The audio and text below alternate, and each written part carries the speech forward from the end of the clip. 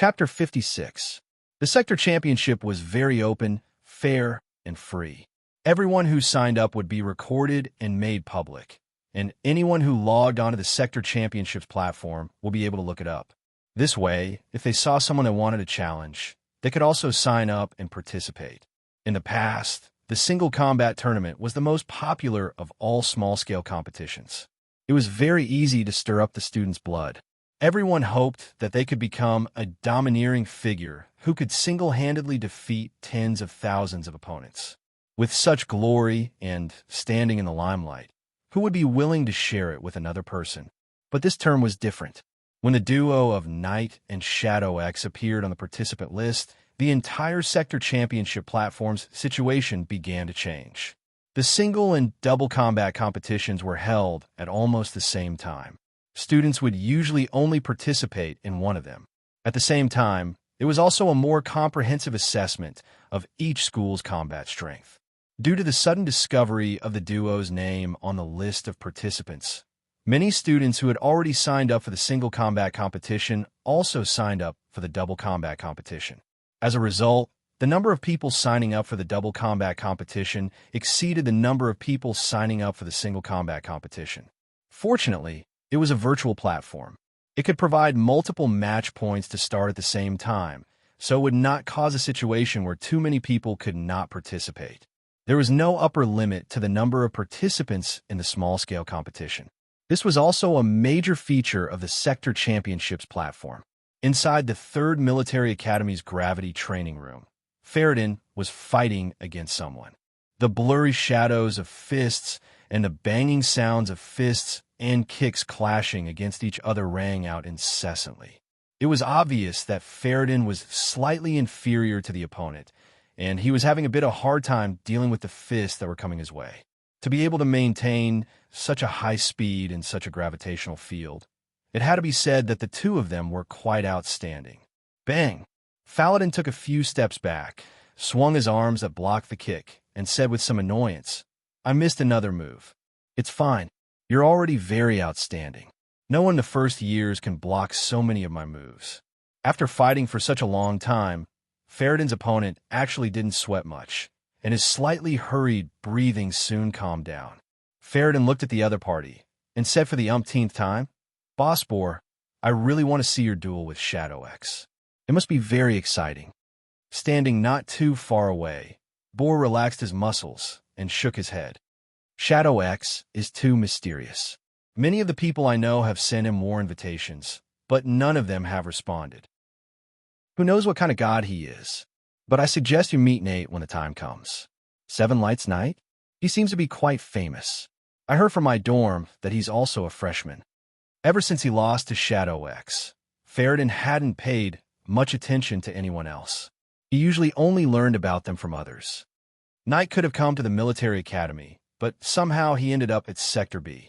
However, his strength cannot be underestimated. Do you know Nate's full name? Faradin shook his head. Knight's full name is Fiegler Knight. Thunderstorm Fiegler. Faradin was immediately interested. That kid hasn't used Thunderstorm Punch since he entered the Sector Championships platform. Faladin rubbed his fists and feet. He will definitely meet him when the time comes. You should be participating in the single combat tournament, right? It should be DDD. The emergency pager on the wall of the training room rang. Communicators were not allowed in the gravity training field, so both of them had their communicators turned off. If there was an emergency, they would use the special pager on the wall to transfer the call. Boar walked to the side, removed the gravity field, and connected the pager. "What happened?" "Boss Boar, there's big news on the Sector Championship platform. Knight and Shadow X have teamed up and signed up for the double combat tournament." Faradin, who was putting on his jacket, pricked his ears and lost control of his strength, tearing his jacket into 2 pieces. Faradin didn't care about his jacket either, and simply tossed the 2 pieces to the side before running to Boar's side like a wisp of smoke. His ears were pricked up, afraid that he would miss a single word. When the other was done, Faradin was so excited that he couldn't wait to run back and sign up for the double combat tournament immediately. After the communication was cut off, Boar was silent for a moment before asking Faradin, Is Shadow X really that strong? Faradin's expression immediately turned incredibly serious. He's very strong. I don't know how strong he really is, because I feel that he didn't use his full strength at all when he fought me. Also, I felt like I was being led by the nose from the beginning to the end. That last strike, just one strike alone, could have killed me at my peak. After hearing Faradin's words, Boar laughed out loud. That's good. Faradin, let's go meet Shadow X and Thunderstorm Knight. Boss Boar, you're going too?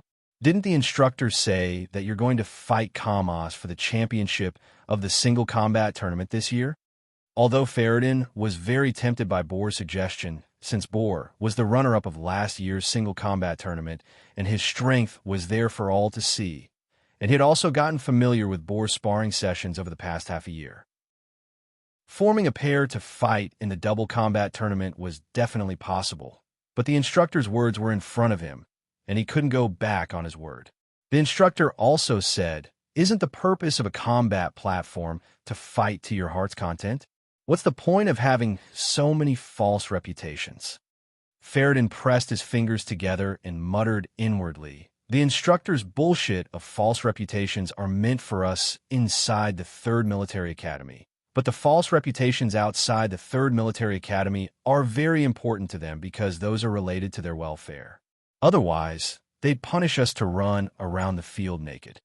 Not long after the duo of Knight and Shadow X appeared on the double combat tournament name list, the 3rd Military Academy's Boar and Faradin duo brought everyone's attention to the double combat tournament once more. Half an hour later, at almost the same time, the 2nd Military Academy's Ryan and Bond duo, as well as the 1st Military Academy's Kamos and Feng Haichao duo, set off the 3rd climax of this term's double combat tournament. It wouldn't be an exaggeration to say that this time's double combat tournament was filled with glittering stars. Last term's double combat tournament champions, the Visby brothers, Thunderstorm Knight, and the much-anticipated Shadow X. Last term's 2nd place in the single combat tournament, Boar and the 2nd Military Academy's rising seed Faradin. Last term's 4th place Ryan and Bond, who was rumored to be stronger than Ryan, but had missed last year's tournament due to a mission. Last term's single combat tournament champion Kamos and Feng Haichao, who was rumored to also have missed last year's tournament due to a mission but was no weaker than Kamos. Looking at it this way, other than the 4th Military Academies, Valente, who shared 2nd place with Boar in last year's single combat tournament, 3 of the top 4 contestants of last year's single combat tournament had appeared on the double combat tournament's name list. The Sector Championships platform went completely crazy. Since the top few of Sector C's 4 military academies were participating in the double combat tournament, the other academies naturally couldn't be left behind. Although from a strategic point of view, the best way would be to avoid a tournament where experts gathered and participate in another tournament. From a personal perspective, this time's double combat tournament held too much significance. They hadn't seen such a scene for many years, or at least in all the years that they knew of. There had never been a double combat tournament that could attract the top geniuses from all over the world. But this time was different. If they missed it, who knew how many years they would have to wait to encounter such a situation again? If they missed it, they would regret it. Since they didn't want to regret it, of course they had to sign up. Because of the matter of signing up for the double combat tournament, the faces of every academy's higher-ups darkened. They couldn't stop the students from signing up even if they wanted to. Spittle flew everywhere, and using both carrot and stick, these little fellows still eagerly signed up. It truly infuriated the higher-ups of the academies. The night of the registration deadline was a crazy night. Whether it was the electronic publication responsible for reporting or the students who didn't sign up due to their limited strength, everyone was so excited that they couldn't sleep well for the entire night. On the other side, Sillin, who was about to sleep and rest, and Knight, who was still fighting on the Sector Championship platform, were simultaneously pulled back to their senses by a fatal series of calls. Sillin pressed the accept button. Where's Soul Seeker? You could have just dialed our numbers, but why the hell are you dialing all 5 communicators installed in the dormitory at the same time? Are you calling the police? Sillin, Knight, just you wait for me without any sense of loyalty. I'll return to the dormitory immediately. Don't fall asleep. I'll drag you out even if you fall asleep. Lung roared loudly from the other side of the communicator. Chapter 57. Although Lung had never had the time to participate in the Sector Championship, he had always been paying attention to the happenings on the Sector Championship platform. Before this, he did not dare to confirm whether or not Shadow X was Sillin, but when Knight and Shadow X's team appeared on the registration list to participate in the double combat tournament, Lung knew that Shadow X must be that bastard Sillin. That was why he immediately dialed Sillin and Knight's communicator numbers at the same time. Just in case, he dialed the other 5 public communicators in the dormitory at the same time, treating it as an alarm. The moment Lung entered the dormitory, he saw Sillin and Knight sitting in the living room with their legs crossed waiting for him with dark expressions. Judging from their expressions, if he did not give an explanation, he would probably have to sleep on the streets today. Before coming, Lung had already planned everything out. First, he had to apologize and calm the other party's anger first. Pastry from a newly opened pastry shop. There are meat and fruit fillings kept in a fresh-keeping box, still crispy. Oh, and 2 cups of hot milk tea. Eating pastry and drinking milk tea, not bad. Lung handed Sillin and Knight a cup of milk tea each, and then took out a cup for himself. Based on Sillin's understanding of Lung, he definitely wouldn't have thought of buying milk tea. Even if he did, he would have bought alcohol instead. Adding other factors into the equation, there was an 80 to 90% chance that these 2 cups of milk tea had been gifted to Lung when he bought the shortbread. As for the 3rd cup, it was probably Lung who had used his characteristics to shamelessly ask for it. Seeing Sillin and Knight start eating the pastry and milk tea, Lung relaxed a little. Now he had to seize the initiative. Just as Knight was about to open his mouth while chewing on the pastry, Lung quickly put down his cup and reprimanded them righteously. You guys didn't discuss such an important matter with me. Do you know that you're not fighting for a competition, but money? Money. Sillin and Knight's mouth was still open, and he ignored the pastry crumbs that leaked out. Lung turned on his microcomputer, opened it to a certain page, enlarged the screen, and pointed at it to explain, there are also bets on the Sector Championship platform, officially organized. As he spoke, their communicators and the 5 public communicators in the dormitory rang at the same time. Looking at the name displayed on the communicator, Sillin facepalmed. Why did they all like to play this trick? After the call was connected, Xianxia's image appeared on the screen. He was still wearing his work clothes, and his workshop was behind him. As I thought, you guys are discussing a scheme, Xianxia said as if he had expected this. Isn't it impossible for your base to communicate with the outside world? Also, isn't Seven Lights unable to casually communicate with the outside world? Lung asked. Xianxia said disdainfully, that's for normal people. It's useless against me. What are you talking about just now? Start over again. All right, since everyone's here, I'll tell you all about my grand plan. Lung cleared his throat and told them about the bet. After listening, Knight said hesitantly, but sometimes it's not something we can control. For example, if we meet those people from the military academies, they'll fight very hard because their battle results will affect the welfare of their instructors or instructors. If the welfare of the higher-ups is affected, those kids won't feel good either. They'll definitely fight with all their might. And if that's the case, we won't be able to control the time well. They haven't joined the League of Stars yet, right? Also, we're the welfare of their instructors and instructors. As far as I know, the military academy's instructors and instructors all have very high military ranks, and they definitely get a lot of money. Lung was puzzled. Knight shook his head and showed them with his fingers. Sector C's military academies are affiliated to the League of Stars' military. They're a little different from the military academies of the other sectors. Every student from Sector C is an absolute elite. Not to mention those top students have been reserved by the garrisons since a long time ago. For example, 1st Military Academy's Feng Hai Chao, 2nd Military Academy's Bon, and the others had started carrying out missions a long time ago, so there was no need to worry about their future after graduation. However, some of the military academy's instructors and instructors are different. There's a word called banishment. They're all Galactic Army field officers, but some of them are in Sector A, B, C, some are transferred to the 10 trade sectors, and some are banished to the 13 backward sectors. As a soldier, are you willing to lead the troops to encircle and annihilate the galactic robbers and sector rebellions, or are you willing to lead the troops to open up new wastelands?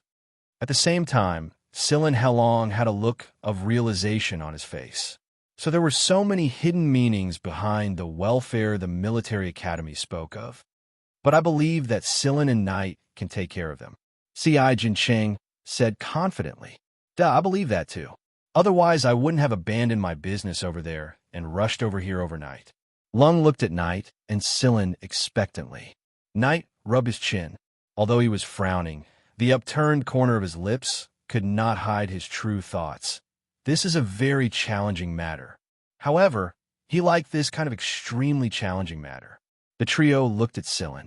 Silin slowly put down the cup in his hand. There's a certain degree of difficulty. Although he said so sharply, he still took out his card and passed it to Lung at the same time. Lung took it knowingly. How much are we betting? Everything. As long as I don't say anything, you can bet everything every time.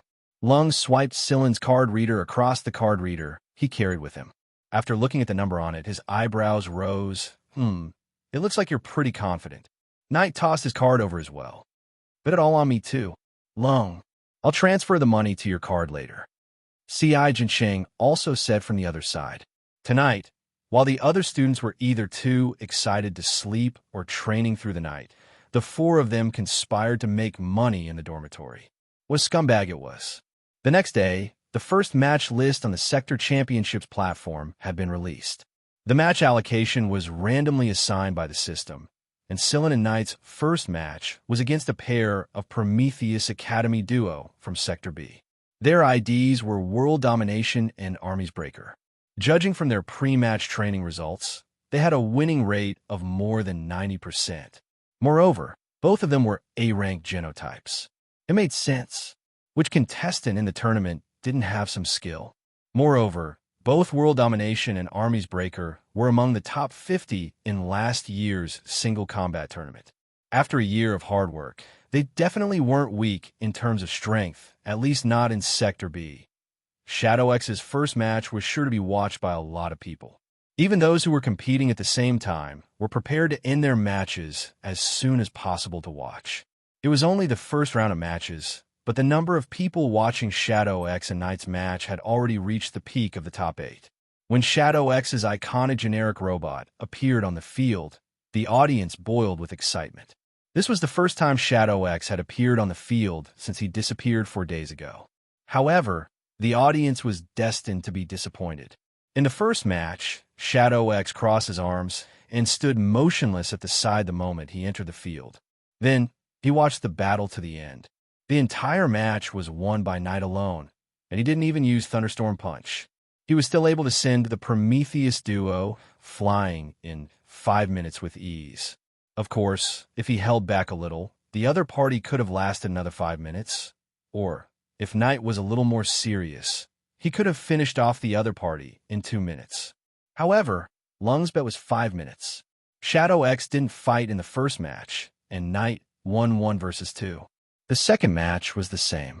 The third, the fourth, gradually, some people couldn't sit still anymore. Damn system, can't you arrange a stronger opponent for them?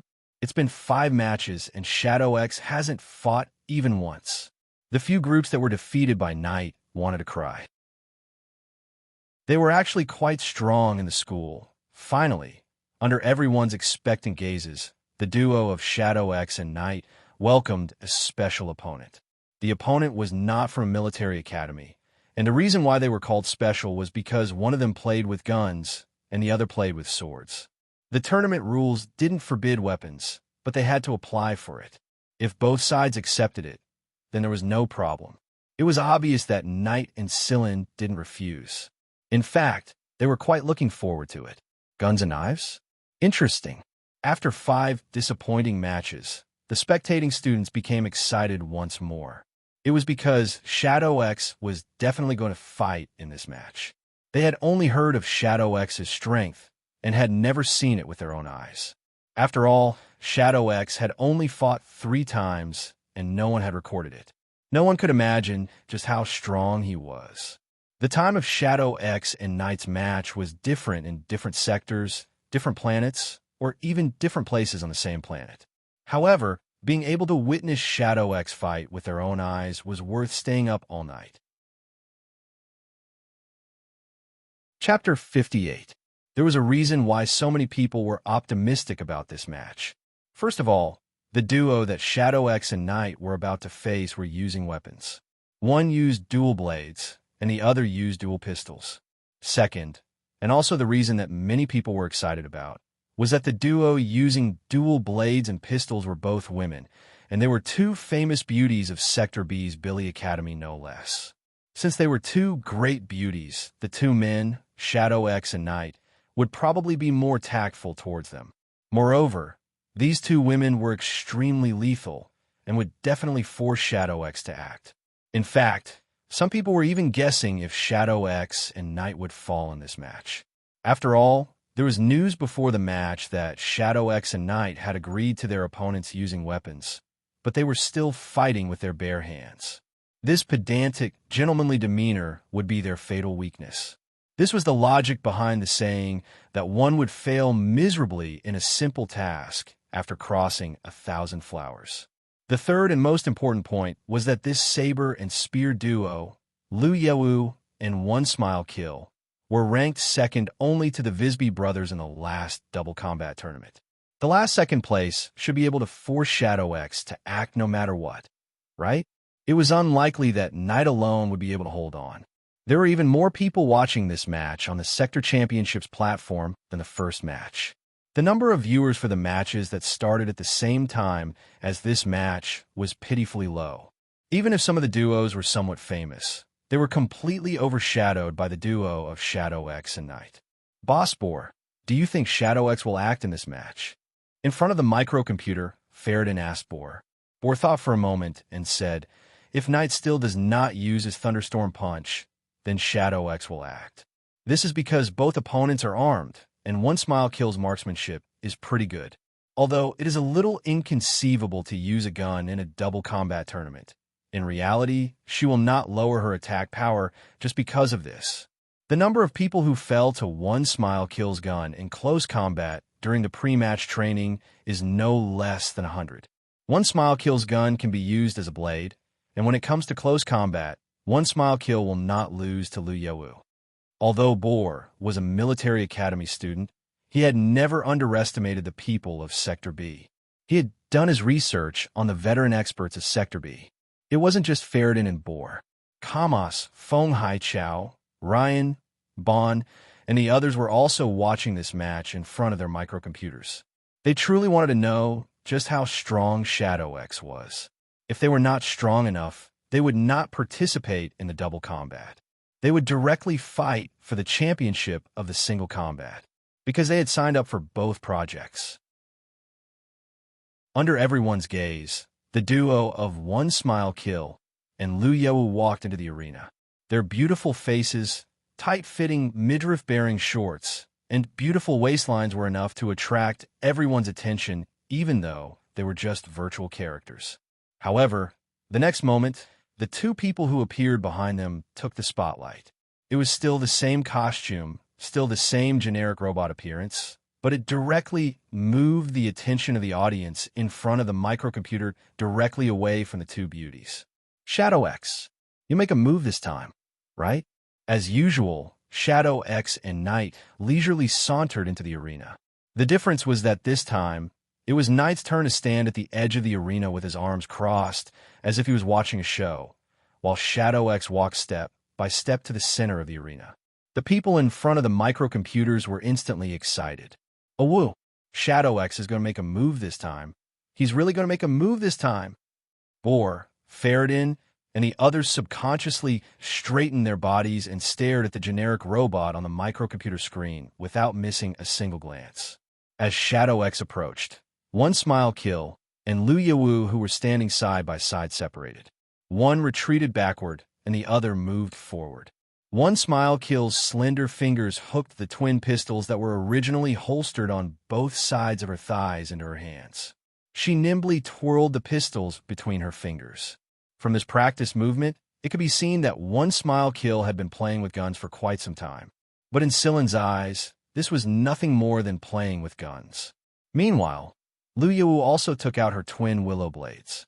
In this era, there were very few people who could use such ancient weapons well. Those who used such weapons were usually the inheritors of some ancient branch. Lu Yawu looked at Shadow X, who was calmly walking over at a steady pace, and suddenly felt an inexplicable sense of oppression and urgency. That expressionless white face and that excessively calm movements gave people a feeling that they couldn't see through him or see through him. If that was the case, Lu Yawu leaped into the air and unfurled her blades. The wind from the blades howled as the silvery white blades closed in on Shadow X. But very strangely, Shadow X did not seem to be afraid at all. He still carried the kind of seemingly careless movement, but his figure flashed when Lu Yawu's twin blades came slashing over. Bam! Lu Yawu was sent flying backwards towards where One Smile Kill was standing. The wind from the blades was disrupted. In that instant, just when Lu Yawu was confident that she could cut the opponent, Shadow X's instantaneous high-speed movement and an inexplicable force caused the blades to deviate from their original positions. At the same time, Shadow X's palm had already passed through the gap between the twin blades and slashed over. Lu Yawu had no choice but to raise her blades to block this attack. Although Shadow X's speed in dodging the blades was very fast, the attack he launched wasn't fast at all. However, Lu Yawu could feel the force of this palm. As expected, this force sent her flying straight away. While flying backwards, Lu Yawu was still wondering why One Smile Kill didn't shoot. It wasn't that One Smile Kill didn't want to shoot at that moment, but she couldn't find a point to shoot. Shadow X was almost completely blocked by Lu Yawu. Before this, there were many people who used similar methods to avoid One Smile Kill's gun, but they were all blown up by One Smile Kill. In that instant, One Smile Kill wanted to laugh, but she still couldn't see Shadow X's figure after she shifted her angle. Shadow X was a few steps away from Lu Yawu. As Lu Yawu retreated, he moved along with her, using Lu Yawu as a shield at all times so that One Smile Kill couldn't find an absolute killing point. If One Smile Kill fired recklessly, there was a high chance that she would hurt Lu Yawu. Lu Yawu sensed Shadow X's thoughts and slashed at the ground with one blade. She used the momentum to twist her waist and slashed at Shadow X. Even if this slash couldn't hit Shadow X, it would still force him out of that angle and allow One Smile Kill to find a point to shoot. However, impossible. Lu Yawu's eyes widened in shock as she stared at the tip of her blade caught between the opponent's two fingers. At the same time the tip of her blade was caught by the opponent, a pulling force came from the tip. Lu Yawu tightened her grip on the blade to prevent the opponent from pulling it away. In the next moment, a huge tremor traveled through the blade to the space between her thumb and forefinger. Her entire wrist felt like it was about to break. Lu Yawu felt her wrists go numb, and her blades left her body. Crack! A sound came from the gun in One Smile Kill's hand. However, it wasn't the sound of a bullet being fired. What followed was silence. Two blades, one pointed at Lu Yawu's forehead and the other at One Smile Kill's neck artery. Chapter 59. Fast Too Fast. Only a short 5 seconds had passed since Lu Yawu had launched her attack until now. 5 seconds. Some people yawned, and when they opened their eyes again, this was the situation. Before they could understand anything, before they could reflect on anything, it had already become like this. Lu Yawu's hands were still numb from being pointed between her eyebrows. She did not understand how Shadow X did it. Or rather, she somewhat understood but was unwilling to believe it. Clamping the tip of a blade with 2 fingers? Was it really that easy to clamp? Such a situation had never happened even in the double combat tournament last year. She had to admit that Shadow X was very strong. A blade is a lethal weapon. If you can't activate its murderous aura, it's no different from a soft wooden stick in front of an expert. This was what her father once told her. Was this the situation he was talking about? Click, click, click, pack. One Smile Kill pulled the trigger repeatedly in disbelief. Then, The gun in her hand disintegrated and fell to the ground piece by piece. Not a single bullet was missing from the clip. Sillin pressed the tip of his blade closer. One Smile kill was still far from it. Aflon's bodyguard knew that there was something wrong with his gun, even without firing a shot. That was something that could only be detected by those who had played with guns to a certain degree. They would be able to detect even the tiniest of changes, unlike One Smile kill, who kept pulling the trigger in disbelief. This was the difference between realms. Hesitation, uncertainty, lack of ruthlessness, lack of killing intent when drawing the blade, lack of decisiveness when drawing the gun. This was a student's weakness. As the tip of the knife approached, One Smile kill, who had only felt a chill before, could now feel blood flowing down the tip of the knife. Although it was only a virtual platform, the inertia and the pain transmitted by the sensors made her feel like she was bleeding. Lu Yewu and One Smile kill could clearly feel the killing intent coming from the tip of the blade. If they did not admit defeat now, then this generic robot in front of them would really make them bleed in the arena. That would make them look even worse. Less than a minute had passed since the start of the match. One of them had lost both of her blades, and the other had not fired a single shot. Although they were very unwilling, the reality was right there. One Smile kill and Lu Yewu admit defeat. The winner of this match is Knight and Shadow X. Many people were silent when they saw the words that popped up on the screen. To be exact, they had yet to react. Bull withdrew his gaze and sat in his chair, deep in thought. Shadow X had purposely pushed Lu Yewu back, or else he wouldn't have been so slow. However, what Boar didn't understand was that Shadow X clearly could have killed Lu Yewu in one hit. As long as that palm strike was just a little bit faster, Lu Yewu wouldn't have had the time to react and block the attack, and Lu Yewu would have basically lost all of her combat strength once the attack landed. Moreover, since he could easily dodge Lu Yewu's saber shadows and find the gaps between them, he could also dodge One Smile kill's spear. The speed of Lu Yewu's saber was very fast. Ordinary people would not even be able to distinguish the real shadow in the saber shadow. Since Shadow X was able to dodge Lu Yewu's twin blades and attack through the gaps between them, Boar absolutely refused to believe that he couldn't dodge One Smile kill's gun with that kind of speed and ease. In truth, a lot of people did not understand why Shadow X would use such a method to win this match. This method was a little cheap, a little despicable, and it even took advantage of the system's loopholes. Why did it take advantage of the system's loopholes? Shadow X's current generic robot body was relatively thin and not very tall. This way, it was very advantageous for him to hide beside Lu Yewu and avoid One Smile kill's attack points. If it was his main body, perhaps One Smile kill would still be able to find the attack points. There were also people who posted on the Sector Championship forums, accusing Shadow X of being too despicable and cruel. Not only did he win through tricks, he even used such a method to humiliate the two beauties. Both their blades were snatched away, not a single shot was fired, and their own blades were even pointed at their own glabella and neck. How could One Smile kill and Lu Yewu endure this? When they saw this post, Kamas and Feng Haichao only smiled mockingly.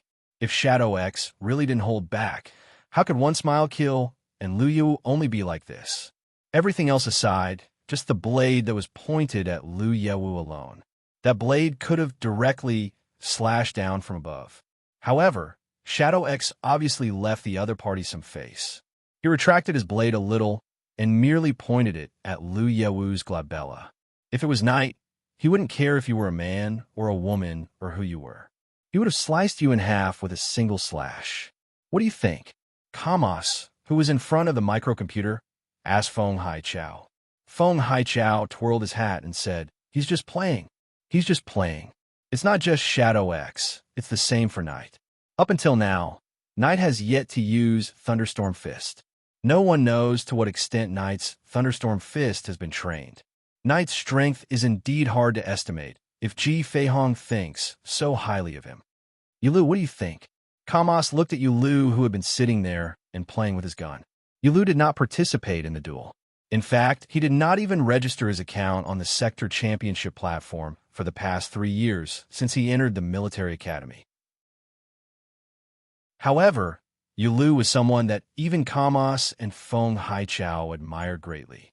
The first military academy sharpshooter, Yulu's name resounded throughout the entire Sector C. The reason why Yulu had never been interested in the Sector Championship was because there was no shooting competition on the Sector Championship platform. Yulu's head was lowered and his eyes were drooping. He looked like he was asleep, but his hands were not slow at all. When a handgun was tossed into the air, it was in parts, but when it landed back on the ground, it was perfectly assembled. Moreover, Yulu was only playing with the gun with one hand. His finger movements were so fast that even Kamos had to admit his inferiority. Yulu's other hand was supporting his chin, giving off an impression of laziness, as if he would sleep whenever he was tired. However, those who knew Yulu knew not to provoke him even when he was asleep. Many people had seen Yulu playing with his gun like this even when he was asleep, and when a soccer ball was kicked at him, he instinctively shot it and exploded it. Hearing Kamos' question, Yulu spent a great deal of effort to open his eyelids and look at Kamos. What did you say? He had only heard it as a question just now. Kamos and Feng Haichao. As expected, this fellow fell asleep again. Feng Haichao rubbed his forehead helplessly. Kamos is asking about your opinion of the match just now. Opinion. Yulu scratched his face with the hand supporting his chin. Shadow X is very strong. It's really not easy to make you say the words very strong. What else? Feng Haichao asked again. Yulu yawned and stretched. I only watched Shadow X, meaning that he did not look at the others at all. As expected, the other 3 people in the arena were ignored again. Sai, why was again? Yulu stood up from his chair. With a flick of his fingers, the gun that was still parts just now fell into his hand. He skillfully stuffed the gun into his wide trouser pocket. Every time they saw Yulu put the gun into his wide trouser pocket, Kamos and Feng Haichao's eyes would twitch uncontrollably. Bro, aren't you afraid of misfiring? That's very close to his crotch. Yulu stretched his arms for a bit and let out another big yawn. Then, he lazily walked to the microcomputer and pulled up the battle footage he recorded just now. He slowed down one of the clips and pointed at one of Shadow X's movements. He's the second person I've seen in my age group who can use a gun like that. Feng Haichao and Kamos moved closer. It was the scene of Shadow X snatching Lu Yewu's twin blades and pointing them at Lu Yewu in One Smile Kill. When Shadow X pointed his blade at One Smile Kill, there was a moment where his hand brushed past One Smile Kill's gun. After that moment, One Smile Kill pulled the trigger, but no bullets were fired. At the same time, Shadow X's blade was placed beside her carotid artery. In other words, Shadow X had moved One Smile Kill's gun in that instant, but One Smile Kill did not notice it at all. With such hand speed, and with a single hand holding a blade, he could dismantle a gun. No wonder Yulu said that Shadow X was very strong. Feng Haichao and Kamos stared thoughtfully at the screen for a while. When they came back to themselves, they asked curiously, "You said that Shadow X is the second person you've seen in your age group who can use a gun like that. Then who's the other one?" Yulu walked leisurely to the storage cabinet to grab some food. He was hungry after a nap. There's another one from Sector B. His name is C.I. Jinsheng. Chapter 60. No matter how the others discussed the match, Silin and the others did not care.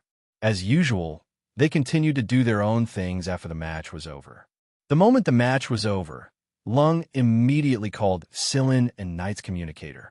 Judging from his high-pitched voice and 2 eyebrows that were about to fly off, he must have gained a lot this time. The truth was as such. Lung was so happy that his mouth was cramping. The odds of the previous few bets weren't high, and he didn't earn much money. But this time, Lung bet that Shadow X would win in 1 minute, and the opponent wouldn't fire a single shot. The odds were very high, and Lung bet all 4 of their money on it. After the match was over, Lung's mouth couldn't close, even once when he saw the amount on his card. This was also why Silin chose to win in such a way. After the match was over, the Sector Championship forum was filled with posts related to the match. The news of Pride winning the mech battle and entering the quarterfinals was directly trampled down to the ground. There were praises and criticisms, but there was one point that resonated with everyone, and that was the match ended too quickly. It was less than a minute from the start of the system's announcement to the end of the match, and within this 1 minute, both sides had actually fought for less than 5 seconds. What kind of concept was 5 seconds? Some people just turned their heads away and chatted for a bit, and when a screen cut back to them, they discovered that the match was over. I shouldn't have. There was a deep depression that felt like the match was over the second they closed their eyes and opened them again. Although they could watch a recording, watching a live broadcast and a recorded broadcast were two completely different moods. They had completely lost that kind of nervous and excited feeling. Therefore, after this match, everyone came to a conclusion, and that was to never slip away when watching Shadow X's gladiator fights in the future. Even a second could mean missing out on an exciting killing blow. Following Shadow X's performance in this match, some analytics-loving people began to analyze Shadow X's strength and his personality in real life from many aspects. But they still couldn't come up with a conclusion. There was just too little information about Shadow X. It was because of this that some people began to offer a high bounty for the truth about Shadow X. The moment this bounty was announced, the people of Seven Lights were in an uproar. In reality, before the other people of Seven Lights were officially in an uproar, less than 2 seconds after the bounty was announced, Silen's communicator rang. "Silin, don't ruin your future for a little bit of money." As soon as he connected, he heard Lung howling at the top of his lungs. Silin pulled the communicator away a little and looked at the 7-digit bounty on the forum. "You call this a little bit of money?" Without waiting for Silin to say anything, Lung's lips moved nonstop, carrying out a long-term analysis and macroscopic explanation to Silin. In conclusion, if he were to reveal his identity now, it would be disadvantageous to the bet. Silin picked his ear. "Got it. I'm not planning to stand out right now." "That's good." Lung heaved a sigh of relief. "I'll go and study the situation of the next bet. You can continue working." Beep. Silin looked at the disconnected communicator and curled his lips. This bastard. He put the communicator aside and began to assemble the parts on the desk. Silin had modified the study a little, turning it into a dual-use study and workshop. He had a fight in the sector championship, but he also had to complete the mission that Sir Mo had assigned to him. Otherwise, with Sir Mo's awkward temperament, he would definitely feel that he was being neglected. If that happened, then Silin could forget about participating in the sector championship. While he was assembling the parts, the dormitory's doorbell rang. Normally speaking, the doorbell of Silin's dormitory would never ring. There had been no visitors until now. Even if there were, they would bring them in personally. For example, Serdenhard. After that mission, Knight had brought them to the dormitory for a drink. As for Pride, unless you personally invite him, that fellow will not deign to pay you a visit. After the doorbell rang a few times, Knight turned on the dormitory's intercom and said from upstairs, "Silin, I'm about to challenge that brat Pride to a mech fight right now." Knight meant that he was busy and did not have the heart to open the door. The more subtle meaning was that if you were busy too, please ignore it. Silin did not stop what he was doing immediately. He had the security system turn on the screen to show who the visitor was. When Silin saw the person on the screen, he smiled slightly. "He's here so soon. That's fine too. Saves you guys the trouble of guessing blindly." The people of Seven Lights had always been extremely curious about Shadow X's identity. To think that such an expert was hiding in their school. The bounty aside, right now Shadow X was the most mysterious and highly watched person on the Sector Championship platform. If they could find out Shadow X's true identity and reveal it himself, then their fame would rise greatly as well. To find out Shadow X's true identity and hack into the Sector Championship platform system? Unlikely. The Sector Championship platform system was jointly built by the professionals of Sector B and Sector C. Its defenses were incredibly strong. If hacking didn't work, then what about connections? Some people who relied on their good background tried to establish a connection with the Sector Championship platform's maintainers, but they could not come to a conclusion. Although the sector championship platform's maintainers could not publicly reveal a student's information, they could still investigate it. However, they discovered that Shadow X's information was protected by many layers of additional protection, and those complicated procedures were very difficult to decode. Since neither of these two methods worked, then the most direct way was to look for Knight.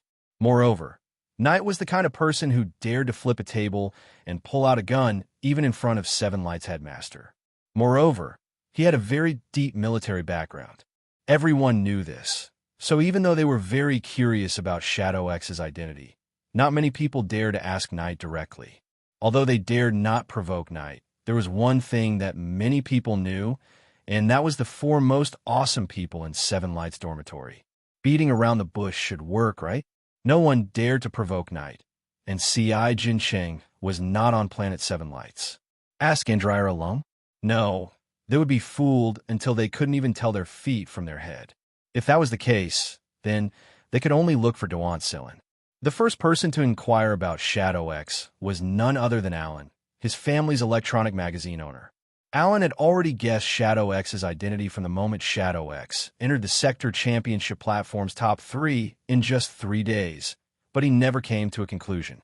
Later, when Shadow X teamed up with Knight to participate in the double combat tournament, Alan once again began to suspect the possibility of Sillin being Shadow X. Sillin led Alan through the door, but did not let Alan sit in the living room. Instead, he brought him to his own study. Sillin, the Boston ivy outside your dormitory is growing really well. It's just as the rumors say. Alan chose a starting topic. It's just a coincidence. Sillin passed a cup to Alan. There are fruit juice, milk, beer, tea, and so on in the water dispenser.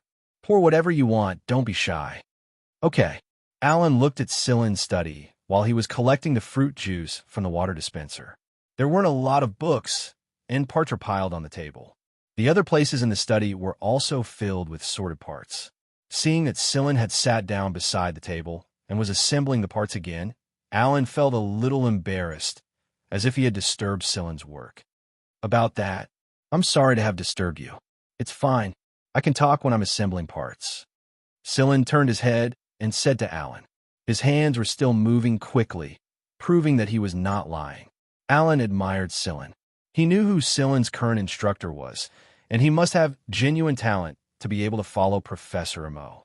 However, when he saw Sillin assembling the parts with his own eyes, Alan had a different feeling. He truly felt as if he was looking at an elegant piece of art. Sillin's hands were moving very quickly and precisely. The parts could be seen jumping between his fingers, and he was assembling them in the next moment.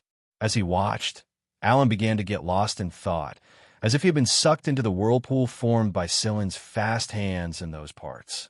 Although he was still watching Sillin's hands assembling the parts, Alan's eyes had already begun to lose focus. Alan would never have thought that he would be unknowingly hypnotized just by watching Sillin's assembling movements. Chapter 61.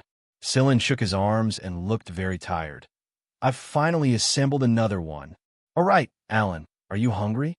Although Alan was completely hypnotized right now, and Sillin could completely understand the opinions and speculations of the other people in Seven Lights about Shadow X from Alan's mouth, Sillin did not ask Alan anything about Shadow X. For a person like Alan, talking about those things might cause Alan's subconscious to rebound, and it would appear that Sillin was hiding something. The crowd continued to struggle over Shadow X's true identity, but the sector championship was still going on. Knight was the only one who fought in the last 2 matches, but he was forced to use Thunderstorm Punch at the very last moment of one of the matches.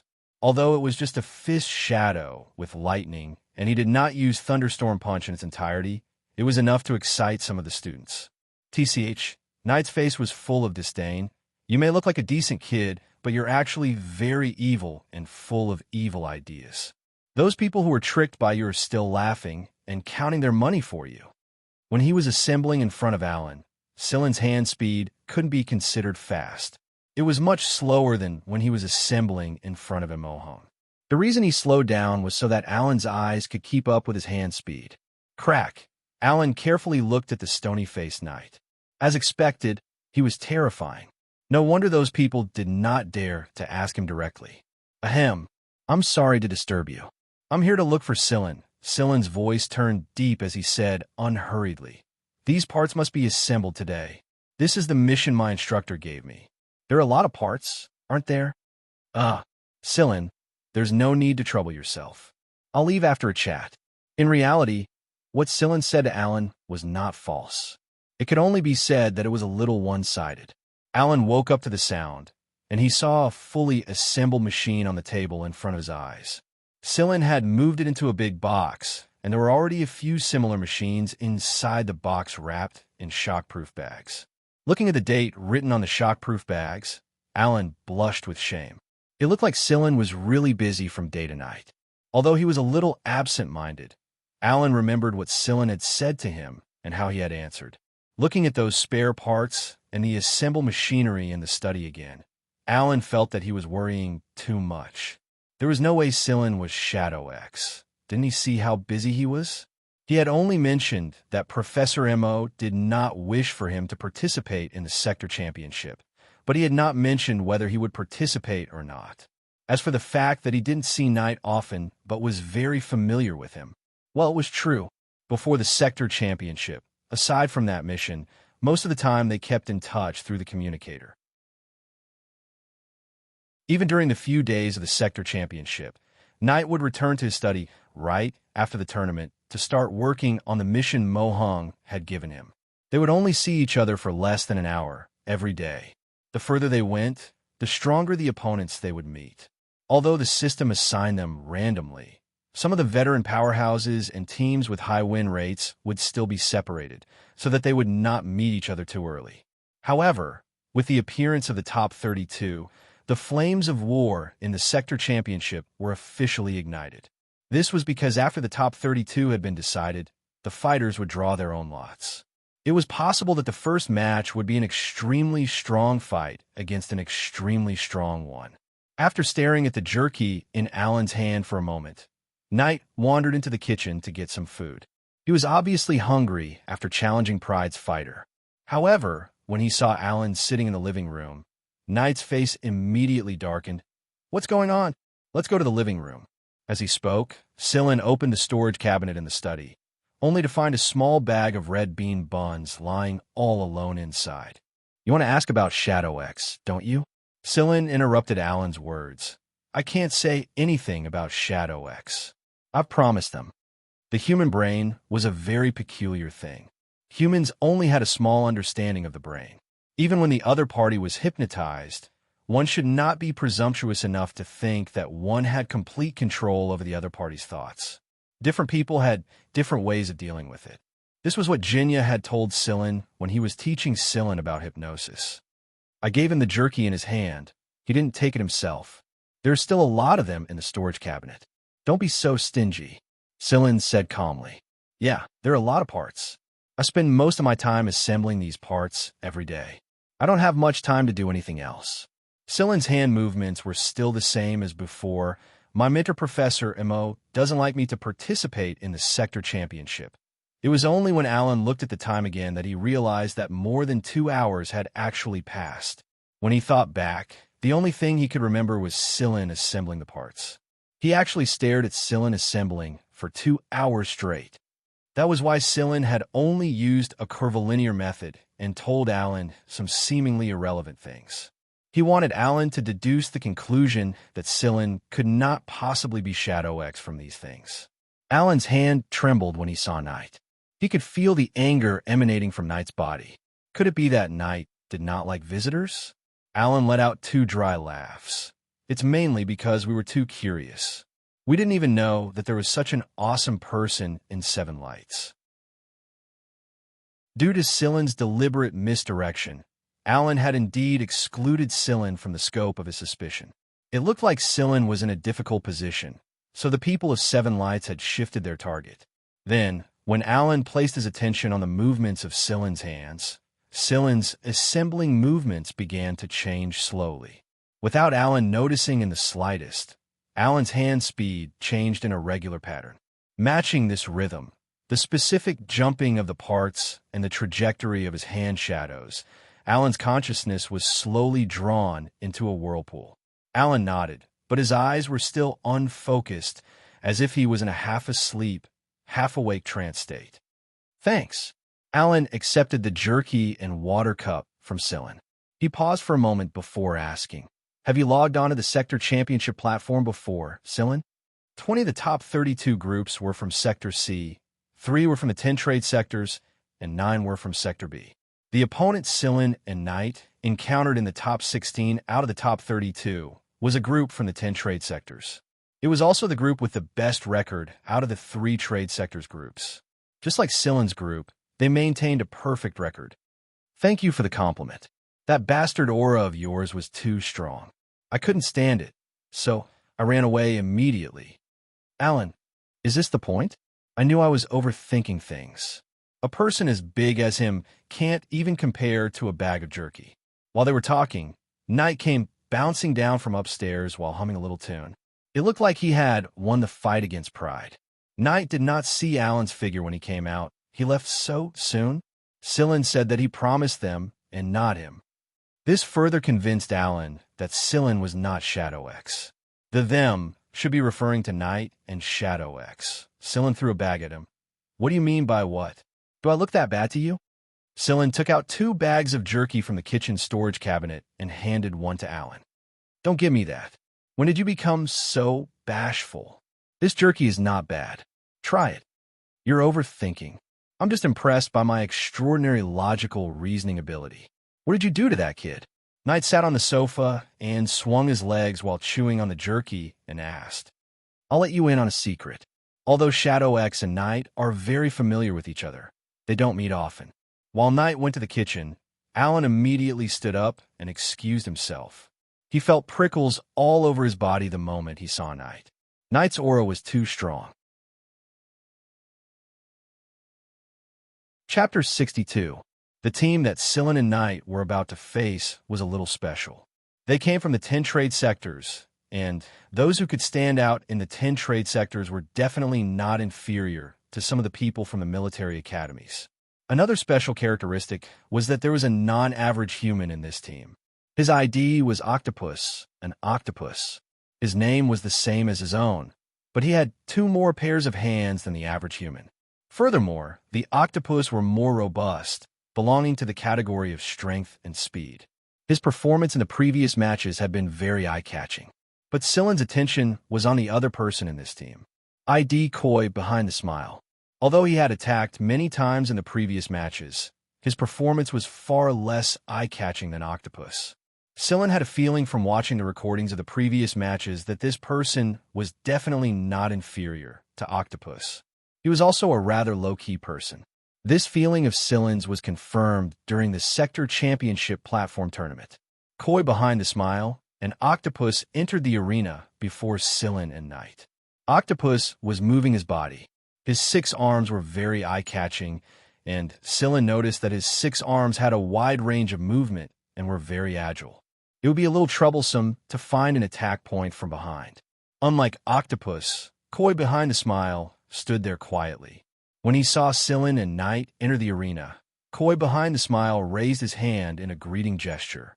However, after seeing Koi behind the smile's gesture, Sillin narrowed his eyes. When Koi behind the smile raised his arm, his fingers moved slightly. The others would not notice. Forget about whether they could capture that momentary movement. Who would notice the minute movements of a person's fingers when he raised his hand in greeting before the match had even begun? But Sillin's habits prevented him from overlooking every minute movement of his opponent, especially the fingers. Never ignore a hunter's finger. Even if they only had 1 finger, they could easily kill someone without being noticed.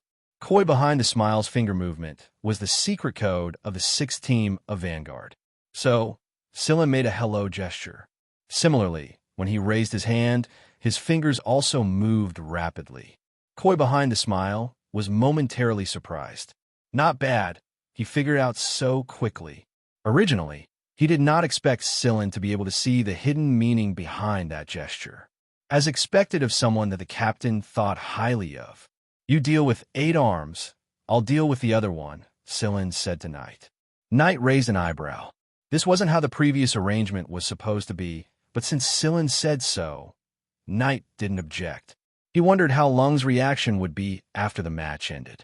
After both sides were ready, the system displayed a countdown of 10 seconds. During these 10 seconds, while Coquettish Smile was stretching his arms, Shadow X was also stretching his limbs. While the two of them seemed to be warming up for the match, they had already communicated with each other more than 10 times. Their fingers moved very quickly, and in an instant, they had completed hundreds of secret codes. Eyesight, mental arithmetic, and reflexes were all conditions that had to be met. If any of them could not keep up, there would be a gap in communication. Capturing the hundreds of codes made by the other party in an instant, then converting these codes into information, processing the information, and then responding to the other party. This was a test of a person's ability. However, after the match officially began, the two of them stopped communicating with each other. After all, the surveillance on the Sector Championships platform would be a lot stricter when the match officially began, and they would officially record the match. As for those warm-up activities before the match, they wouldn't be recorded.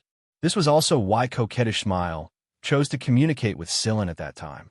Knight immediately rushed up and fought 8 Arms. There weren't many octopus in the army, and it was very rare to see one. But since he was able to meet an octopus here, Knight couldn't let go of this great opportunity. This was a new attempt. Knight was very excited as he fought, and 8 Arms was obviously about the same. The more they fought, the more excited they became, and the faster they fought. 8 Arms certainly had the strength. When lightning appeared in Knight's fists, 8 Arms still seemed to be holding back. Compared to Knight and 8 Claws, Shadow X and Coquettish Smile side were also fighting very quickly and fiercely, but they didn't look as flashy as Knight's Thunderstorm Punch, nor did they look as special as 8 Claws' 6 Arms. Coquettish Smile and Shadow X's fight couldn't be said to be boring. Every move they made could be used as a teaching demonstration, but Boar and the others just felt that it was very strange and awkward. It wasn't Shadow X's style in their imagination. 8 Arms' performance gradually faltered under Knight's fierce offensive. After being pushed back by Knight's punch, 8 Arms and Coquettish Smile chose to surrender. Knight obviously felt that the fight wasn't over yet, and he was very dissatisfied when he heard the system's voice announcing the end of the match. He felt that 8 Arms could still hold on and shouldn't be at this level. During the clash with 8 Arms, he felt the endurance of 8 Arms' muscles. Although Knight was confident that he could win against 8 Arms if the fight continued, Knight was a little dissatisfied that 8 Arms surrendered just like that. To put it bluntly, he hadn't fought enough. Although the match looked very exciting and dazzling, he felt that something was missing. Something's wrong. In front of the microcomputer, Kama said with a frown. Feng Haichao nodded. It feels a little flashy but impractical.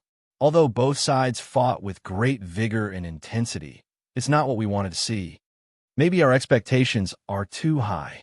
Regardless of how this match was received, Coquettish Smile and 8 Arms had completed their mission. Both of them were members of Vanguard Division 6, and because they met the age requirement, they were sent to the academy by Schotten to study. Normally, hunters wouldn't participate in these matches, but this time, Schotten had the two of them bring a message to Sillin. A very important message. Assassination, Level 1 alert. Assassination, Level 1 alert.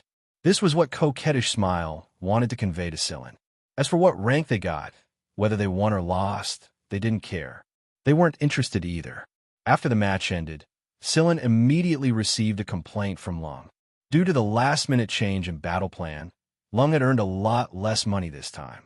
However, Lung didn't ask Sillin's reasons for doing so, and continued to analyze the next match. Knight didn't feel satisfied after the match, so he went to the fighter jet training field to pick out fighter jets with some people from the military academy. Many of these people were Knight's former classmates, and after watching the match, they would gather again to pick out fighter jets and armor.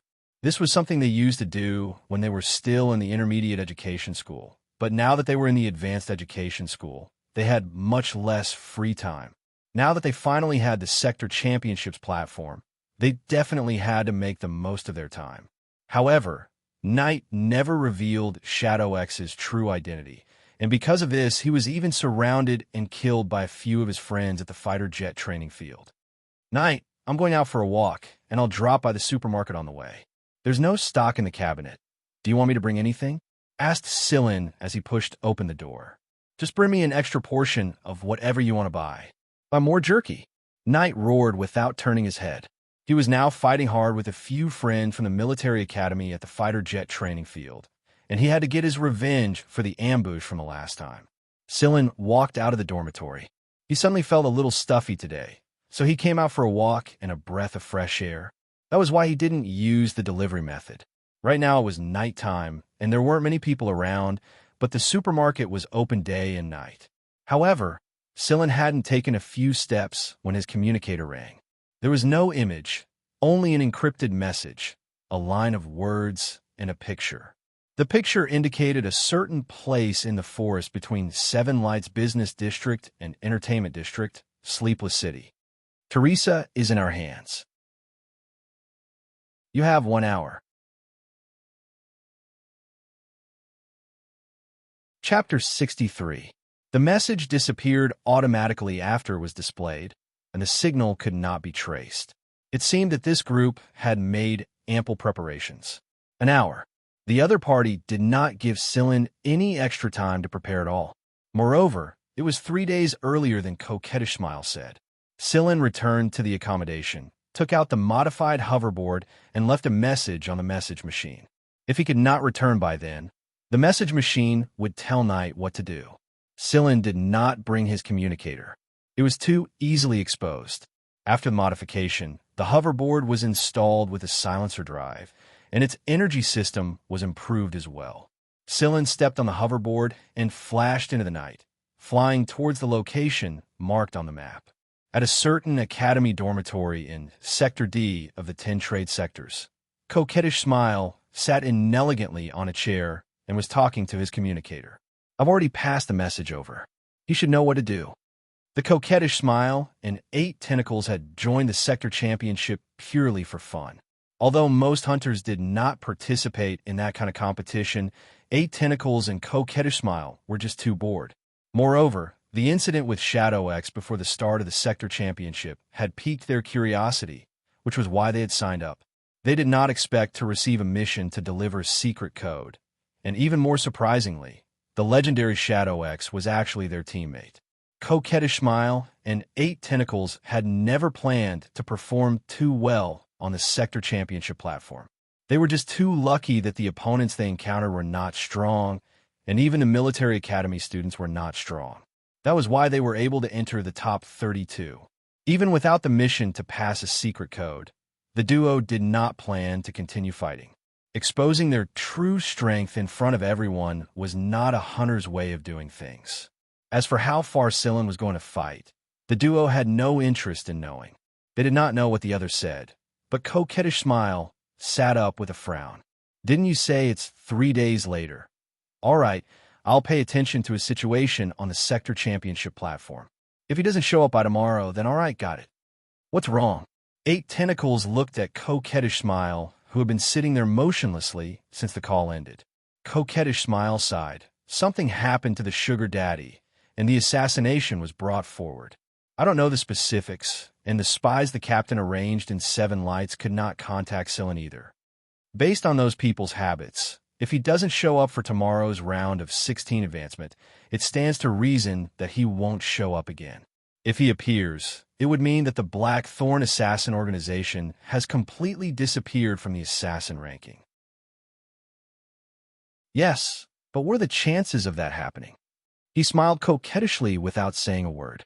Sillin arrived at the edge of the forest between the business district and the entertainment city. After arriving at the edge of the forest, he put away the hoverboard, put his coat and hoverboard into the ring, and rushed into the dense forest. In the depths of the dense forest, 3 people dressed in black were whispering something. Next to them, Teresa was lying there with her hands and feet tied up. Her hair was a little messy, and her body was covered in dust and grass, but her eyes still looked very energetic. She had only suffered some superficial wounds, and everything else was fine. Before they met Sillin, The people of Blackthorn wouldn't kill Teresa just yet. Teresa also knew that it was best for her to be obedient given her current situation. If she were to be discovered with any little tricks, these people would kill her without hesitation. She didn't think that the Duance family would contact the Blackthorn that was almost at the end of its rope. Last time, they failed in their mission to assassinate Sillin, were oppressed by many parties, and were encircled by their peers. Their remaining combat strength was no longer enough for the Blackthorn to remain on the assassin ranking. But when they were almost completely annihilated, Aflon's competitors in the family gave them a helping hand. Although she didn't know the details, Teresa could guess that this matter must have been a deal between the Duance family and the Blackthorn. Without their interference, there was no way that the Blackthorn alone could sneak into Planet 7 Lights so easily. "Brown Thorn, how is it?" one of them asked. Teresa looked up, but she couldn't see the person's face clearly in the darkness of the night. The person was walking very quickly, but Teresa didn't hear any footsteps at all. It was as if a ghost had floated over. Brown Thorn glanced at Teresa, who was lying obediently on the ground without any little tricks before turning back to his companions. "That guy has arrived, but according to Eagle Thorn, that guy disappeared after he landed on a hoverboard." "Disappeared? I can't find him. I can't even detect the hoverboard. It's as if this person never appeared." But Eagle Thorn definitely saw that guy come into the forest on a hoverboard just a moment ago. Brown Thorn was very puzzled as well. Tiger Thorn, the person who spoke just now, smiled savagely. This young master does have some skill. Otherwise, Soft Thorn and the others wouldn't have failed. The Soft Thorn Tiger Thorn was talking about was the woman who pretended to be a nurse during the biochemical-based mission. "What do we do now?" Brown Thorn asked. "Tell Eagle Thorn and the others to pay attention and not fail miserably. Otherwise, they will learn from Soft Thorn's mistakes. This is our last chance." At the end of his sentence, Tiger Thorn's voice was already filled with dense, killing intent. Blackthorn's leader was being watched too closely by all parties, so he didn't come to Planet 7 Lights with them. Tiger Thorn was in charge of the operation this time, and Brown Thorn was assisting him. Although it had been a while since night had fallen over at the school zone and the dormitory zone, night had only just fallen over this part of the forest. After bursting into the forest, Sillin was not in a hurry to find his target. Instead, he silently passed through the forest in search of something. Sillin found what he was looking for at a big tree with lush branches and leaves.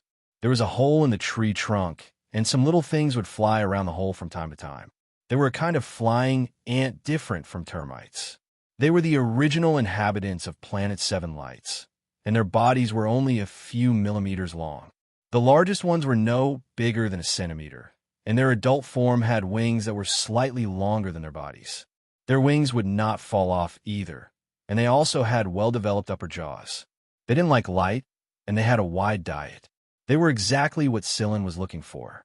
He sprayed a kind of odorless potion inside and around the hole. When it came into contact with these flying ants, the potion formed a thin, crystalline membrane on the surface of their bodies. Then, it slowly turned from a solid state to a gaseous state as time passed. This sublimated gas had no effect on the flying ants, but it was different for the human body. After the human body inhaled this gas, they would exhale another kind of gas that excited these little fellows, just like how a human body inhales oxygen and exhales carbon dioxide. The human body wouldn't feel any discomfort, but they would unwittingly become these little fellows' target. Other than the flying ant nest inside the tree hole, Sillin had found a few other ant nests and treated them in the same way. This was the edge of the forest, and the little fellows would fly deeper into the forest in search of food at night. Moreover, the night wind would carry their scent even further into the forest. Right now, it was just nightfall in the forest, and the little fellows still had plenty of time to move around. On the first day Sillin arrived at 7 Lights, he had paid special attention to these flying ants when he was inspecting the terrain. The forest was the best place to settle a grudge in secret, and it was also the easiest place to avoid satellite surveillance. There were a lot of flying ants in this forest, and Sillin had analyzed them a long time ago and designed this potion based on their physiological parameters. Even Mo Hung didn't know that Sillin had assembled his own medicine synthesizer. If he knew, he would definitely be so happy that he would run out and show it off. This was because a medicine synthesizer required a higher level of precision, and it normally required at least 3 people to assemble it. In reality, this was not the only medicine that Sillin had synthesized. He would only use it when he was free or when he was in a hurry. He would never fight a battle unprepared. Sillin had stored all of these synthesized medicines inside Xianxia's leaf-patterned ring. Sillin didn't know how many people were hiding in this forest, but judging from the information he obtained from Koi behind the smile, there were definitely no less than 10. These people were cold, decisive, and most importantly, they hid very well. Infrared detectors could not detect them. Without external support, Sillin would be in a very difficult situation. One careless mistake, and he would lose his life. However, most of the time, the ones who could help us were not necessarily people. Sillin watched the little fellows fly into the distance before he slipped into the forest in a flash. The hunt had begun. Chapter 64. The medicine would not take effect so quickly. After all, this forest was huge. Perhaps many flying ants would not touch those people at all, but a single one of them would cause a chain reaction. Without other backup, Sillin had to complete the preliminary preparations in order to obtain victory in this hunt. Along the way, Sillin would spray the medicine whenever he came across a nest of flying ants, allowing the flying ants to carry the medicine crystals into the depths of the forest and increase his chances of success. Sillin was not in a hurry. Blackthorn's men did not tell him why they wanted him to come within an hour, so he was patiently making preparations.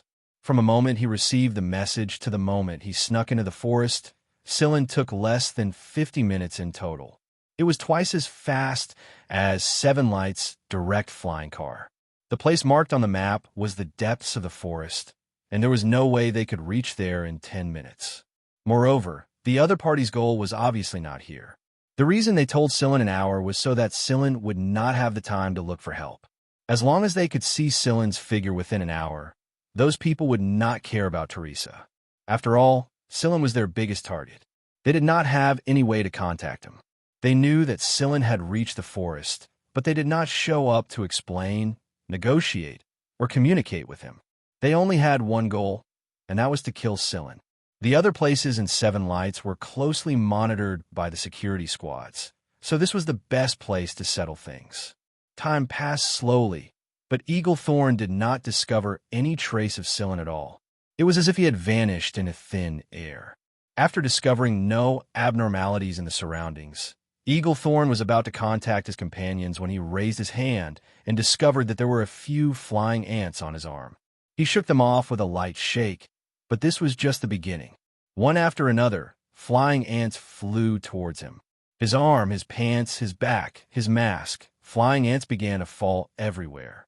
Due to the hasty operation this time, Eaglethorn did not know this forest well.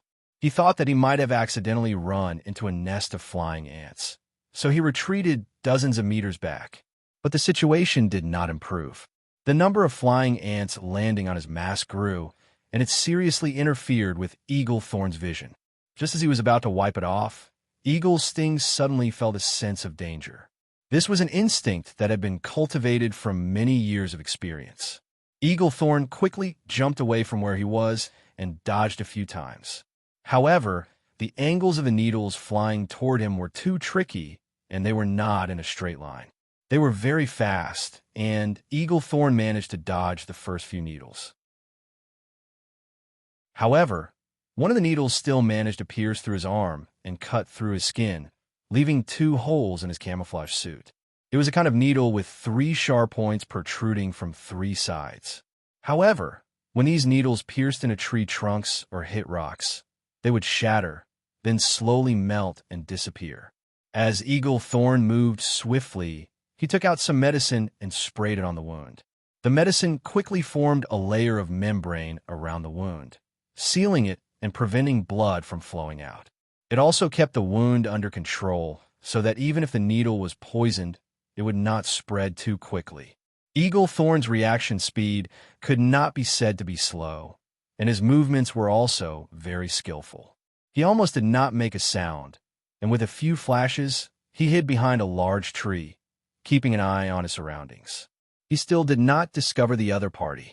Eagle Thorn did not dare to be careless. People nowadays prefer to use guns, and even their Blackthorn preferred to use guns to finish off their targets. However, Eagle Thorn also knew that anyone who could use such an ancient hidden weapon was obviously not a pushover. In fact, Eagle Thorn even felt that Sillin was more like a killer. He was silent, calm, and hiding in an even darker place, watching them. However, Eagle Thorn was only wary of Sillin and ignored the flying ants that were landing on his body one after another. The wound was sealed with medicine, but the 2 holes on the camouflage suit provided the flying ants with a convenient way to enter. Eagle Thorn was starting to feel that something was wrong. The biting of the flying ants was itchy and painful, and it was starting to spread all over his body. One after another, the flying ants landed on Eagle Thorn's body in search of entry points. His shoes, his trousers, the holes that were pierced, and so on. In order to prevent himself from being ambushed again, Eagle Thorn endured the discomfort that was a mixture of pain and itch. He tried his best to calm himself down and ignore those feelings, but he found it harder and harder to control his emotions. Eagle Thorn hoped that Sillin would act quickly so that he could move a little and shake off those flying ants. However, Sillin did not move at all after that, just like a hunter quietly watching a trapped beast struggle. The flying ants' venom was not fatal, but it would stimulate a person's nerves and make them feel anxious. Now, Eagle Thorn was clearly developing in the direction of anxiety. Eagle Thorn knew that the other party was waiting for the moment when he could not endure it any longer and would deliver a fatal blow. However, the feeling of being bitten by thousands of flying ants was truly worse than death. If it was a normal person, they would have long since given up and would rather commit suicide than endure such torture. His mask was full of sweat. Eagle Thorn did not know how long he could endure it. The venom had already begun to stimulate his nerves. Eagle Thorn gritted his teeth, took a deep breath, and ran far away in a flash. Running without a fixed path would allow him to better avoid being targeted by the other party. He had to get rid of those flying ants inside his mask first, or else he would definitely be the one to lose if this dragged on. A flying ant bit through the breathing hole on his mask and crawled in, burrowing into Eagle Thorn's nostrils. Eagle Thorn's sprinting footsteps came to a halt, and it was also in this instant that a needle pierced through his throat. The fresh blood made these flying ants even more excited because the flowing blood had a scent that they liked. More and more flying ants landed on Eagle Thorn's body, densely covering the surface of Eagle Thorn's body. Eagle Thorn soon stopped breathing. After determining that Eagle Thorn had lost all signs of life, Sillin scuttled out and walked to Eagle Thorn's side. Eagle Thorn was wearing a special camouflage suit that was infrared resistant and would change color depending on the environment. Eagle Thorn had a silenced gun in his hands, but Sillin did not touch it. This gun had been modified, and there was a miniature self-destruct device installed inside. Sillin did not want to keep a bomb by his side. Sillin found another infrasonic gun on Eagle Thorn's body and put it away after giving a look. He could take this one.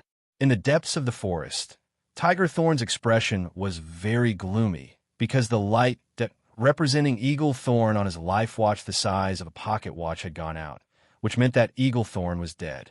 Eagle Thorn has fallen. How is this possible? Brown Thorn ran over and looked at the life watch in Tiger Thorn's hands. Looking at the extinguished light, Brown Thorn paused for a moment. I'll go take care of that guy.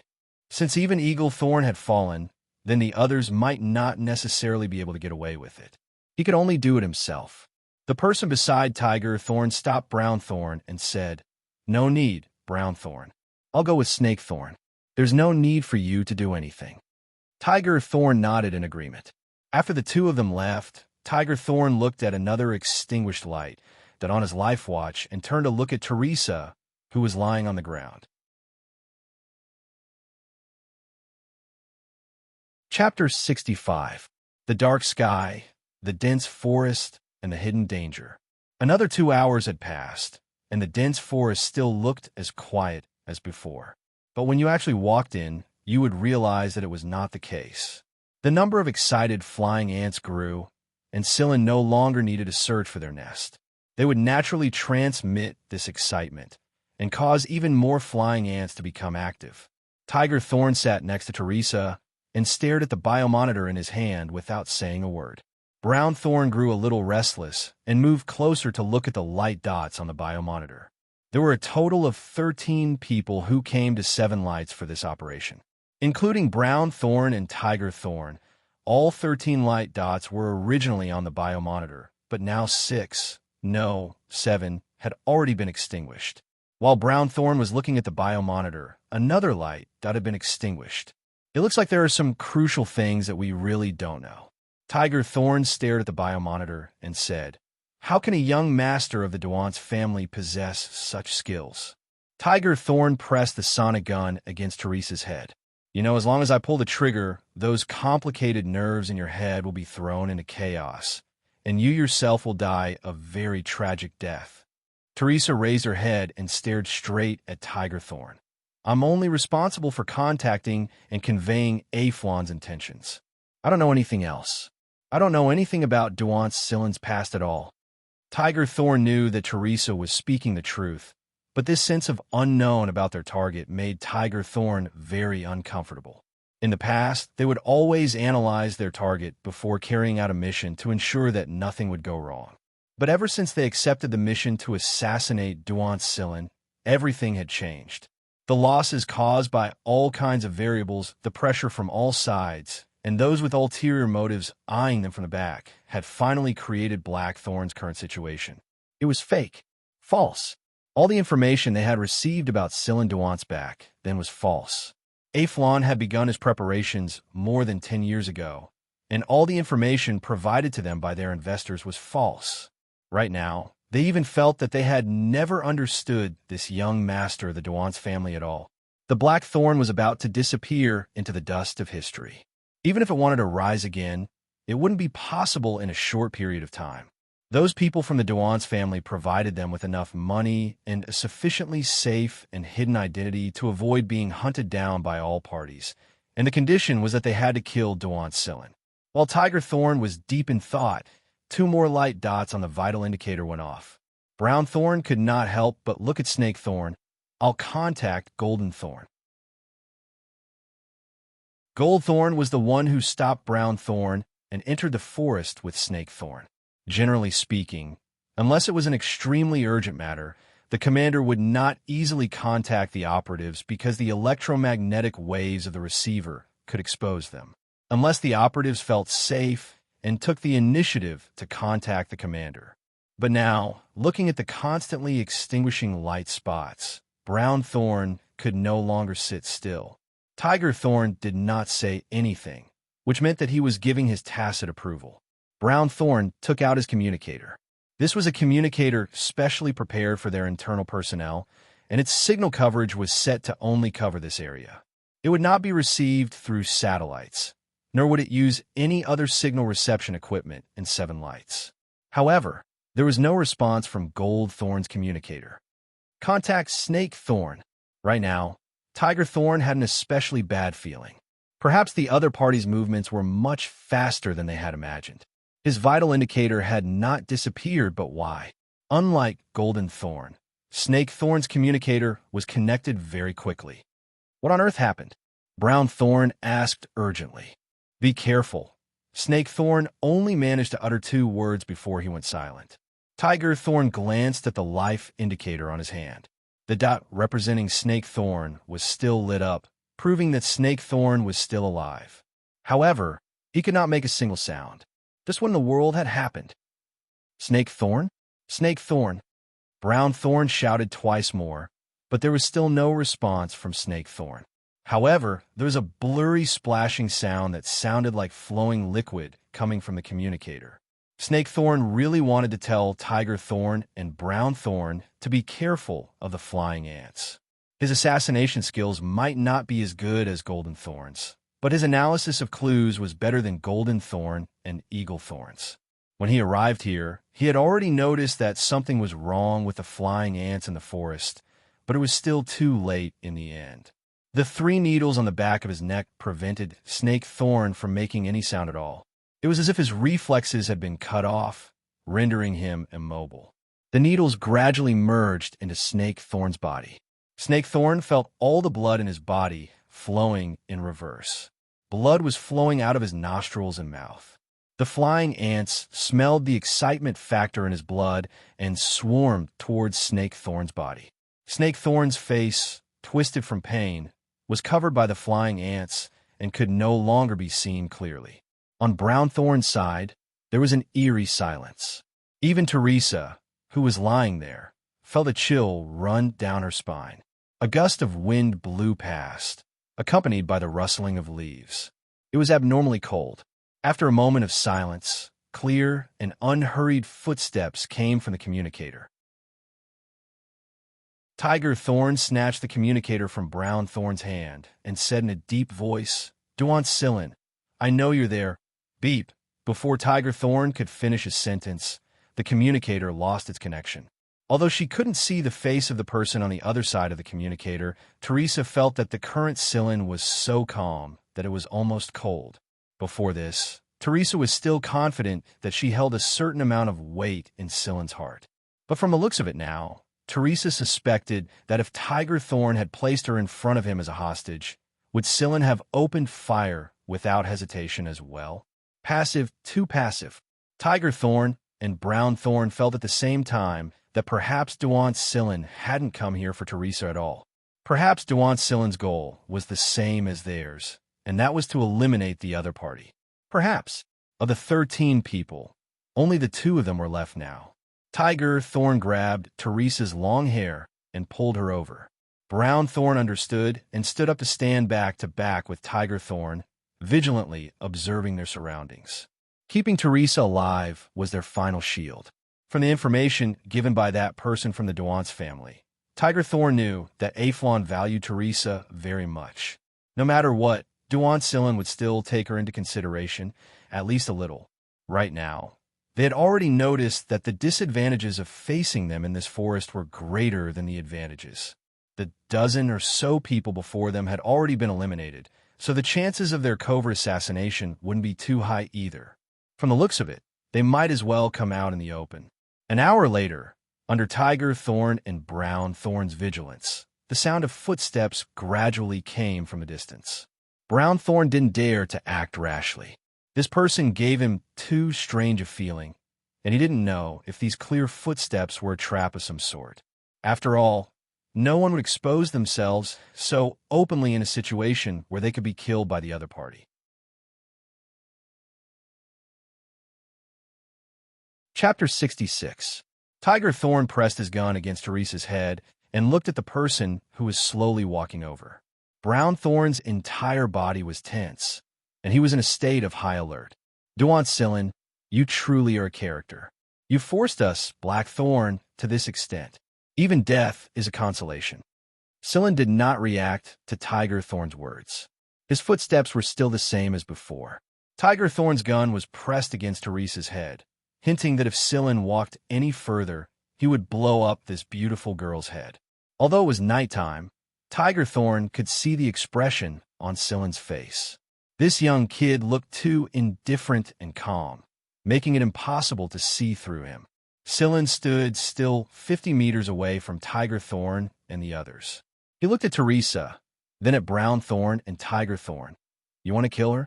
Maybe it was because Silin's tone was too calm, but Teresa was a little afraid. Right now, she really could not see through Silin and could not guess what Silin would do next. Or maybe it was because she did not dare to guess further.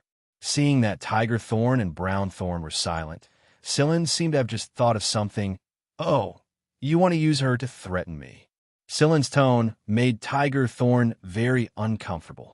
It was as if he had been slapped in the face. Your father, Aflon, values her very much, but you'll still kill her. If you can't do it, why don't I help you? Sillin had just finished speaking when 3 needles flew straight out and shot towards Teresa, who was standing in front of Tiger Thorn. Sillin got up and retreated hastily at the same time the needles were shot. A bullet hole appeared almost as soon as he jumped away from his original spot. When Sillin threw out the needles, Brown Thorn, who had been watching him vigilantly all this time, opened fire without hesitation. However, Sillin's movements were very fast. Sillin practically brushed past 2 of the bullets and retreated into the forest with a few flashes. Brown Thorn did not give chase. If he followed Sillin inside, his fate would definitely be no different from Snake Thorn and the others. After returning to Tiger Thorn's side, Brown Thorn looked at Teresa, who was no longer breathing after being flung to the ground by Tiger Thorn. There were still traces of blood at the corner of her mouth. Seemingly in disbelief, Brown Thorn checked Teresa's pulse and heartbeat before he said with a frown, "That kid is really ruthless. He is not a person who can be threatened." Tiger Thorn stared at the spot where Sillin had hidden himself in the forest and said in a low voice, "I don't think he looks like a rich young master. He looks more like a certain type of person. Killers like us? No, it's a hunter. No matter what kind of person he is, he must die." Previously, they wanted to use Teresa to lure Sillin over, but they didn't expect Sillin to kill Teresa the moment he saw her. There were only the 3 of them left in the forest. A chase was taking place in the forest. Tiger Thorn and Brown Thorn were afraid that Sillin would lead them into a trap, so they would observe carefully every time they gave chase. They would only continue after confirming that there was no danger. However, Sillin was too slippery. Every time they raised their guns, Sillin would dodge as if he could sense it. Suddenly, Tiger Thorn's alarm bells rang out. He abruptly exerted force with his foot on the ground, leaving a deep footprint where he stood as he dodged the incoming attacks. Just like Tiger Thorn, Brown Thorn also dodged and dodged. Needles were not the only things shooting at them. There were also bullets. What surprised Tiger Thorn and Brown Thorn was that the speed of these needles was actually about the same as bullets. At the same time, Tiger Thorn also noticed something else. These needles were different from the ones used to kill Teresa. Tiger Thorn's night vision was very good. He could clearly see the needles shattering when they pierced into trees or collided with rocks. Then, they would melt and evaporate. Poison. Tiger Thorn held his breath and swiftly applied a layer of anti-poison film on his breathing mask. After seeing Tiger Thorn's signal, Brown Thorn also prepared to apply a layer of anti-poison film on his breathing mask. After all, it was not a specialized anti-poison mask. Although this kind of anti-poison film could protect against poison, it would affect one's breathing to a certain extent. A normal person might not be able to adapt to it, but Tiger Thorn and Brown Thorn could endure it for a very long time. However, they usually wouldn't use anti-poison films. However, just as Brown Thorn took out the anti-poison film and was about to apply it, a bullet shot into his temple. Brown Thorn was hiding behind a rock. The rock could block the enemy's shots, and he had blocked several shots just now. Almost 10 needles had collided with the rock, but he never imagined that he would be killed in one shot under such circumstances. A curved shot. Seeing all of this, Tiger Thorn immediately understood that the kid's previous shots were all intentional. His previous shots were all straight, but this shot was curved. Normally, this kind of person only existed in military academies. Why would such a person appear in Seven Lights? Tiger Thorn didn't have the time to think about these things. He was alone now, and he needed to focus all of his energy on guarding against that kid. Perhaps even Tiger Thorn himself did not know that the number one priority in his subconscious mind was no longer to kill Sillin, but to guard against him. Strangely, Sillin didn't move at all, and he quieted down after firing a shot. Then, Tiger Thorn saw a shocking scene. A large swarm of flying ants flew towards him and landed on the already dead Brown Thorn's body. They especially landed on the bleeding areas, forming a black mass. This was indeed a psychological blow to Tiger Thorn, and it was also at this moment that a dozen or so needles shot towards him. Tiger Thorn dodged to the side, but in the next moment, a figure swiftly arrived. Tiger Thorn's speed wasn't slow either. He raised his gun. Crack! The gun barrel was twisted like a fried dough twist, and at the same time, a needle pierced into Tiger Thorn's heart. Before he died, Tiger Thorn suddenly thought of something. From the moment he met Sillin until now, even when Sillin fired at them, he didn't have the slightest murderous intent. Moreover, Sillin wasn't wearing a camouflage suit, and yet the infrared detection didn't detect anything out of the ordinary. Sillin Duance. This man was like a cold-blooded animal. Not only did he possess the coldness of a killer, he also possessed the blood of a cold-blooded animal. This was Tiger Thorn's evaluation of Sillin before he died. But if Mo Hung knew that someone had such an evaluation of Sillin, he would probably grab his weapon and throw it at him. His disciple wasn't a cold-blooded animal. Not cold at all. It was only after he looked at the biomonitor in Tiger Thorn's hands and finished off the last one and extinguished all the dots on the biomonitor that Sillin finally let out a sigh of relief. The half-life of the drug that excited the flying ants was 12 hours, and it would break down once the time was up. Therefore, he didn't have to worry too much, and no one would discover this drug, even if they came to the woods in the future. Sillin rejoiced that the true core members of Blackthorn had all been eliminated. If the ones here today were the true core assassins of Blackthorn, he wouldn't have been so lucky. Indeed, the strength of an organization that could occupy a certain position on the assassin leaderboard was absolutely not to be underestimated. Sillin had felt it when he was dealing with Tiger Thorn and the others today. If it wasn't for Sillin's trickery of using those flying ants, it would have been very difficult for him to achieve a good result today. Even if these people who weren't core members had this kind of strength, how strong would the core members be? How strong were the people who had killed the core members of Blackthorn? It wasn't just one person or a few people who had eliminated the core members of Blackthorn. It could have been another organization, a family's hidden hand, or an army. Sillin would also encounter these forces when he returned to the 6th team in the future.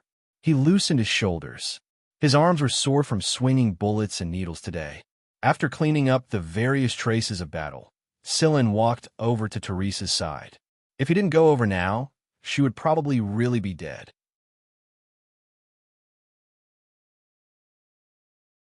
Chapter 67.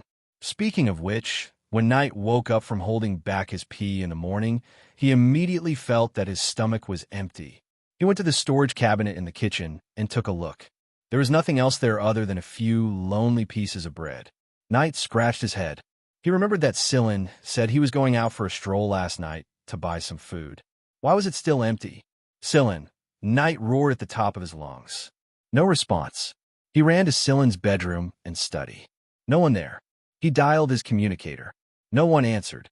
Left with no choice, Knight used GPS to track Sillin's communicator.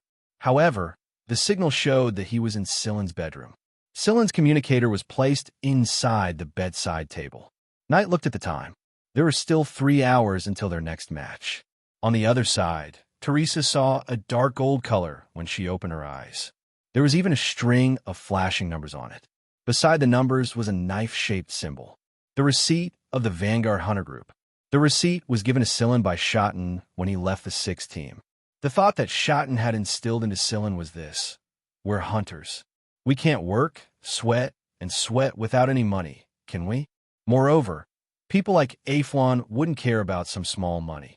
Therefore, he couldn't hide the receipt when he could, and couldn't retract his knife when he could. A hunter should treat themselves a little better, and be a little more ruthless to their investors.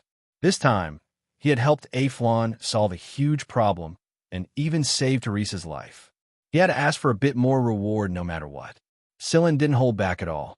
He directly wrote an 8-digit number on the receipt. No one would be able to detect a fake death unless they used a sophisticated life detector. The reason Sillin shot the needle at Teresa was to fake her death. Only then would he be able to save Teresa, and most importantly, he wouldn't be tied down by his own hands and feet. Moreover, if Teresa died, Aflon definitely wouldn't pay much. When Teresa woke up, she didn't say anything about the number on the bill. She just looked at Sillin with a complicated expression. Truth be told, when Sillin walked out with a calm and indifferent expression as if he didn't care about anything, Teresa didn't expect Sillin to care about her life at all. Sometimes, a hunter was very similar to an assassin. They were ruthless, cold, and merciless. Moreover, when Scylla said to Tiger Thorn and Brown Thorn, "Why don't I help you?" Teresa felt her entire body turn ice cold. The moment she lost consciousness after being stabbed by the needles Scylla flung at her, Teresa felt despair. Teresa realized that she had been underestimating this person who was even younger than her. The look in Scylla's eyes made Teresa feel as if Scylla knew everything, but she wasn't sure. After all, there were only 5 people who knew the secret, and those 5 people would never reveal it unless it was the right time. "How much do you know?" "This is all I know." Scylla pointed at the dazzling bill in front of Teresa. "Remember to transfer it to your account in time. Of course, if you want to thank me more, I won't refuse." Putting away the bill, Teresa tried to stand up, but she was still a little dizzy. She could only sit back down. "What on earth happened?" Teresa asked. Scylla did not answer the question directly and said, "You still need some time to recover. I believe you can contact someone to take you back. If that's the case, I won't stay any longer." "Wait a minute," Teresa called out to Scylla, who was about to turn around and leave. "Those people are all dead?" Scylla nodded. Teresa took a deep breath and calmed her emotions. "Since those people are all dead, Mr. Aflon's side will speed up his actions. Therefore, you need to be prepared in advance." He knew what Teresa meant when she said to be prepared in advance, so he made an understood gesture before disappearing into the forest in a flash. When Scylla returned to the dormitory, Knight was talking to Xianxia and Lung on the communicator to discuss countermeasures. "Scylla, did you go for a stroll to another planet?" Knight rushed up and grabbed Scylla by the collar and roared. However, his expression softened a little when he saw the bag in Scylla's hands. Scylla had gone to the supermarket to buy food on his way back. It looked like this was the right decision. "Scylla, if you still don't come back, I'm going to send people to search for you. We need to discuss our strategy and bet an hour before the match." Lung urged from the other side of the communicator. That being said, Scylla knew that Lung, Xianxia, and Knight were truly concerned about him. Smiling, Scylla said, "Bet on one hit kill for the next match." Lung's eyes lit up when he heard this. Their opponents this time were the last tournament's champions, the Visby brothers. The odds must be shocking. Knight rubbed his chin. "It's going to be very difficult." "All right, look at that grin on your face." On the communicator's display panel, Xianxia's face was full of disdain. "All right, Scylla, do you want to become the champion of the double combat tournament?" Knight looked at Scylla. "I don't want to, but if you want to take it, you can take it." "Ha, good, you're a brother." "I'm relieved to hear that. The reason I'm participating in the double combat tournament is to avenge a friend and teach the Visby brothers a lesson. I don't want to fight anymore after I beat the Visby brothers." His father had already given him a hard time when he participated in this tournament. If he continued to fight, Knight might get beaten up by his father when he got back. In his father's words, the Thunderstorm Fist was not meant to be played around. It lived on the battlefield, not these childish games that were purely for the sake of attracting students. The students who were treated as secret weapons of the military academies would not participate in these tournaments. That was because they were busy with missions and could already be considered as warriors.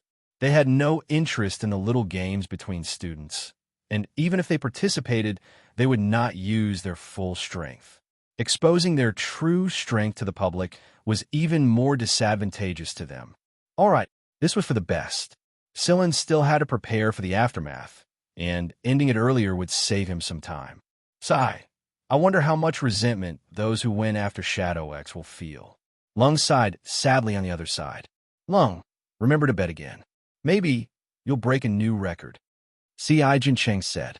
Since he returned earlier than expected, Scylla deleted the messages and traces in his answering machine and took a short nap. Then, he logged onto the Sector Championships platform with Knight. Knight and the other two did not ask what Scylla had been up to during the night. Even if Scylla did not say, they had already guessed some of it. Just as Xianxia had said, the match against the Visby brothers after that had broken the record of the top 16. This match was very short, even shorter than the previous match against Liu Yewu and One Smile Kill. Instant kill. The moment the system displayed the start of the match, Sillin and Knight immediately moved. Their movements were so fast that the Visby brothers could only block them without being able to dodge in time. The violent lightning created by Knight's fists had already rendered one of them unable to fight. The other person facing Sillin did not feel good either. It was as if he had crashed into a mechanical armor, instantly losing his ability to fight as well. At the same time the system displayed Knight and Shadow X duo wins, it also displayed the eye-catching cursor of this match's record-breaking.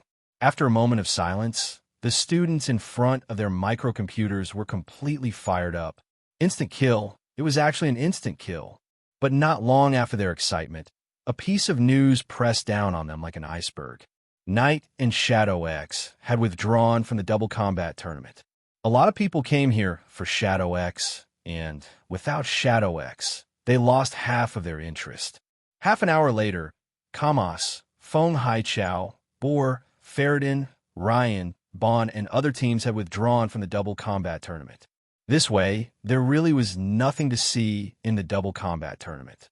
Their boiling blood had been frozen, and the students were filled with resentment.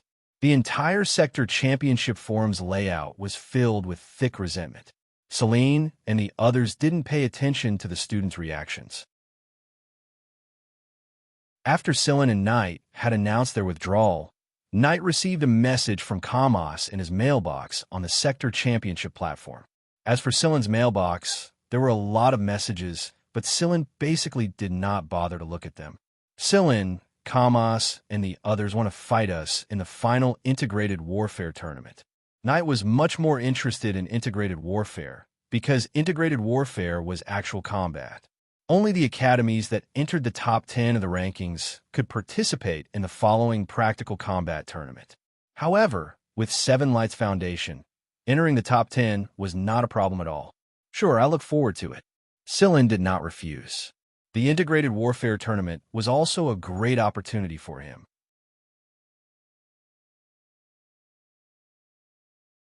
Chapter 68. Another week had passed since the end of the small competitions. The large team competition, mech combat, gunfight, armored combat, and so on had also ended one after another. According to the ranking points of each competition, the top 10 universities could participate in the integrated warfare contest. Seven Lights was still 5th place this time, and the higher-ups of Seven Lights were very satisfied with this ranking. It was not easy to conquer a country, and even harder to defend it. However, the final ranking had not been decided yet. The integrated warfare contest points accounted for 30% of the total points, and many schools had staged a spectacular comeback in the final integrated warfare contest. The electronic magazine Gathering of Winds and Clouds had reported some of the highlights of the contest in a special section.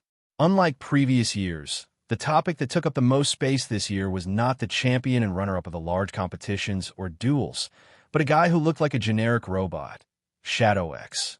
Shadow X had set off a hurricane of attention on the sector championship platform on the first day of his appearance.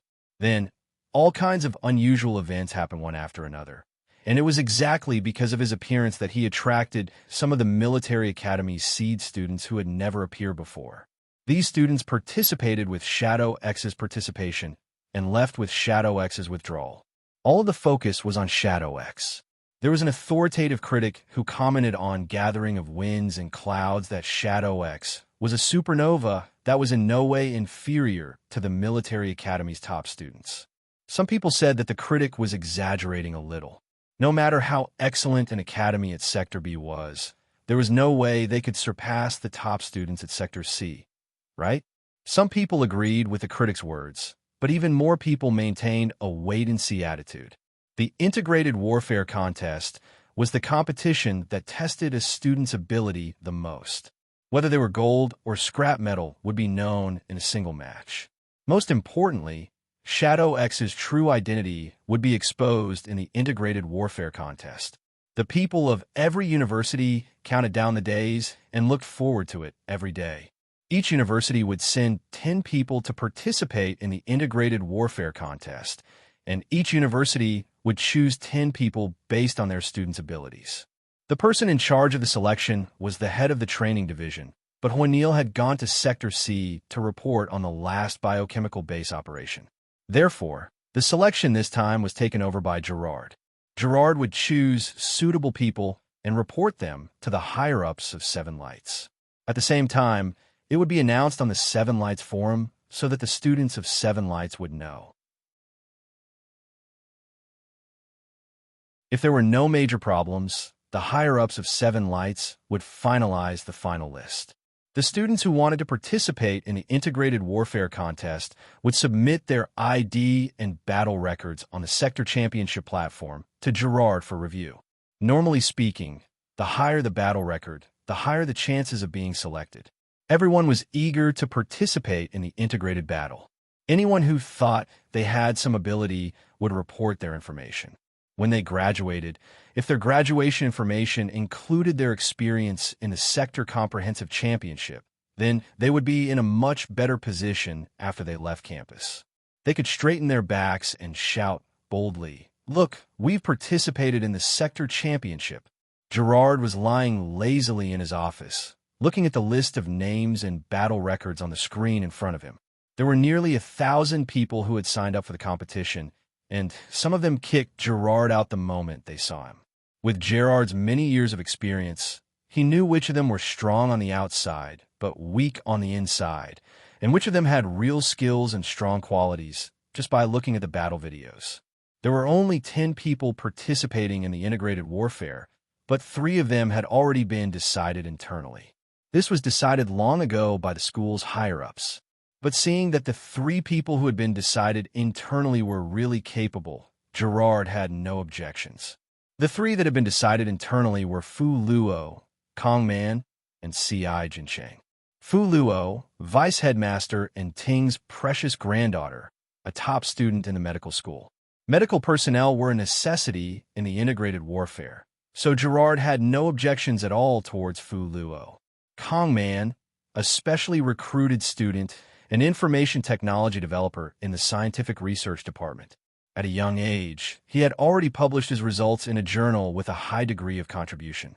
He had a very good understanding of positioning, teleportation, and secret code decryption. He belonged to the category of technical personnel, which was also necessary. As for C.I. Jincheng, even if he didn't know what illustrious achievement C.I. Jincheng had, Gerard would have to think twice before objecting. People might only know some superficial things about the C.I. family, but Gerard had heard some things about the C.I. family. However, those things were classified as secrets, and no one dared to say it out loud. Gerard held his chin and moved his finger over the button, flipping through the student's information page by page. Suddenly, Gerard's hand paused. He straightened his body and moved closer to the screen. This bastard! Gerard couldn't help but curse with a smile. There were 2 pictures on the screen. One was Silen's picture, and the other was Shadow X in the form of a generic robot. Below the pictures were the relevant battle records. Gerard didn't need to look at the battle records to drag Silen into the list straight away. After the last biochemical base mission, everyone in the training division and the police division were full of praise for this little guy who wasn't even 20 years old yet. Be it personal strength or technical application, Silen's performance had far surpassed the average student. Next on Silen's list was Knight. Gerard didn't need to look at the others because he dragged Knight's face straight into the list the moment he saw it. This was a good seedling that should have gone to a military academy in the first place. The descendant of a general, his strength was unquestionable, and there was nothing to nitpick about.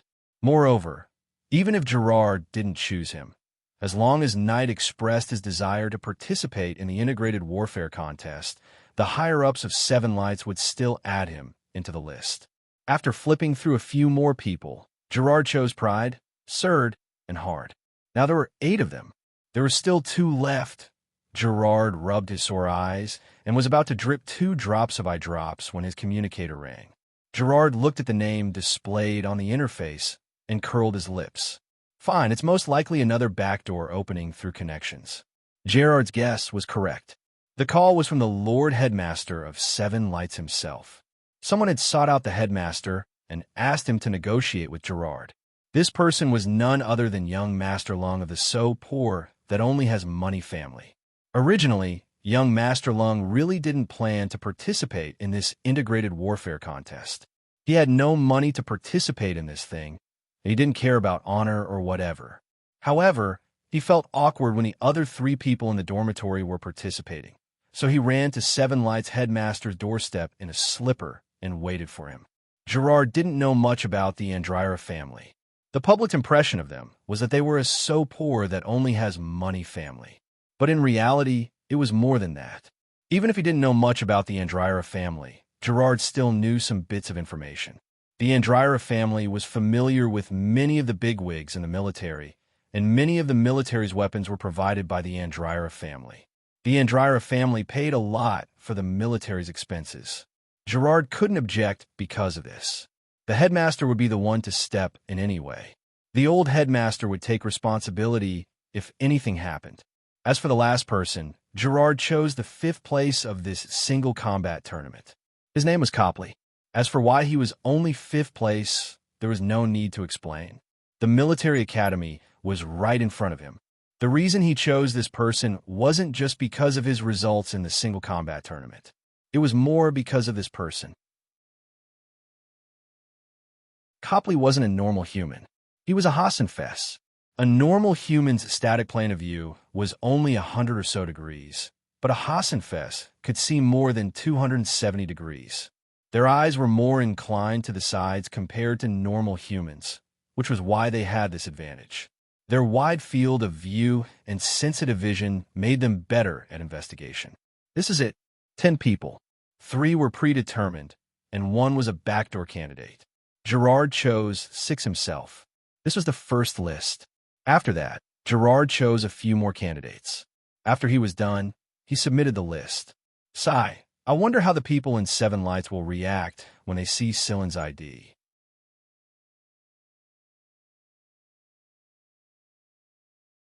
Chapter 69. Due to the integrated warfare contest, C.I. Jinsheng returned to Planet Seven Lights early. Inside the accommodation, Silen, Knight, and C.I. Jinsheng sat in the living room and watched the past integrated warfare contests. There were 2 locations for the integrated warfare. First, they had to gather on an asteroid, Planet C, and 976, which was overseen by the GL Army at the border between Sector B and Sector C. The teams from the 10 universities would undergo identity checks, be given tools, and so on. Then, they would depart for their destination at the same time, another military-supervised asteroid C, N300. While the trio were watching the video, the door to the accommodation opened, and Lung walked in proudly, wearing his trademark singlet, flowery shorts, and slippers. Oomph, I can participate in the integrated warfare contest like you guys now. Kicking his slippers to the shoe rack, Lung walked barefoot to the living room and took out a bottle of cold beer from the fridge. Then, he sat on the sofa like Silen and the other 2. Seeing that Silen and the other 2 did not respond, Lung shouted in dissatisfaction, "Hey, aren't you curious?" Silen and the other 2 looked at Lung at the same time, with a curious about what look on their faces. Lung grinned. "I woke up early in the morning to stop the Lord Headmaster and ask him to open the back door for me." Silen and the other 2 were speechless. He was the only one who could walk through the back door with such confidence. Although the name list had not been finalized yet, it was certain that these 4 would be in the top 10. The next day, the list of 10 candidates was announced on the Seven Lights forum.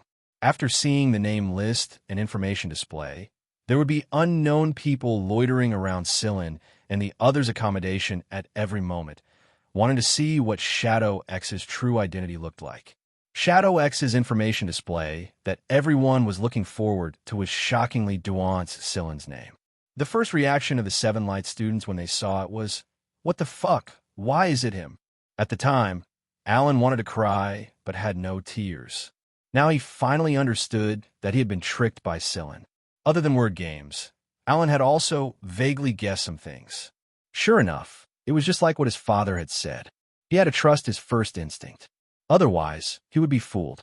Although the name list that was announced caused a great commotion, in truth, there were not many who objected to it. There were still a lot of people who doubted the news that Sillin was Shadow X at first, but they were relieved when they thought about it. After all, he had participated in a military mission, gone to the battlefield, killed black mice, and was familiar with Knight and the others. Even if they wanted to object to it, they would have to consider whether they had the ability to do so. Since there were no major problems, the higher-ups of Seven Lights quickly made their decision and officially confirmed the list of 10. Fu Luo, Sillin, Knight, Surd, Hard, Lung, Pride, Ci Jinsheng, Kongman, Copley. It was worth mentioning that 6 out of the 10 were new students. It didn't matter if they were specially recruited students or not. In short, if they could achieve a good result in the integrated warfare contest this time, then this phenomenon would be used by Seven Lights as an advertisement. The day before the integrated warfare competition, the 4 of them were tidying up in the living room when Sillin's communicator suddenly rang. Not long after, Sillin walked out. "I'm going out for a while." Lung narrowed his eyes. "A date?" "No." Before he left, Sillin even snatched a bag of dried meat from Knight. "Holy shit, you better return it double when you come back." Knight yelled at the top of his lungs. Sillin waved his hand, indicating that he understood. Lung watched Sillin leave on a hoverboard and let out a vulgar laugh. "It's not a date? Who would believe that? Guess who Sillin is going on a date with?" "Is there even a need to guess?" "Of course it's Beauty Saw. But definitely give her a goodbye kiss." Knight opened the cabinet and counted how many bags of dried meat he still had. He planned to bring all of them with him tomorrow. "Not necessarily. I heard that Ling Long from the research division is a little interested in Sillin as well." While saying this, Lung even purposely displayed Ling Long's image for Knight and Ci Jinsheng to see. Not bad, right? She's also an elite of the research division. Before Lung could finish, the dormitory's doorbell rang. Who would come at this time? Lung muttered and reluctantly ended his sentence. He turned on the display and looked at the person standing outside the door. After seeing the image on the display, Knight and Ci Jinsheng turned to look at Lung. Lung raised his hands. "All right, pretend I didn't say anything." The person who came was Ling Long. This was the first time Ling Long came to their dormitory. After entering the room, Ling Long was obviously disappointed when she did not see Sillin at first glance. Ci Jinsheng looked at the time. Sillin left for 2 minutes and 25 seconds. Judging by Sillin's speed on a hoverboard, you won't be able to catch up. Ling Long frowned, looked at the decorations inside the dormitory, and accepted the water Lung's robot passed to her. "When is Sillin coming back?" "But I don't know. Who knows what he and Beauty Saw are going to do?" Lung did not know if Knight's words were intentional or not. But when Ling Long heard this, Lung clearly felt the pressure around him become much lower. The trio pretended that they did not see the pitiful cup in Ling Long's hand that cracked a few times and tidied up the things in their hands. Knight had flipped the singlet over and over again countless times, and he looked pretty busy. 1 hour, 2 hours, 3 hours passed, and Sillin still had not returned. Sillin had left his communicator at the dormitory, so he could not be contacted. Feeling the pressure around Ling Long growing lower and lower, Knight gave Lung a look, and Lung expressed that he could not do anything. However, after Ling Long received a message, the trio suddenly felt as if spring had bloomed inside the room. A bright smile appeared on Ling Long's face as she stood up and said, "Sillin has gone to Professor Mo's place. It should be a while before he returns, so I won't disturb you any longer. Goodbye." After Ling Long left, Ci Jinsheng said thoughtfully, "She looks a little familiar." Sillin had indeed been summoned by Sir M.O. with a call. Since Sillin had gone straight to M.O. Heng's staff dormitory in Seven Lights instead of the research division, Ling Long had received the news a little later than usual.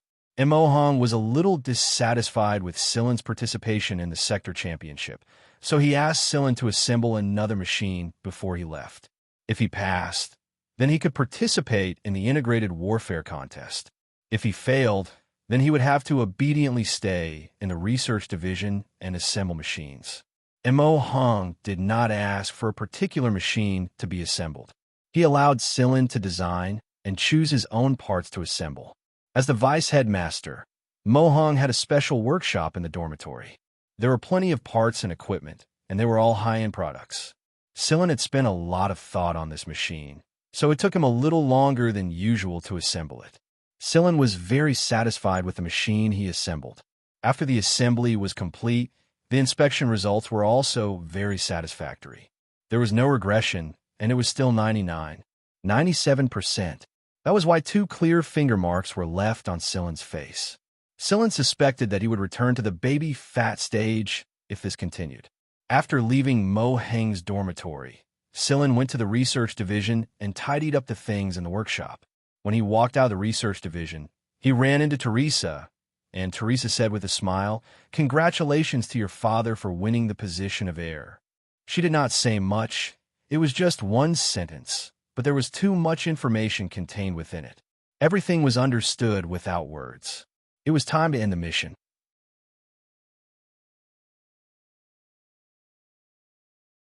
Chapter 70.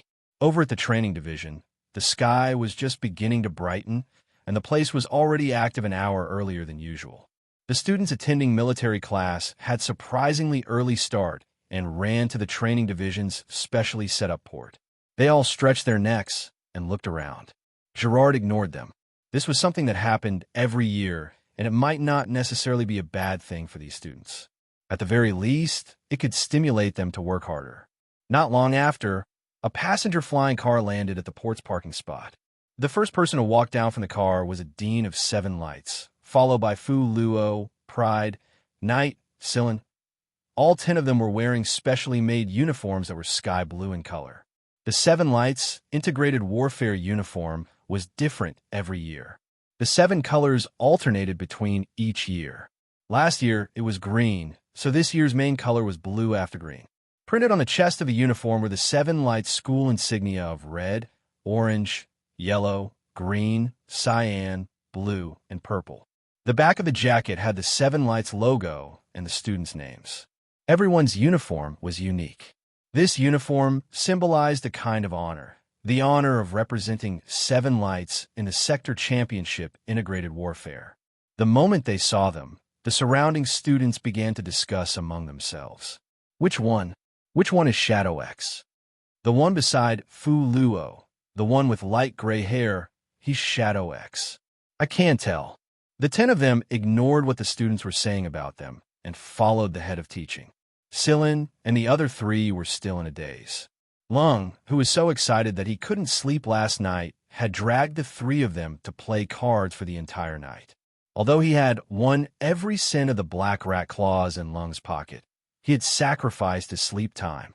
That was why all 4 of them came over with dark circles under their eyes in the morning.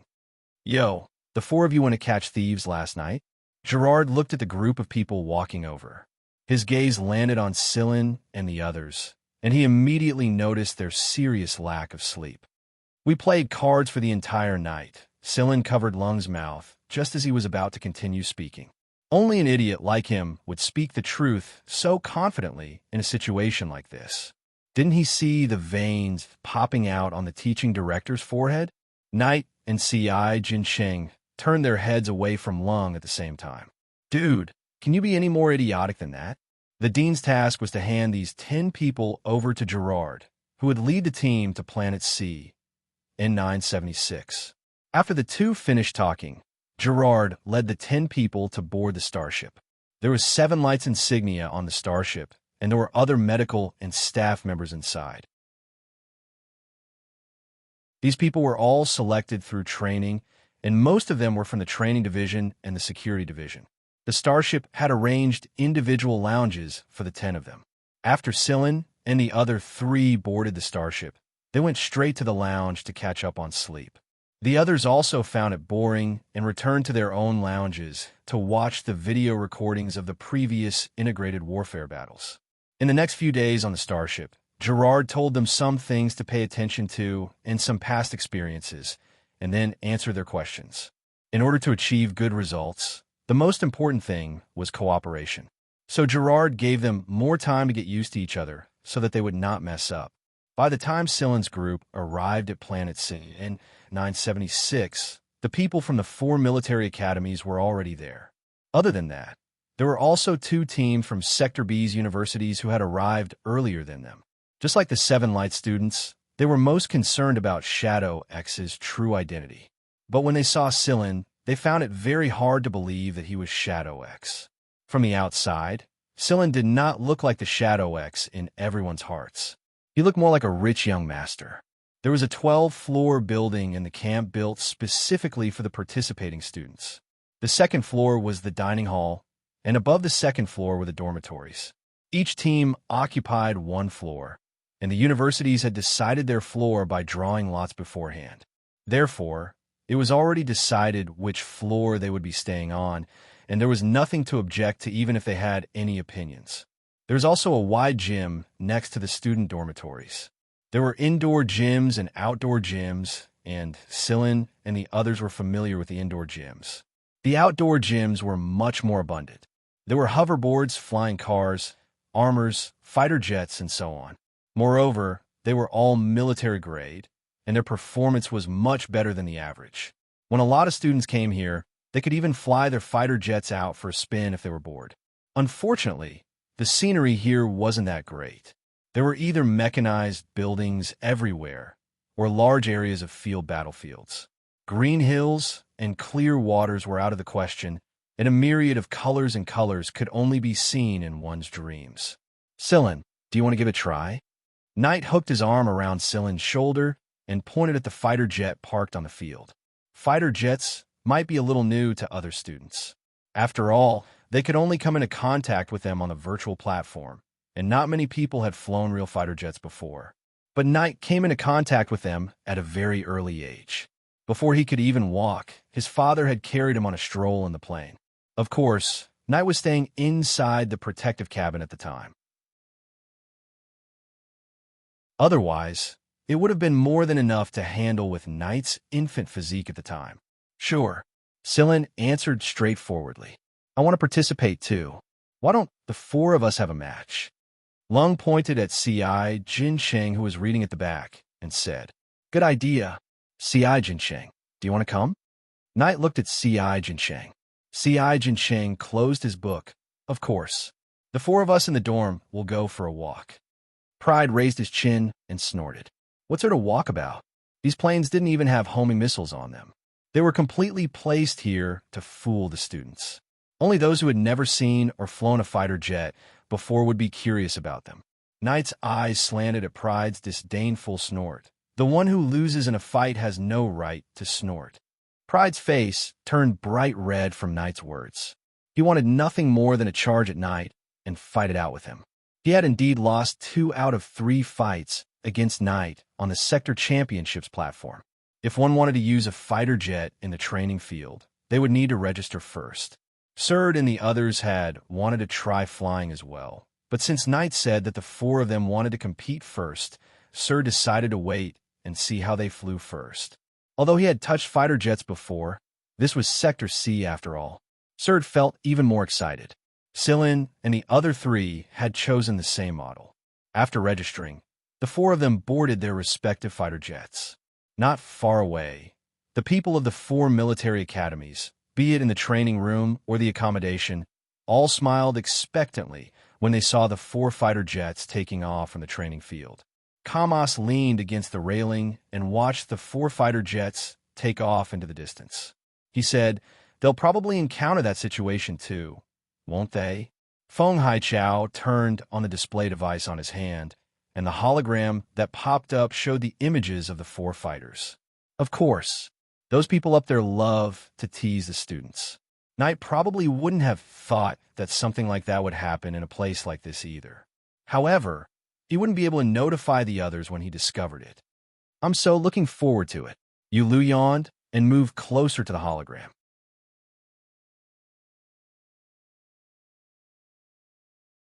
Chapter 71. On the other side of the camp, the team leaders and the officers stationed at the camp were gathered together and chatting. The lowest military rank of the people in this room was Lieutenant Colonel. Since there was no one else around, these usually stern officers were more casual now. Judging from their tone of conversation, they were all familiar with each other. Gerard, why are you leading the team this time? Wasn't always Juanil before? Someone asked. Everyone knew that the thing Gerard disliked the most was being a babysitter. Therefore, when Gerard and Juanil were sent to Planet Seven Lights, Gerard chose the security division and not the training division. Gerard did not have the patience to take care of those young masters and ladies in the training division. He could lead troops, but not students. If the things he learned from his superiors were applied to the students, they would probably lose a layer of skin in less than 2 days, even if they didn't die. Moreover, many of the students in Seven Lights had some background. Gerard wasn't afraid of them, but he didn't want to get himself into trouble. Gerard couldn't be bothered to deal with those twists and turns. That was why Juanil had been the one leading the integrated warfare for the past few years. Juanil has something to do, so I'll be leading this time. But you don't look like you're unwilling. You used to be an excuse, didn't you? The speaker kicked Gerard on the chair and said, "It's mainly because the candidates this time are pretty good. I even picked 6 of them myself." Gerard wanted to laugh when he thought of those people in the team. God knows what kind of trouble those bastards would cause. You even picked 6 of them yourself? Only 4 of us were chosen by me. The other 6 were decided internally, another man complained. People like them always spoke with strength, but Sector B's rules were obviously a little more complicated. Sigh, let's not talk about those annoying topics. Being a babysitter is already annoying enough, and you still have to talk about them here. Someone slapped the armrest of the chair and said, "The team leaders and station officers of the 4 military academies were amused. Thank goodness they weren't assigned to Sector B. Speaking of which, Gerard, you'll be back in a year, right?" A station officer said. Yeah. Gerard couldn't be more excited at the mention of this. They all had 5 years of missions. Once the mission was over and they returned to the army, their military ranks would rise as well. Right now, both Gerard and Juanil were senior colonels. Their next step was to be promoted to Major General. Hey, congratulations on being free first. We still have 2 more years. Don't forget to treat us when the time comes. As they were talking, someone suddenly said, "Hey, Gerard, it's the kid from your team." Gerard looked at the screen that the man was pointing at and chuckled. Why is it these 4 guys again? The others also looked at the screen. There was a list at the side showing the registration of the fighter jets. I knew Knight wouldn't be able to hold back. There were a few people here who were soldiers under Knight's father like Gerard, so they were familiar with Knight. This is the Shadow X they're talking about. One of them pointed at Sillin. There's even the eldest young master of the Andryra family. I heard that the old generals were so pissed off by the old Andryra family's old man that they almost vomited blood. They all knew about the trivial matters between the old Andryra family's old man and the military's elders. They quarreled almost every other day, but it had been almost 100 years, and they never got serious. Yet, they always liked to pick each other's faults and cause a quarrel. Some of the military's funds were swindled from the old Andryra family by the old generals. Those who could swindle things from the Andryra family were all old foxes. As for C.I. Jincheng, they tacitly avoided talking about him. They didn't want to talk about the surname Sai too much. Want to tease them? Nonsense. Do you want to waste such a good opportunity? They've delivered themselves to our doorstep. Gerard dragged a chair over. Go ahead and tease them. These 4 guys have strong endurance. Roger. The officer rolled up his sleeves excitedly, flexed his fingers, and chuckled mischievously. Other than him, the others in the room also dragged their chairs over and gathered in front of the screen, their eyes full of interest as they watched. At this moment, the 4 people who were happily flying in the air were still chatting leisurely. They hadn't entered their competitive state yet. In reality, most of the time, Sillin and the other 2 were listening to Lung's shouts through their earphones. Wow, there's a sea. I didn't expect there to be a sea here. Huh. Sillin, look, the shape of the reef area on the sea looks like the buttocks of a voluptuous beauty when she bends down. Sillin and the other 2. Wouldn't most people use the shape of a heart to describe it? Why does everything sound different when it comes out of this guy's mouth? Over at the surveillance room, Gerard facepalmed. He had already experienced this guy's idiotic nature, so he was somewhat prepared. Meanwhile, the few people leading the team in the room looked at the garrison officers with an expression that said, "So you guys like this." The garrison officers were so angry that they wanted to run over and beat that guy up. That reef area was formed naturally. It had nothing to do with them. Now, they finally understood why the old generals were always so angry at the old man of the Andryra family. There was a drill going on in the sea below, and the underwater explosion had raised the seawater there high up. Since it wasn't a regular drill, this area wasn't locked down. But most students who pass by this area in their fighter jets would be smart enough to avoid it. Oh, that's caused by a torpedo. Torpedo? How spectacular. It's an eye-opener. Bullshit. Bullshit. Have you really never seen a torpedo before? The number of torpedoes your family makes is enough to destroy an entire sector. The officers in the surveillance room were so angry that they wanted to pull out their guns and rush over. How could this bastard say the bullshit of eye-opening in such a so-so tone so calmly? Gerard continued to hold his forehead. After a garrison officer opened his communicator and issued a few orders, someone on the warship on the sea opened fire at the sky. Although the people on the sea opened fire at the sky, their intentions were clear. They were only trying to force them away. Sillin and the other three pulled the fighter up into the sky, but when they rose to more than 20,000 meters, Knight suddenly remembered something. Before he could speak, his communicator buzzed. The signal had been jammed. Not only that, the fighter's propulsion system had malfunctioned as well. The engine had shut down, and the fighter was falling straight down. Holy shit, Nat cursed. How could he have forgotten about this? Right now, those officers were definitely looking forward to watching them embarrass themselves. All kinds of panic, all kinds of panic, all kinds of despair, all kinds of panic. This was what the officers sitting in the monitoring room wanted to see. During some military pilot selections, something like this would be done to test a pilot's adaptability. After staying at Sector B for a long time, Knight had forgotten about it. Right now, they were in the military's supervision territory, so they were using the military's tricks. However, the other three should be able to handle it, right?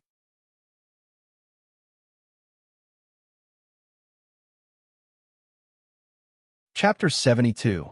The communicator couldn't be contacted, and the other communication and positioning devices couldn't be used either. There was no parachute, and the emergency cabin couldn't be opened. Logically speaking, under such circumstances, the pilot in the cockpit wouldn't be feeling well either. This was what the officers wanted to see. In a situation of near despair and helplessness, the students would better reflect the situation. The officers were looking forward to the four fellows' reactions, but reality slapped them hard in the face.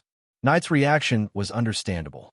He definitely had a certain level of understanding towards this situation, and it was to be expected that he could face it calmly. However, Xianxia was even calmer than Knight. Knight was more or less worried about the other three, but Xianxia had nothing to worry about at all. The moment the mechanical system lost its function, Xianxia calmly took out a book and read it with great interest. Xianxia did not forget to nod and smile politely at the hidden monitor before he started reading. The officers inside the control room immediately darkened. Boring. Then they looked at Lung. Lung blanked out for 2 seconds after the power system failed. Then he said disdainfully, "I can't believe the great military would buy such inferior goods. I remember that the military's allocation was pretty good. Could it be that there were only some defective goods left when the resources were allocated here? Or," Lung muttered to himself endlessly, completely ignoring the falling fighter. In the end, he even came to a conclusion. The troop station at the border were all stepmothers. Although their communicators were jammed and could not communicate, there were still hidden monitors inside the cockpit. The officers heard every word of Lung's words without missing a single word. Inside the control room, the team leader looked at the station officers with eyes full of sympathy. It wasn't that he truly agreed with Lung's words, but that he pitied them for being looked down upon by Lung. The station officers were so angry that they almost spat blood. This place was not like the primitive zones at the edge of the 13 backward sectors. Even if this was the border, it was the border between Sector C and Sector B. How could it compare to a primitive border? Moreover, the highly armed fighter jets were not placed in the student camp here. They were placed elsewhere. Not only did they fail to scare Lung this time, They were even looked down upon by him. This was just the beginning. After Lung was done with his disdain, the fighter descended to about 10,000 meters or so. Lung suddenly took out a small square box from his pocket and ejected it from one of the fighter's ports. The small square box was split into 5 small pieces and attached to the wings, fuselage, and tail respectively. In Lung's hand was a palm-sized control device. When he pressed the button, a large fan extended out from the 5 small pieces, and the fighter's falling speed abruptly slowed. In the end, it seemed as if it was a thin piece of paper floating in the air. Lung operated the control instrument in his hand, and the small piece on the tail spat out some white mist. As a result, the officers in the control room watched as Lung piloted this fighter whose power system had failed, yet was still drifting about leisurely, drawing a large, smiley face in the air. Gerard was still holding his forehead. He really didn't know how to describe the young master of the Andrira family. As for Sillin, when the power system failed, Sillin glanced around the cockpit, then opened a part of the cockpit, removed the remote controller inside, opened the control panel, and re-entered the program decoding control on the control panel that popped up.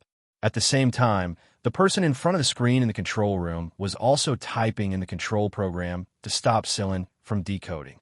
15 seconds later, the screen in the control room showed control disconnected. This meant that the control of that plane was now completely in Sillin's hands. The face of the officer in front of the screen immediately flushed red, and he couldn't say a word for a long time. He was played by an academy, and in less than 20 seconds no less. Gerard patted his shoulder.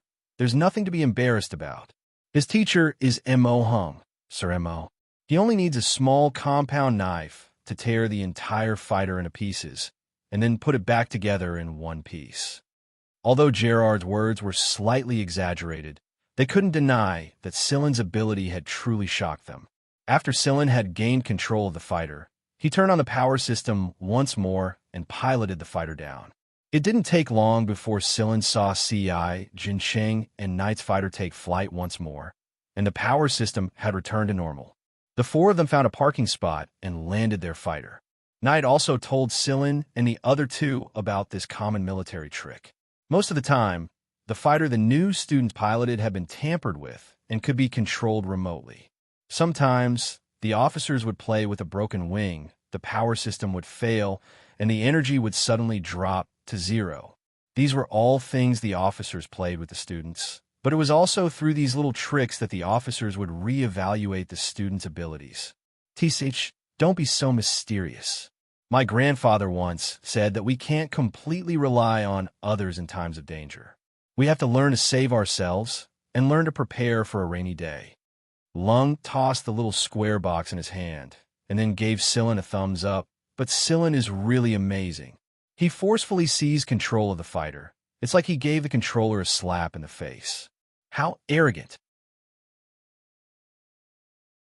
When the 4 of them returned to the camp, the surrounding students looked at them with obviously different gazes. Surd, Hard, and the others were very impressed by the fact that the 4 of them had been toyed with by their officers, and if they were the ones in that situation, they would definitely be laughed at by their officers. Although they didn't know how the 4 of them had handled it, it didn't affect their opinion of the 4 of them. The people from the military academies, on the other hand, had even more complicated gazes. Not everyone could make their officers fly into a rage, and looking at the faces of those officers today, other than Senior Colonel Gerard, none of them looked good. Sigh, I really want to know how they handled it. Yulu leaned on the railing and sighed, really looking forward to it. Feng Haichao closed the display device in his hand. It could only show the flight situation of the fighter, but not the reactions of the pilots inside the fighter. Knight knew quite a few of the people who came from the military academies, such as Stantine from the 2nd Military Academy. So during dinner, Knight was called down by Stantine for a drinking contest. Not long after Knight left, the communicators of Sillin and the other 2 rang. Come quickly, you 3. Fuck, they're shamelessly trying to wear us down. The 2nd Military Academy's accommodation was on the 6th floor, and 7 Lights accommodation was on the 8th floor. When Sillin and the other 2 went down, the 10 people from the 2nd Military Academy and Knight were gathered around a table in the living room of accommodation. Knight's feet were on a stool, his hands were on his hips, and his face was already red from drinking. When he saw Sillin and the other two coming over, he snorted and laughed. "Brothers from my accommodation, the 4 of us will fight it out with you today, and you think we can't take you down? Fuck off. Hurry up and call the rest of your people over, or else you'll say that we're bullying you with numbers again. Don't you have a girl with you?" Stantine snickered. "No need, the 4 of us are enough." Once Knight's stubbornness flared up, no one could change his mind. "Yeah, the 4 of us are enough. I'll take care of 4 of them, and you can split the remaining 6 among yourselves." Sillin walked to the table and said, "Bang!" Before the people from the 2nd Military Academy could voice their opinions, Knight had already slammed the table. "I'll take 4. You can split the remaining 6 among yourselves." Lung patted Knight's shoulder. "Sigh, there's no need to fight. We'll each take 3, and leave the last one for C.I. Jinsheng." C.I. Jinsheng raised an eyebrow and said nothing. "How are we going to drink?" Sillin asked. "Nonsense, of course we're going to drink the whole bottle in one go. Are you going to sip it mouthful by mouthful like a girl?" Stantine yelled. Without another word, Sillin picked up a bottle and chugged it straight away. The bottle was empty in 5 seconds. "All right, as expected of Shadow X. I've been wanting to compete with you since a long time ago." Stantine picked up a bottle and started chugging it down. That night, the 2nd Military Academy's leading officer's face was so dark that a storm was brewing. The 10 of them were actually taken care of by the 4 of them. Knight had drunk too much, and he himself collapsed after taking care of the 3 of them. He was dragged back by Sillin. Lung also drank too much, but his performance was that he was overly excited, yelling about playing cards, singing if he didn't play cards, acting shamelessly if he didn't sing, and refusing to leave. Sillin dragged Knight back upstairs first, and then came over with C.I. Jinsheng to grab one of Lung's hands each, forcefully pulling him back upstairs. That night, Lung sang love songs for the entire night. Fortunately, the soundproofing of every dorm room was pretty good, or else the instructors might just feed him bullets.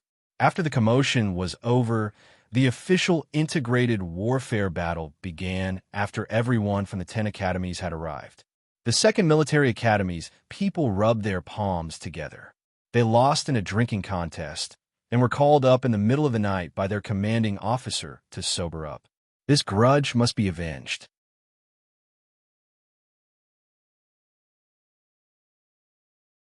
Chapter 73. 10 teams departed from Planet C, N976, at the same time and headed towards their destination Planet C, N300. Both planets were located at the edge of Sector C and were supervised by the military. Each team was assigned a small starship, and more than 100 engineering robots assisted the starship in other matters. However, this was only limited to the journey to the destination. Once they arrived at the space station outside the destination planet, these 100 or so engineering robots would enter hibernation mode and could not be brought into the planet to be used as a force to attack other team members.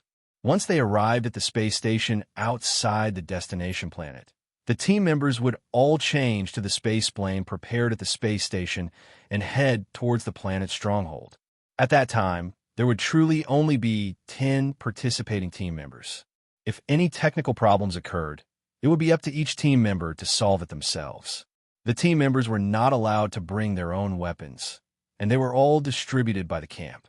If there were any special requirements, they could apply for it, and the items applied for would be reviewed by the camp's person in charge. Only those who met the requirements could be brought in. Subspace containers were not allowed to be brought in, and food, energy boxes, and so on were all distributed by the camp as well. This meant that the 10 teams were basically equipped the same way. Only a unified baseline could tell the strengths and weaknesses of each school's students. Gerard and the other team leaders were not allowed to go with the team members and could only take another space plane. Moreover, they could only stay at the space station of Planet C in 300 during the integrated warfare. They were not allowed to interfere with the students' actions. The students' mission was to gather 10 energy blocks, and whoever handed in 10 energy blocks first would be the first to complete the mission. There were a total of 100 energy blocks, and they were all buried beforehand. Only the person in charge of the project knew the location of each energy block. No one else knew anything about these energy blocks. Although on average, each team would be given 10 energy blocks, that was not the case. The spaceplanes parked at the stronghold also consumed energy, and the defense system installed on the spaceplanes after landing, energy consumption for living, energy consumption for electronics, and so on all consumed energy. Normally speaking, a team member would need to gather a total of 12 to 13 energy blocks in order to successfully complete a mission. 10 would be used to hand in the mission, and the rest would be used for energy consumption. Seven Light's 10-man team was led by Knight, and Sillin was the vice captain. Knight might look like he couldn't be bothered with you on normal days, but he would become a lot steadier when he truly shouldered responsibility. The 10 teams from the 10 universities gathered at the port not far from the camp and headed towards Planet C. N300. Asteroid C. N300 was the battlefield of the annual integrated warfare. The mechanization on the planet wasn't very serious. There was a C, but it wasn't considered a battlefield of the integrated warfare.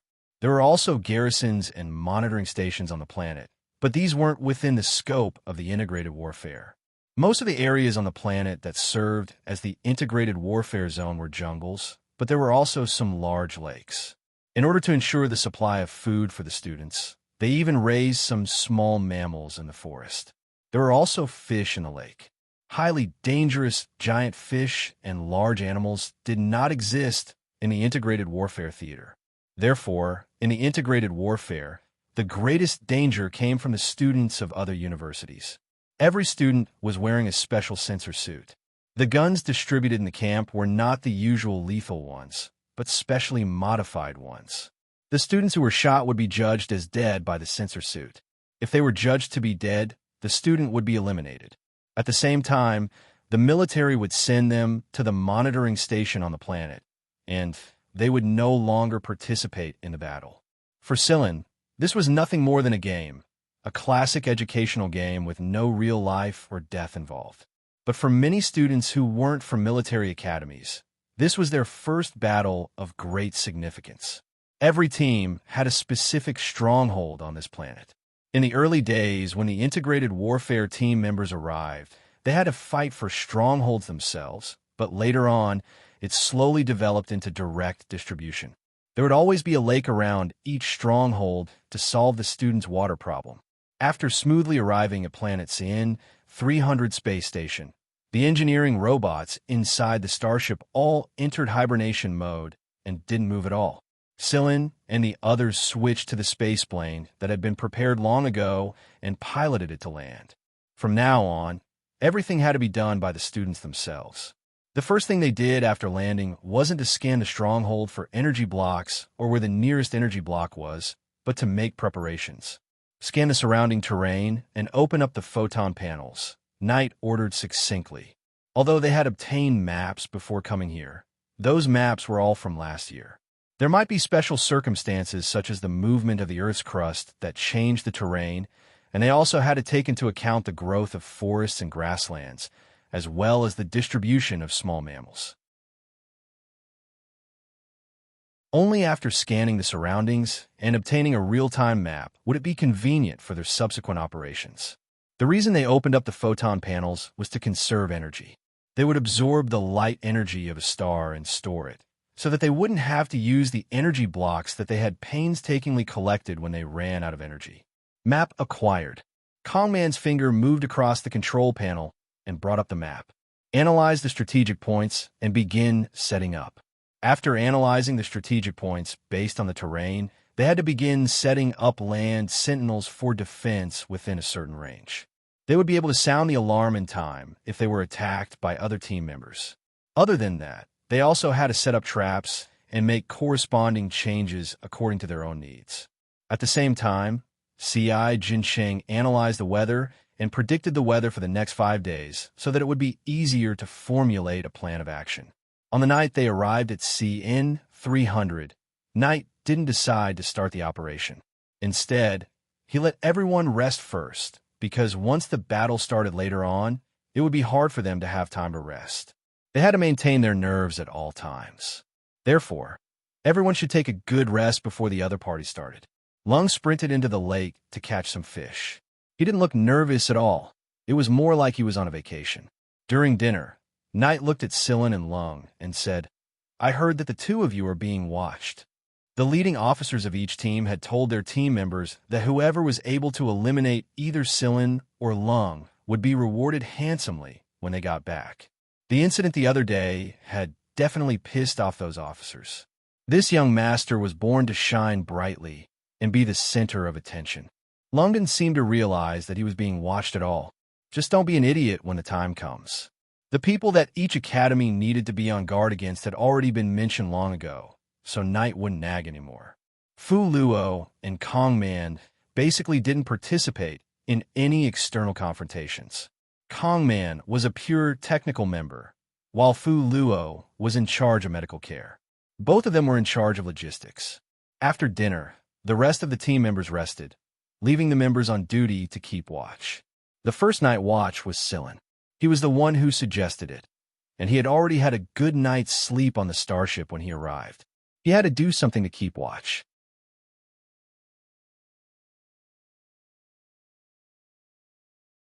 Chapter 74.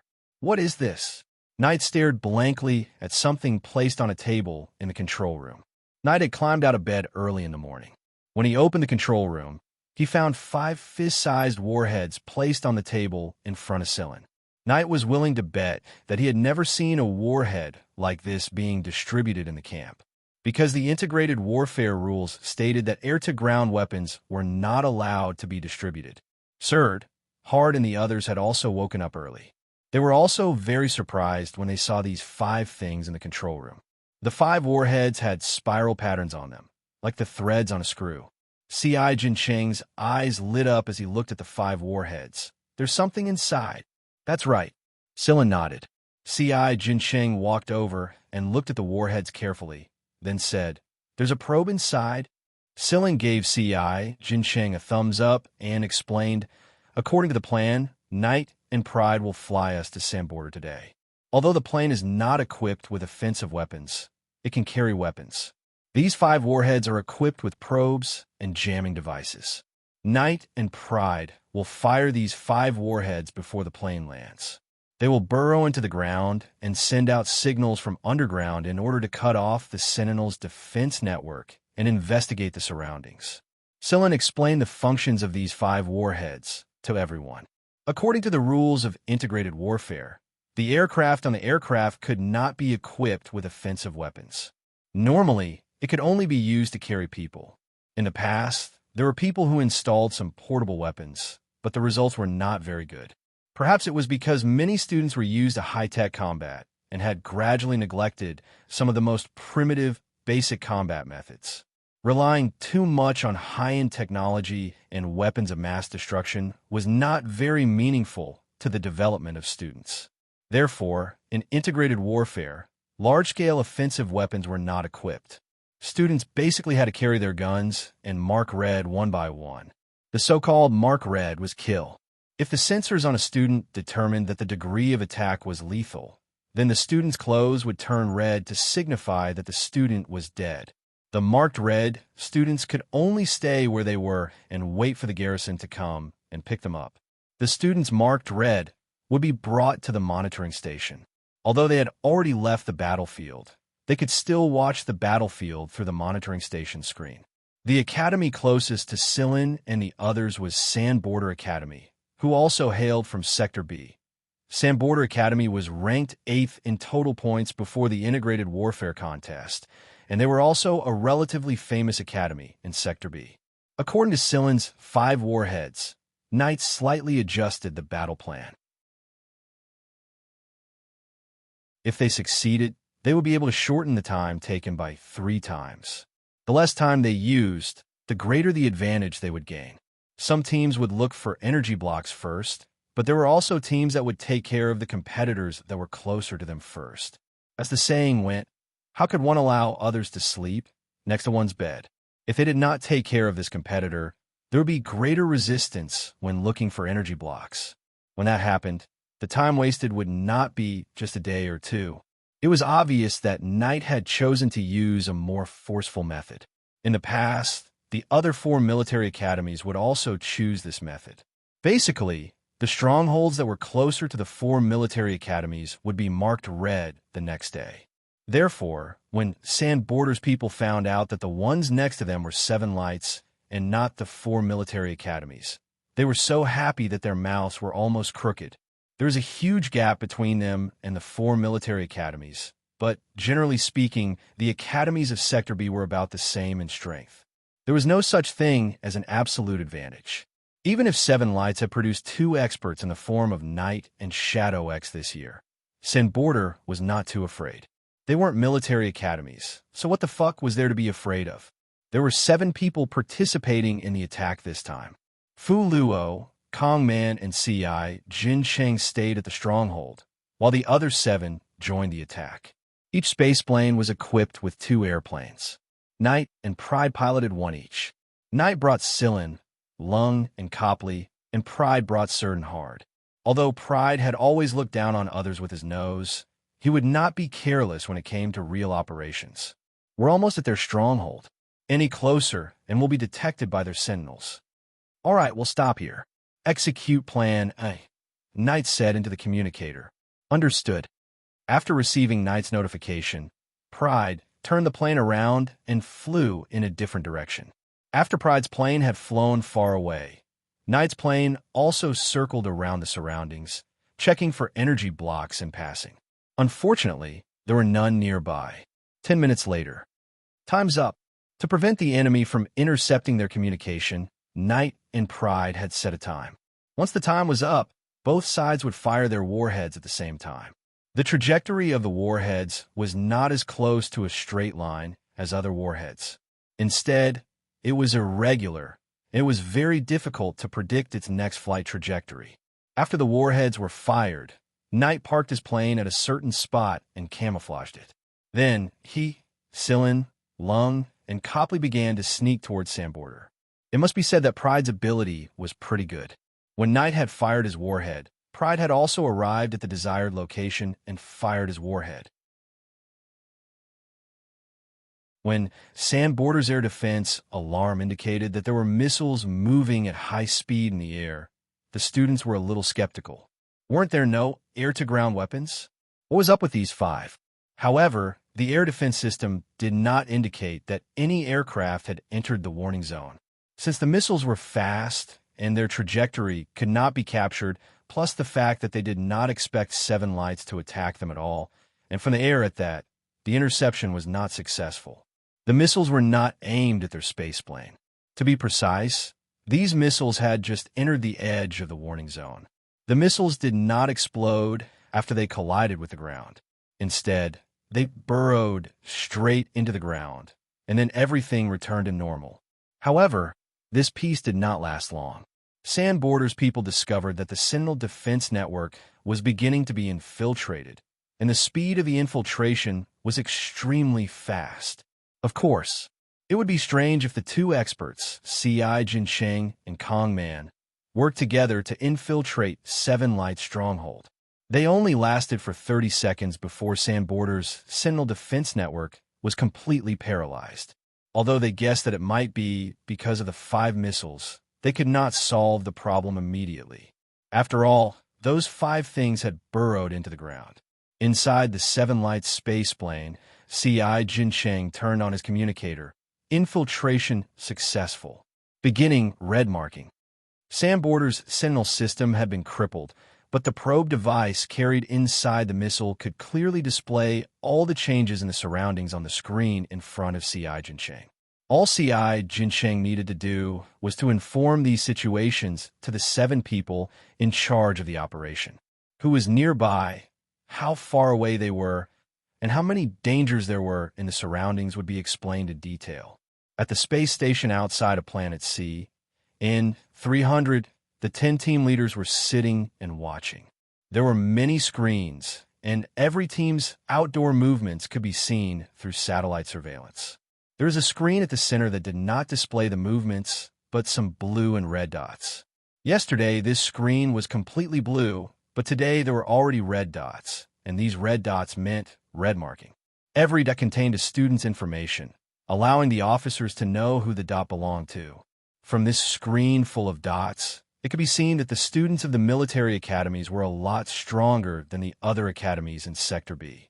As usual, all the academies that were close to the military academies would be marked red the next day. No matter how much preparation they had made, they would not last past the second day. The team leaders of the 4 military academies were already numb to this situation. Although the team leaders of the academies marked red were prepared, they were more or less displeased in their hearts. The one who was even more displeased than them was Sandborder's team leader. His dark expression alone showed that he was roaring in his heart right now. Watching the Sandborder students marked red by 7 lights on the screen, Gerard sat at the side and picked his teeth leisurely. From time to time, he would even hum a military tune, angering the Sandborder team leader so much that he ground his teeth.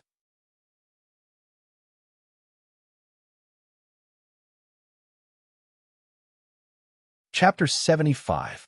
Because those marked red could not speak, Ryan nodded helplessly. He didn't run into Shadow X in the combat tournament, but he didn't expect to be marked red by Shadow X in the integrated warfare contest. This could be considered as a lack of skill. You really are a genius.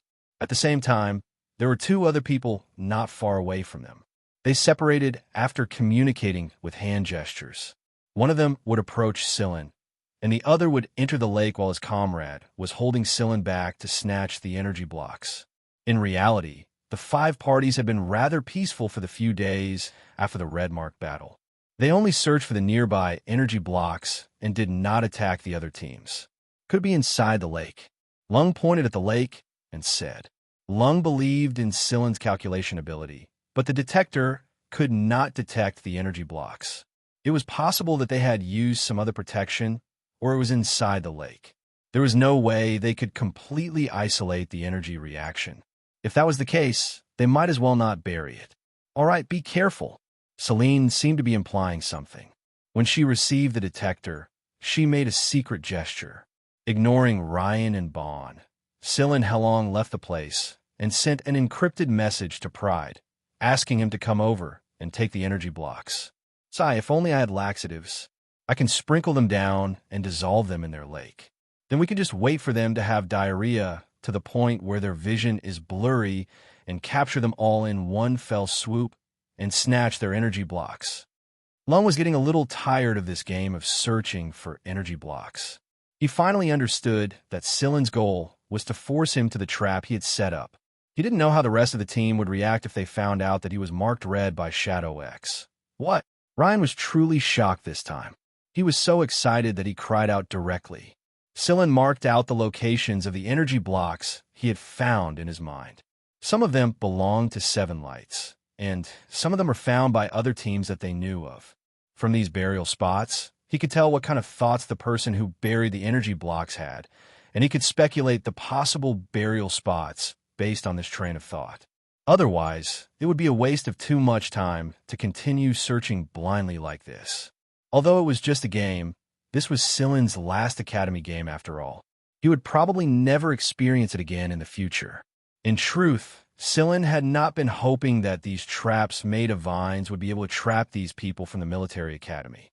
He was only using these traps to distract these people. To these people from the military academies, traps like this were fine for catching rabbits, but it was impossible for them to catch their feet.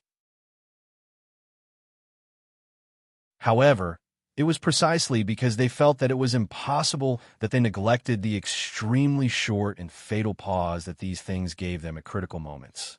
Sillin did not adopt a defensive stance. Instead, he used the cover of the forest to force his way towards the man. Up until yesterday, every team had found 2 energy blocks, but early this morning, Knight's team had found another one. Hence, Lung was clamoring to find one as well. He couldn't be outdone by Knight. As for the integrated warfare, that was all Long was interested in. Understood. Sillin also recognized Bond.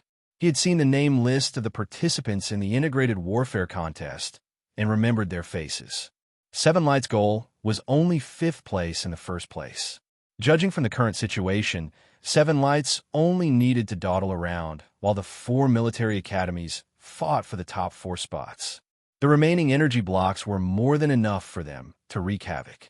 However, Gerard was a little dissatisfied. Maybe those guys would give everyone a surprise? Seven Lights had already found 7 energy blocks, but they had used up one of their daily energy consumption. This meant that they still had more than 4 energy blocks to find. After kicking out 5 teams, the search for energy blocks became much easier. Sillin nodded, pointed a direction, and walked towards it with Lung. However, there was still no response from the detector, even after half a day had passed. There were no mountains around them. It was flat ground, and there was a lake in front of them. After the red marking battle on the second day, half of the 10 teams had been kicked out. Lung, since he was marked red, the man immediately lay down on the ground and made a strong gesture at Sillin. Lung sat down against a tree and pulled at the leaves beside him in boredom. Not far away, Sillin closed his eyes and pondered. The man was a little anxious. He knew that Sillin was Shadow X, but he didn't expect Sillin to approach him so quickly. Moreover, Sillin had basically dodged the moment he was about to shoot, as if he could predict it. He knew that Sillin was pressing towards him, but he couldn't stop him. The man could only retreat 1 step at a time. If a bullet could penetrate a tree trunk, it would definitely hit Sillin. However, although the guns distributed by the camp were almost as fast as real guns, it was difficult enough to kill a person, much less penetrate a tree trunk. Sillin used this to his advantage and swiftly closed in on the newcomer. Whoosh, whoosh, whoosh. The bullets hit the trees that Sillin passed by in a flash, but they didn't touch Sillin at all. When he saw Sillin open his eyes, Lung perked up. "Are you done calculating?" Twisting his neck, Lung took off his jacket, accepted the detector in Sillin's hand, and jumped into the lake. Not long after, he popped his head out and said excitedly, "There's a reaction, and there are 2 of them."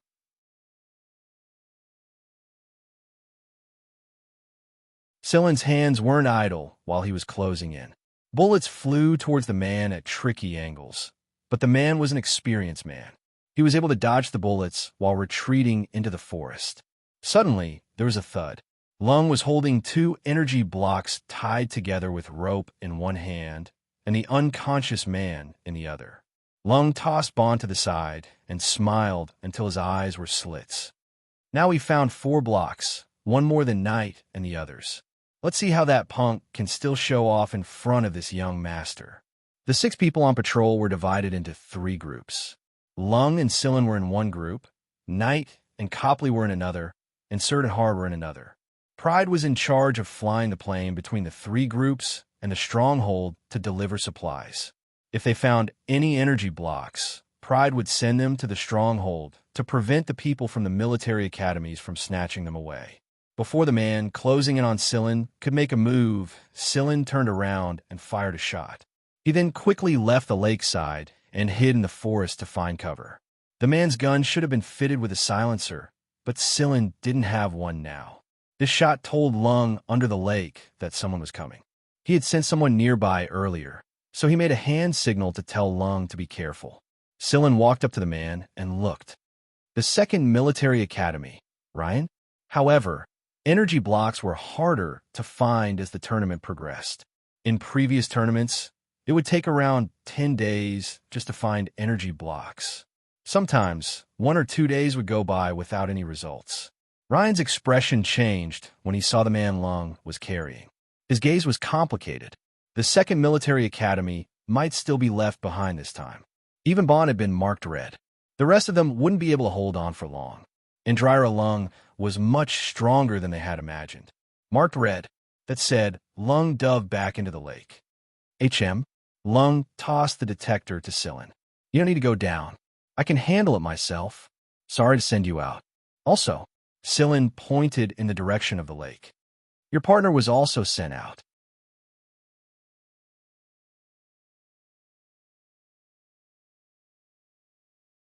Chapter 76. What kind of effects do these things have? Lung pointed at the various plants that had been sorted out and placed on the rocks. You'll know when the time comes. Sillin sorted out the remaining plants in his hands and placed them to one side. In truth, Sillin hadn't really thought of using this method at first, but the moment Lung mentioned laxatives, Sillin thought of this. Lung had only seen those researchers isolate the medicinal components of plants and then synthesize more drugs according to their molecular formula. But now that he saw Sillin doing this, he felt that it was a fresh experience. His choice was right. Forming a team with Sillin would definitely not be boring. It seemed like he saw a great business opportunity from this. These things can really work? It wasn't that Lung didn't believe it, but that he found it novel. There were a lot of plants here that he didn't recognize, so he just plucked whatever Sillin asked him to. Moreover, the treatment for each plant was different. Some flowers needed pollen, while others needed nectar or petals. Although Lung had memorized these things, he didn't really understand them. Sillin pointed at the harvested herbs and said, before we entered the mechanical era, humans didn't have drug synthesizers, injection tubes, antibiotics, analyzers, or any electronic machinery at all. But they were still able to create all kinds of drugs, be it poison or tonics. They used the most primitive methods, and with these, they were able to concoct the drugs we need. We can poison them just like this and make them have diarrhea. Lung narrowed his eyes, as if he could see the scene of those people from the 4th Military Academy, bowing together. No, it's useless to poison the lake water. Drinking water is filtered and detoxified. Don't touch those herbs. Sillin threw a rock over, hitting Lung's hand that was touching the herbs. These are just grass, and didn't we touch them when we were in the forest before? Aya. Lung looked at his right hand. There was a red rash on the hand that had just touched the herbs, itchy and numb. However, this person didn't seem to notice it at all, smiling like he was asking for praise. See, it really works. What are you laughing at? Can you be any more stupid? Sillin wanted nothing more than to send this idiot flying with a kick. Next to it was a bottle carved from stone. There were a few other herbs soaked in it, and there was also the fragrance of nectar. Sillin poured some out and applied it to Lung. 5 minutes later, the red rashes gradually faded, leaving only faint traces. 10 minutes later, there wasn't even a trace left. As if he had seen a rare object, Lung flipped his right palm left and right, and then used his left hand to touch the herb. Sillin, why aren't you reacting? Lung raised his left hand. There wasn't a single red rash. Sillin rolled his eyes at him. This is an allergenic drug. After the first allergic reaction, the body will produce antibodies. However, most people won't develop a memory effect so quickly. This means that you have a good physique. Sillin had sent a secret message to Knight using a sound wave code. Every sound wave code was defined by themselves, so even if it was intercepted by other teams, they wouldn't know the meaning of the message. While Sillin was making the drug and Knight was formulating a plan of action, Surd and Hard ran into the 4th Military Academy. Surd was marked red, and Hard escaped by a fluke. At the same time, at 7 Lights Base, Kong Man, who was controlling the Sentinel surveillance, suddenly discovered that a person had appeared in their alert range. Moreover, this person was walking over rather leisurely and openly, and had no intention of hiding at all. Kong Man notified CI, Jin Sheng, and Fu Luo, and both of them were quite familiar with the person on screen. This guy, Fu Luo, did not express her opinion, but she did not ask Kong Man to activate the Sentinel attack either. Ignore him, CI Jincheng said after a glance. But he's holding a gun. If that guy wants to attack, he won't let you see his gun, much less this kind of gun. All right, Kong Man did not mobilize the Sentinel, but he did not let his guard down either. He had a feeling that the person was very dangerous. However, out of Kong Man's imagination, the person leisurely passed through the Sentinel's alert zone, arrived next to their base's space plane, and openly knocked on the door. Open the door, I'm so tired. Kong Man looked at CI Jincheng. CI Jincheng was responsible for the base's work when the others were out on missions. Open the door, it's fine, CI Jincheng said.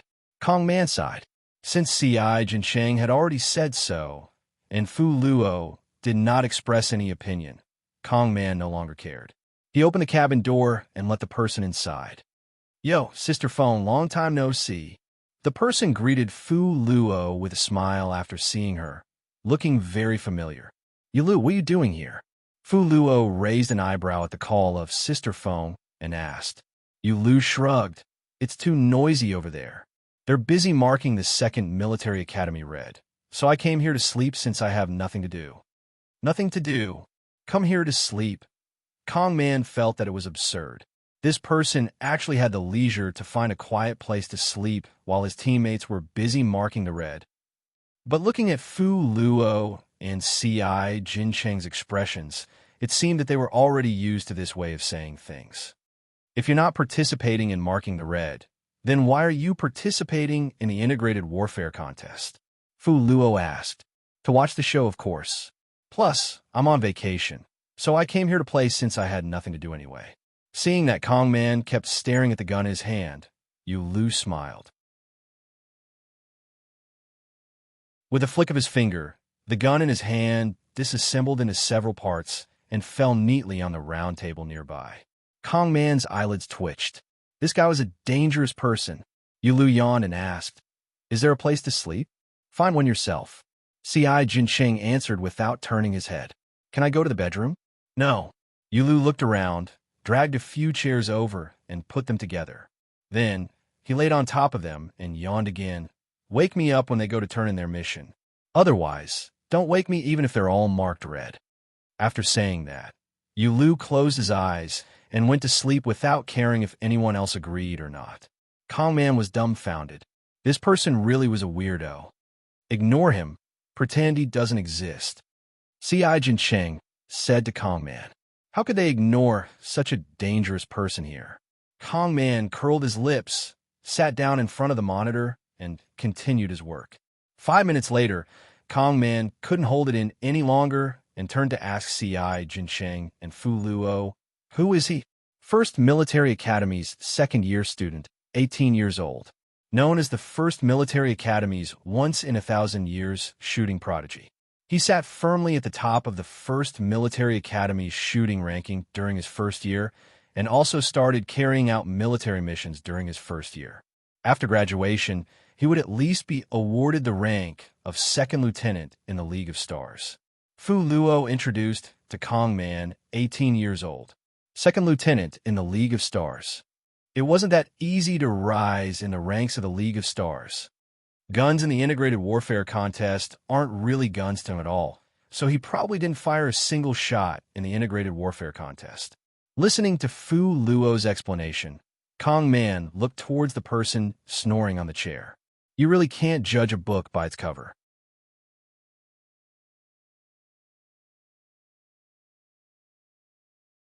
Chapter 77. No, I won't do it. Pride looked like he would never do it, even if he was beaten to death. He would rather not pilot the plane and just pick on the people from the other military academies, but he would never do that. He was a pilot of a fighter jet, not a pesticide sprayer. Knight told Pride about the plan when he asked him to come over, and after pondering over Silen's suggestion, Knight reformulated the operation plan. They would spray the pesticide directly from the plane. Not only would it be more efficient that way, the success rate would also be a little higher as well. Since CERD had been marked red, there were only 6 of them left for the operation now.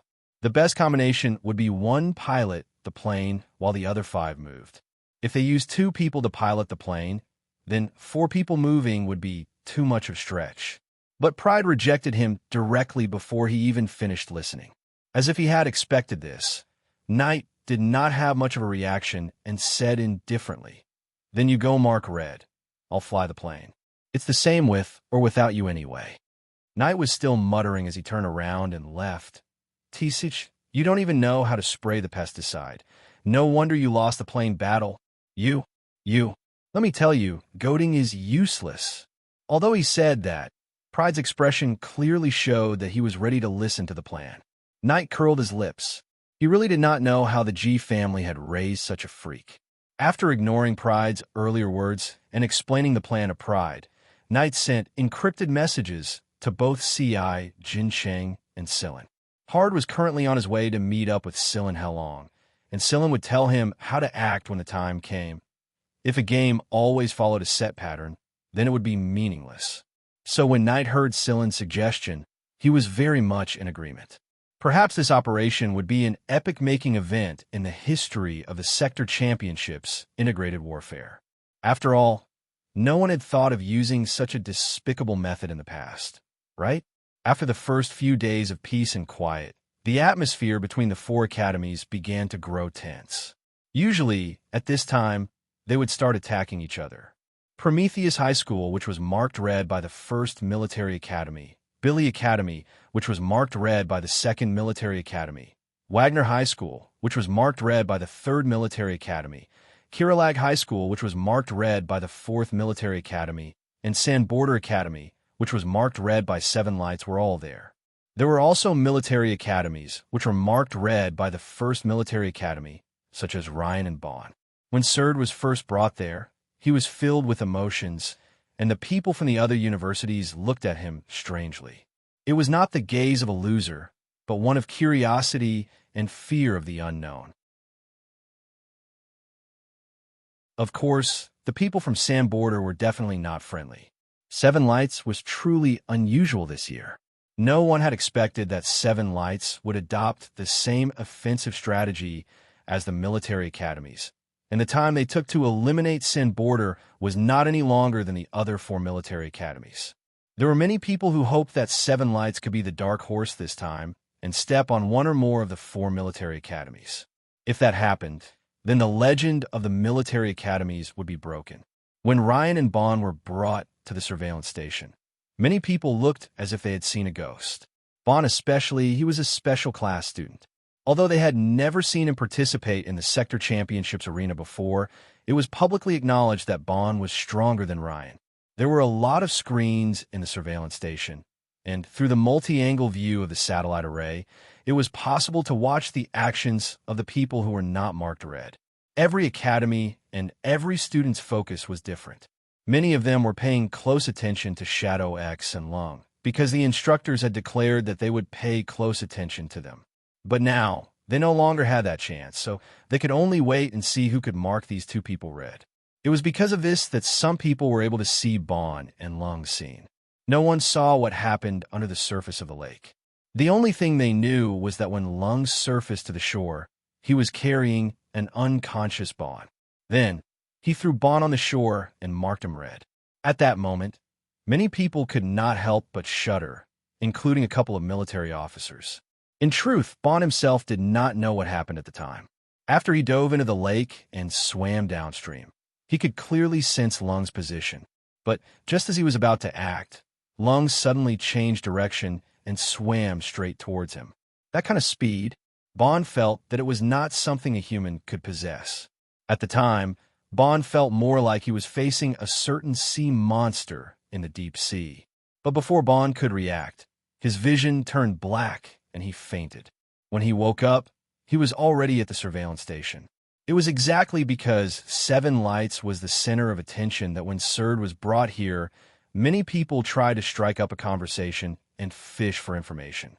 However, Serd was not in the mood to deal with other people right now. Since he was marked red, 7 Lights' operation team would probably make some changes. Serd switched his observation point and observed the actions of every person in 7 Lights. After cooperating with them for so many days, Serd had some understanding of their operation methods. Suddenly, Serd's hand paused as he pressed the switch button. He zoomed in on the image, and when he saw clearly, he immediately narrowed his eyes. This was because when he switched to Pride's observation point, he discovered that there was a device on Pride's plane, and Serd was absolutely certain that it was Silen's handiwork. What kind of dirty trick did Silen come up with this time? Serd prepared to lock his observation point on a Pride. He knew that this thing Silen had installed on the plane would definitely be the fuse if there was an operation. Moreover, it was definitely the highlight of this operation.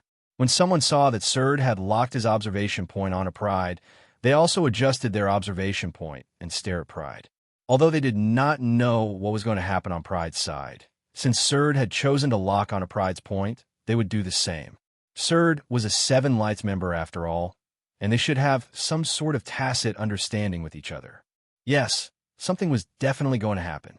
At the same time, there were also some students who did not notice Erd's actions and were observing the other people in Seven Lights who began to shout, "Seven Lights is playing with fire this time.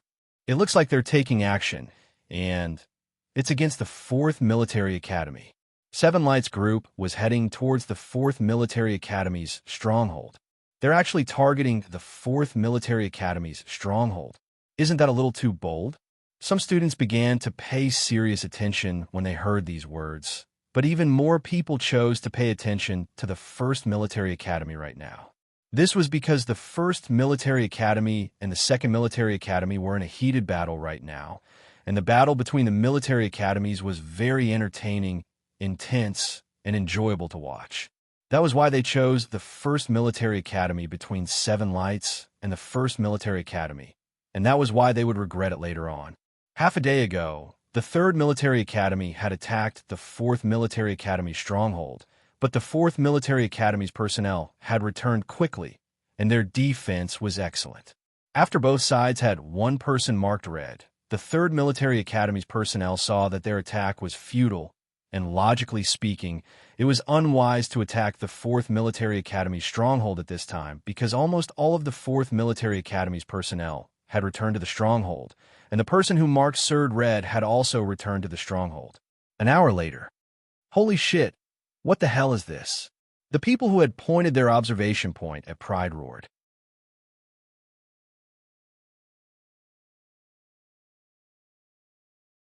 Chapter 78. The cry attracted a lot of people, and those who saw the scene could not help but sigh. Seven Lights sure was a troublemaker. Pride's piloting skills were indeed pretty good, although he'd lost 2 out of 3 mech battles against Knight. And perhaps in terms of attack power, Pride was still slightly weaker than Knight. If he didn't attack, and only dodged, even Knight would have a hard time finding gaps in Pride's flight. The 4th Military Academy was very surprised by Seven Lights' attack. They actually chose this time to attack their base when all their members were present. Had Seven Lights gone mad this time? But in the Sentinel alarm, only Pride, who was piloting the plane, appeared. No one else from Seven Lights could be seen. However, since Pride was here, the others could not be far away either. The 4th Military Academy began to enter a state of alert. Although Seven Lights was not from Sector C, there were a few very troublesome people in Seven Lights. Therefore, the 4th Military Academy decided to be careful to avoid unexpected failure. The strange thing was that Pride was only flying the plane around the perimeter. The Sentinels outside the 4th Military Academy's base did not have much firepower, and their ground-to-air firepower was lacking.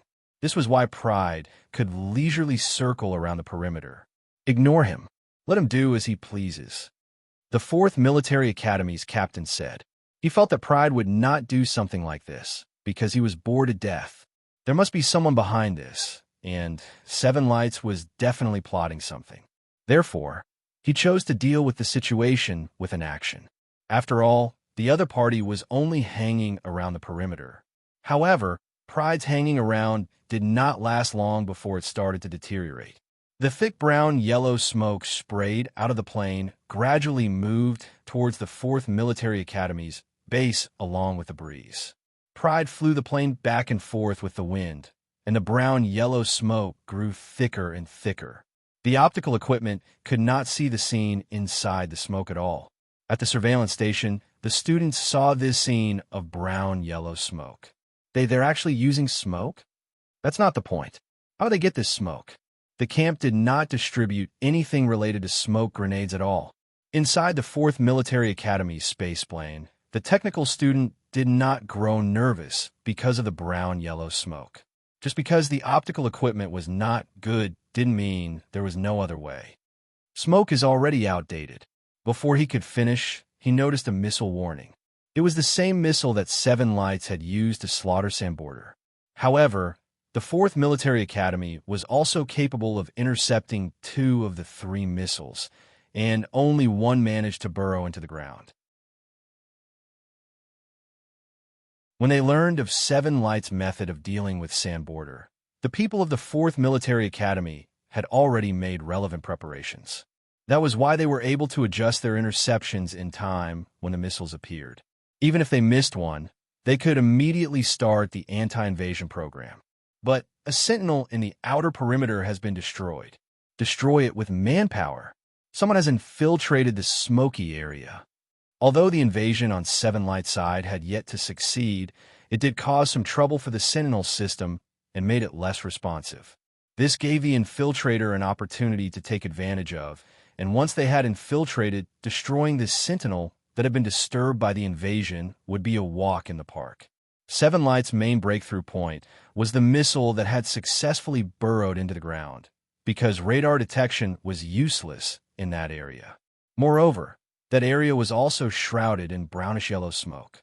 Seven Lights must have made preparations beforehand, and the 4th Military Academy would not be able to gain the upper hand if they sent their men over. At the same time, the smoke was spreading towards them, and Seven Lights could also follow the smoke and break in. If they did not take measures in time, it would be troublesome if they were to break in. "Captain, I'm going to read them." "I'm going to." "Me too, wait." The 4th Military Academy's medical student frowned and said, "I've analyzed the smoke's composition, but because the equipment we're equipped with isn't fully functional, we don't know if they're harmful to the human body, even if we've analyzed their composition." From the analysis of the smoke's composition, it could be concluded that most of the smoke came from the plants on this planet.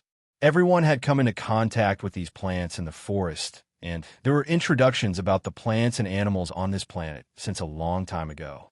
There was no mention of any of them being highly toxic, and even if they were only slightly toxic and would not cause much damage. However, the medical student couldn't shake the feeling that something was amiss. Although every one of them looked harmless, there was no guarantee that they would be lethal if they were mixed together. Because of the smoke, there was no telling if the Seven Lights people were wearing protective gear, and they did not have equipment with more complete functions to conduct an in-depth analysis. There was no way to determine the harmfulness of the smoke. Back at the camp, they were routinely issued a head-to-toe protective suit, but for the longest time, very few people participating in the integrated warfare contest would wear it. It was because it would slightly affect their movements after wearing it, and in a battle between experts, the slightest bit of shadow was fatal. Therefore, more people would not wear protective suits.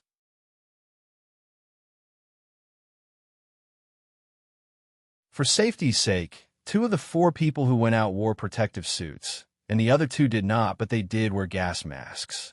It did not take long after the quartet entered the smoke zone to discover an anomaly. First, the Seven Lights people were not wearing protective suits. So the 2 4th Military Academy people who were wearing protective suits were taken out by Knight and Silenich.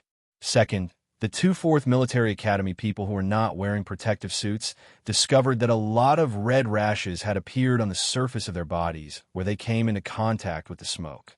They were itchy and numb, and they were showing signs of spreading to their surroundings. Even though they were trained, it was very difficult for them to endure this forever. At the same time, they had to stay alert for any attacks around them. However, the duo did not last long before they were marked red as well. The 2 people who were marked red because they were not wearing protective suits wanted to cry, but had no tears as they stared at the red rashes on their bodies and lay on the ground like corpses. "Yo, you 2 look pretty comfortable." Lung walked over with an infuriating smile on his face. "You guys are so fucking despicable. To think that you would use such a thing." One of the people lying on the ground said, "All's fair in war. This is called skill, understand?" It was obvious that the duo understood it as well. It was just that they felt uncomfortable on the inside, and that was all they said. Lung looked at them with a pitiful expression on his face. He took out a bottle and poured the liquid inside on the 2 men's rashes. When he saw that the red rashes were gradually receding, Lung turned around with a smug look on his face. As expected, this young master has the potential to be the savior of the world. The 2 people lying on the ground really wanted to violate the rules and shoot this bastard red. It's obvious that this thing isn't something you, young Master Lung, can make. What the hell are you showing off for? At the surveillance station, the students could not see the situation inside the smoke. They only knew that the 4 people who went in were marked red. What the hell is going on? The 4th Military Academy is screwed this time. Seven Lights is truly amazing. I didn't think that they would actually be able to hack a military academy team. Sir was very happy right now. He was the one who was marked red by the 4th Military Academy. And now that the 4th Military Academy had been forced into such a state, it was obvious that they would not be able to hold on much longer if this continued. Sir felt a wave of satisfaction when he got his revenge for being marked red, but he regretted that he was not able to participate in this significant red mark battle. At first, the 2nd Military Academy thought that they would definitely be at the bottom this time. Due to Ryan and Bond's accident being marked red, the 2nd Military Academy's strength had greatly decreased. This was also the reason why the 1st Military Academy had set their eyes on them. However, they did not expect to receive another piece of news at this time. The 4th Military Academy had been completely wiped out, and they had been wiped out even earlier than they were. The 2nd Military Academy's originally heavy hearts immediately lightened up.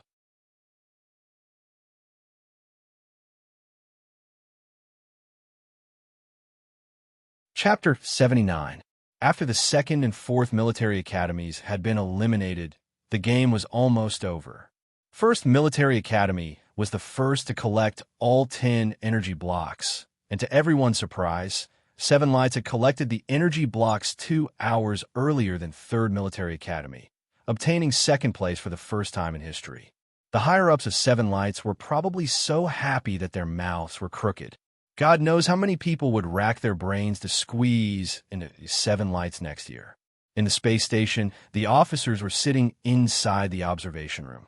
Unlike when they were at the camp, the observation room was quieter right now. The officers were all silent, and everyone except Gerard looked like they were deep in thought. Gerard was very happy. These kids sure lived up to expectations. He had to thank O'Neill for not having the time this time, or this cushy job would never have fallen into his hands. Although he was a little reluctant when he took over, now it looked like it was a cushy job indeed. Gerard, just what is that kid's background? The leading officer of 1st Military Academy pointed at Cylin on the screen with his chin and asked, "He's from the Duance family. I don't know how he grew up to be like this." Gerard expressed that he did not know either. About that modified missile, it's not something an ordinary engineer can do.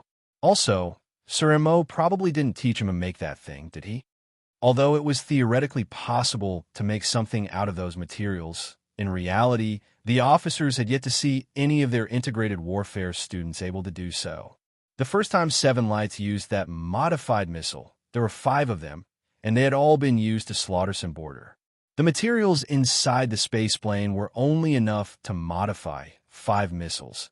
And after the slaughter of Sand Border, Cylin had dismantled some usable materials from Sand Border spaceplane and made the 3 missiles used to attack the 4th Military Academy's stronghold later on. I don't know about that. Why don't you ask Sir Mo? Gerard said helplessly.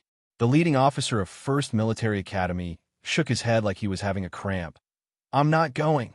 Actually, this kind of talent can totally be absorbed into the army as soon as possible. It's too wasteful to let him develop outside. Another officer lamented. Gerard squinted at him disdainfully. You think we haven't tried? During the last 7 Lights mission, that kid performed very well, and he was even chosen by a lieutenant general sent down from above. Later on, that lieutenant general went to Sir Mo to ask for him, but Sir Mo scolded him so hard that he didn't even dare to make a sound on the spot. Even O'Neill and I were scolded so badly that we couldn't even lift our heads for a few days. The moment we saw Sir Mo's car, we ran away as fast as we could.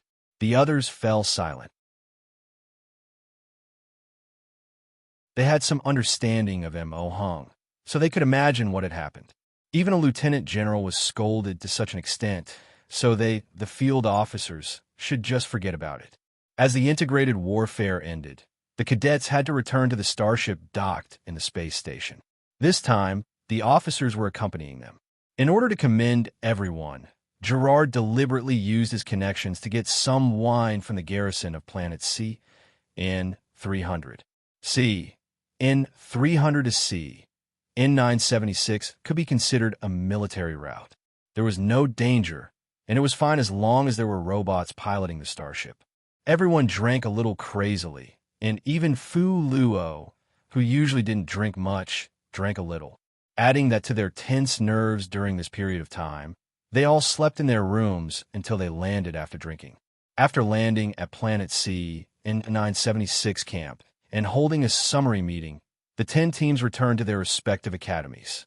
Sillin, Seven Lights held a banquet for us, Hard said excitedly while holding a microcomputer. The Sector Championship Forum was in a state of excitement right now, especially the people of Seven Lights. They raised their heads no matter where they went. In the past, they would subconsciously think that they were 3 points lower when they saw a military academy on the Sector Championship platform. But it was different now. They were the second place, and no longer the eternal fifth place. The academy didn't even need to say anything. The students of Seven Lights had spontaneously held a welcoming banquet, and the higher-ups of Seven Lights had directly upgraded the 10 people's Seven Lights cards to green card rank. There were related events at Nightless City and the financial and trade zones, and the 10 people were invited to be their spokespersons. In short, the 10 people were on fire. Their graduation certificates would have a glittering symbol of the runner-up, and it was not something that the previous integrated warfare participants could compare to. Hee, there's even a photo of us in our uniforms. I'm going to post the photos of us on Planet C in 300 later. It'll definitely charm a bunch of girls. We're even going to auction a specimen with our signature on it. Lung's eyes shone brightly. Lung had collected some plants and rocks on Planet C in 300, made the plants into specimens, and had everyone else sign their names on them in preparation for the auction. The rocks should look pretty good if they were to bring them back to be processed. Amen. This time we're going to make a killing when we get back. When the time comes, I'm going to open a little shop at the financial district. You guys must come and support me, especially you, Sillin. You're going to dress up as Shadow X and act as the shop's mascot. Seeing Lung's excited look, Sillin smiled, sure. Not far away, Xianxia frowned slightly. He couldn't shake the feeling that there was something wrong with Sillin's smile. Moreover, the feeling that Sillin gave him during the integrated warfare this time was a little strange. Sillin's performance in the integrated warfare contest was more proactive than Xianxia had imagined. Xianxia was a man who was good at analysis, and those who were good at mathematics usually had stronger logical analysis abilities. He could infer things that no one else would know from small clues. Perhaps no one else would notice Sillin's smile just now, or they wouldn't think anything of it even if they did, but Xianxia couldn't shake the feeling that something was going to happen next. Hard, Copley and the others were looking forward to returning to Planet Seven Lights. Through the Sector Championships network, they already knew what the current port looked like on Planet Seven Lights. All kinds of slogans, all kinds of billboards with their images, all kinds of fresh flowers and beautiful women. The scene at the port had already been reflected on the forums. All that was left was for them to land. One had to admit that this kind of feeling was truly exciting. Copley wasn't the center of attention in the past. He didn't participate in that biohazard mission, and his influence in Seven Lights wasn't high either. But through this competition, everything about Copley had been dug out. His background, his various information, the courses he had chosen, the other honors he had obtained, and so on were all known to everyone. In comparison, Knight was much calmer. Well, he couldn't say he was calm. It should be said that he didn't feel much at all. The integrated warfare contest was just a game in the first place, a game without life and death battles. Knight wanted to laugh the moment he saw the comments on the forums about how they were stronger than the military academies. Stronger? Stronger my ass. Surd, Copley, Hard, and Pride might not even be able to survive in a true life and death battlefield. That was why Knight didn't put this game in his heart at all. Under the fervent and expecting gazes of the Seven Lights students, the space plane landed at the port. This time, it wasn't the training division's port, but Seven Lights' main port. Because there were too many students who requested to participate in the welcoming ceremony, Seven Lights decided to let the space plane land at the main port in order to make the welcoming scene a little more spectacular. At the same time, they could also spread this kind of atmosphere to others and attract more people to Seven Lights University. The elevator descended, and after the leader Gerard and his entourage came down, The participants of the integrated warfare contest came out one after another. Their blue uniforms and rainbow-patterned school insignia were especially eye-catching amidst the hubbub of voices. All kinds of close-up shots and videos from every angle were being streamed live on Seven Lights Network at the same time. Entertainment Sleepless City, Financial Trade Zone, Training Division, Research Division, School District, Dormitory District, and so on. Sillin was wearing a perfect smile, but Knight still had a straight face. There was even an impatient expression on his face. Pride still had his chin raised high, his arrogance obvious. Xianxia was very calm. Lung was smiling brightly and throwing kisses from time to time. Kong Man was a little nervous. Hard Smile was a little stiff. However, it was at this moment. Puffed, the bullet pierced through the body, bringing with it a splash of blood. The video recording was transmitting everything as it happened to every part of Seven Lights. Everything happened so suddenly.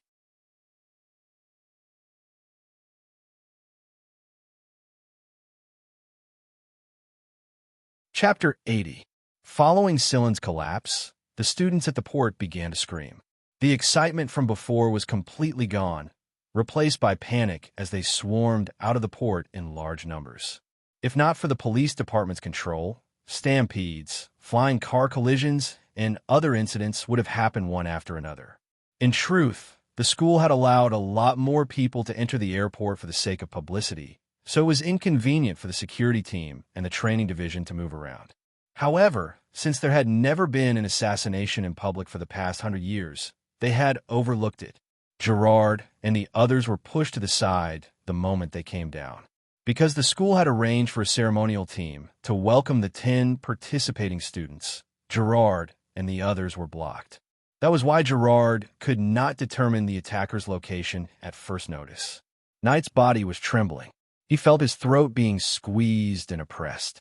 Knight had once been brought by his father to quell a rebellion. Although he did not truly come into contact with that cruel battlefield, he had watched from afar as people were sent flying, collapsed, and splattered with blood. It was just that it was not as painful as it was now. After all, he was not friends with those people, and the ones who had collapsed were his roommates and teammates who drank and carried guns with him.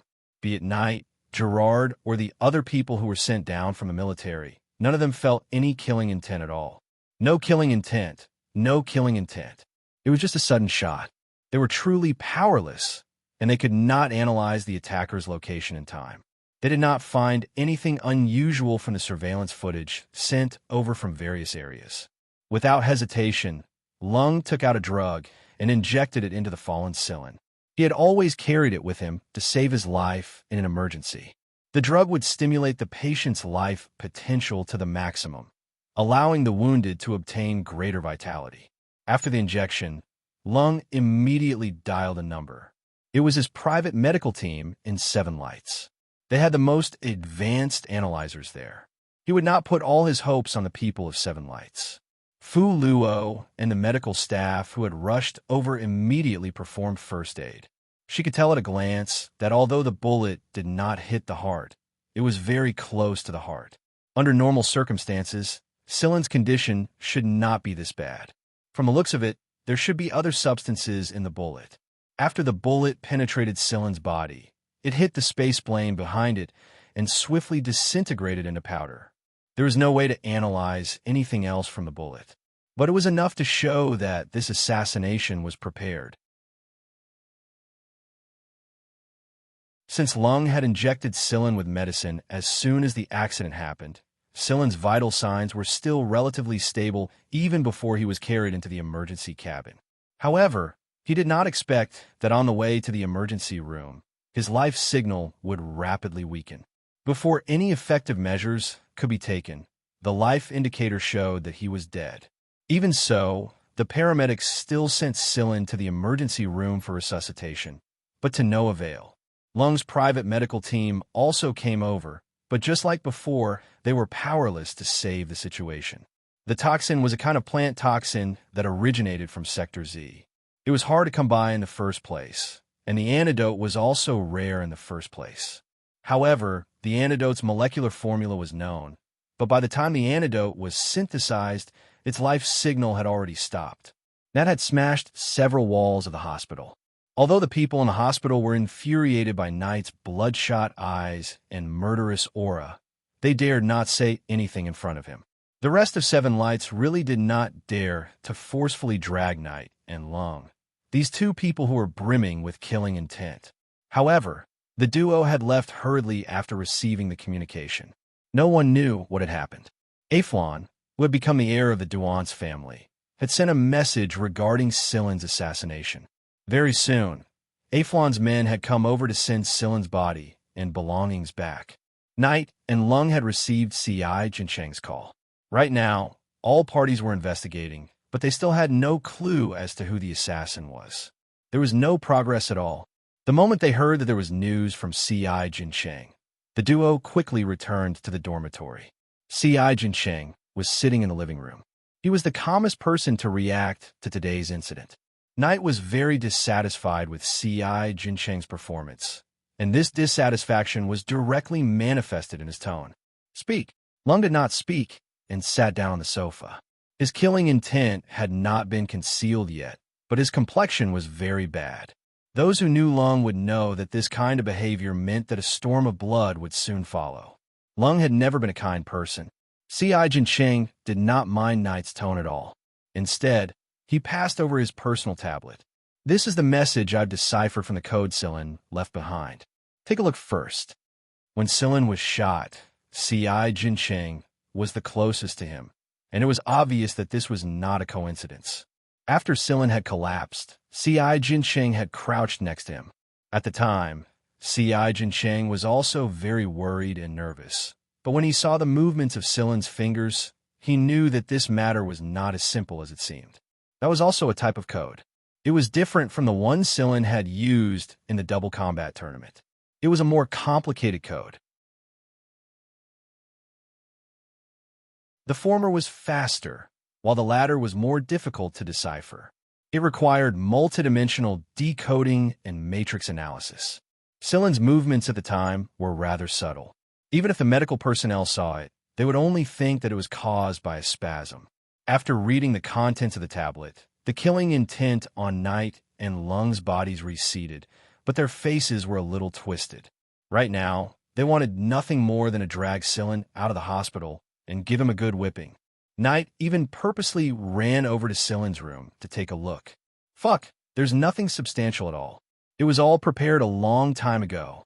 In the information on the tablet, Silen had only briefly explained that this matter had been arranged and that they did not need to worry. Also, Silen Duance was also going to disappear from this world. The reason why he gave such an explanation was firstly because of trust. Silen had confidence in the trio. Secondly, if Silen did not say anything, these people would probably turn Seven Lights or even a couple of sectors into chaos.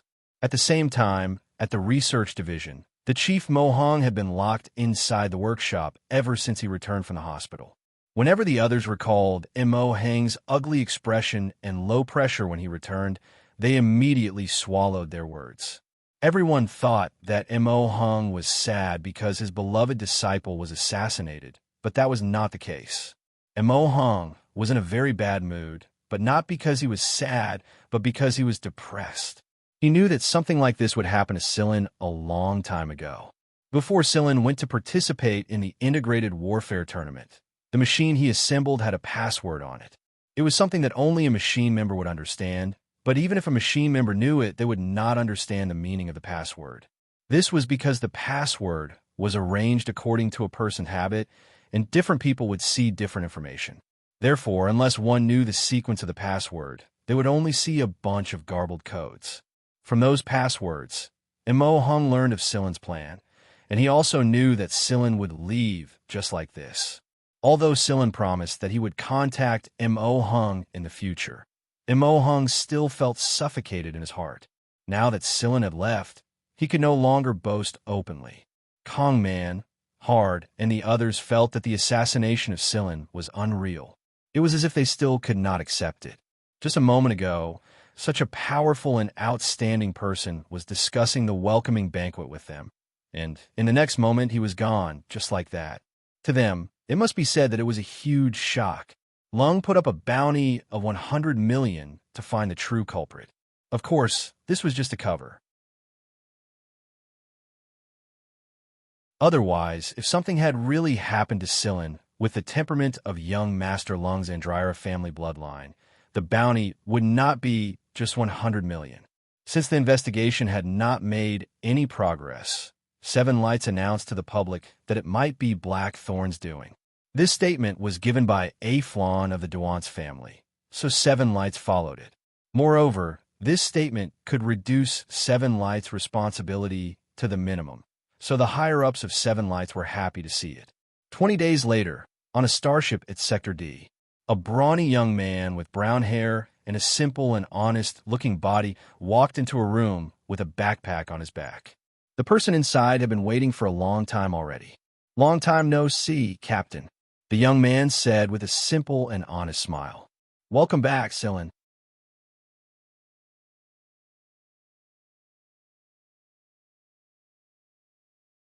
Chapter 81. There was another person in the room other than Shotten. It was a girl who looked to be around 6 or 7 years old. She was sucking on a lollipop and was engrossed in a gunfight game. She ignored Sillin's entrance and kept her eyes glued to the screen. "The payment has been received. It looks like Aflon is very satisfied with this matter." Shotten flicked the card in his hand and said, Sillin Duance had already disappeared from this world. Not even Aflon would know what Sillin looked like right now. Aflon, who had obtained the position of heir, very generously gave out the payment. One portion was Sillin's, and the other belonged to the 6th team. The payment this time alone was enough to cover the daily expenses of the 6th Division for an entire year. It had been almost a year since Sillin accepted the mission. During this time, no one in the 6th Division knew of Sillin's existence or whereabouts except for a few individuals. It was only when the mission was over that Shotten told Yudi, Carrie, and the others about Sillin. This was because they had met Sillin for the first time, and they were also part of the Dia squad. They would continue to get along in the future. Who are you?" The little girl who was playing raised her head to look at Sillin after finishing a round. Her big sky blue eyes were filled with vigilance and curiosity. Sillin was also very curious. Shotten had actually brought this little girl with him. Could she be his illegitimate daughter? But it didn't look like it. Shotten smiled and pointed at Sillin, introducing him to the little girl. "This is Sillin." Then he pointed at the little girl and said to Sillin, "This is the new member who joined not long ago, Tang Xianxia." Before Sillin could be surprised by such a young new member, Tang Xianxia cried out, "Impossible! Sillin doesn't look like this." Sillin pulled over a chair and sat down in front of her. "I am Sillin. Do you have any objections?" "You're not. Sillin has light gray hair, and his eyes aren't like yours. They don't look alike, and Sillin is thinner than you," Tang Xianxia said with certainty. "I had plastic surgery." "You're talking nonsense." "I'm not talking nonsense." "You're just talking nonsense." "I'm not spouting nonsense." "What about me? What makes you think I'm not Sillin?" "Because I was the one who shot him," Tang Kikikyu roared angrily. Sillin was shocked and looked at Shotten. Shotten nodded. Sillin had always thought that the one who opened fire at Seven Lights Port would be Shotten, because Shotten had said that he would personally take action during their discussion. With the leader of Vanguard Division 6 personally taking action, it would be very difficult to track him down. Moreover, the incident was completed perfectly. Up until now, Seven Lights had yet to discover the suspect who fired the gun. But who would have thought that it would be this little girl who fired the gun? No wonder those people couldn't find the suspect. She was just an innocent and adorable little girl who was eating a lollipop in the crowd. Who would have thought that she would shoot someone? Chio, he really is Sillin. He just changed his appearance, that's all. It's a mission. Shotten walked over and rubbed Tang Chio's head and said. Tang Chio scanned Sillin from head to toe before jumping off the chair and circling around Sillin twice. "I don't feel like they're the same person at all. That's why I said he's an excellent hunter." Although Shotten didn't know how Sillin had turned from his previous appearance to his current appearance, and Shotten couldn't quite believe that Sillin had gone through plastic surgery on his entire body. These were his team member secrets. who didn't have a trump card up their sleeves. That was why he wouldn't ask too many questions. As long as the person was capable and had a trustworthy character, the 6 team would welcome them. I'll be even better than him in the future. Tang Xiaoqiu returned to her seat and sat down. She unwrapped a lollipop and put it in her mouth before continuing to play the game.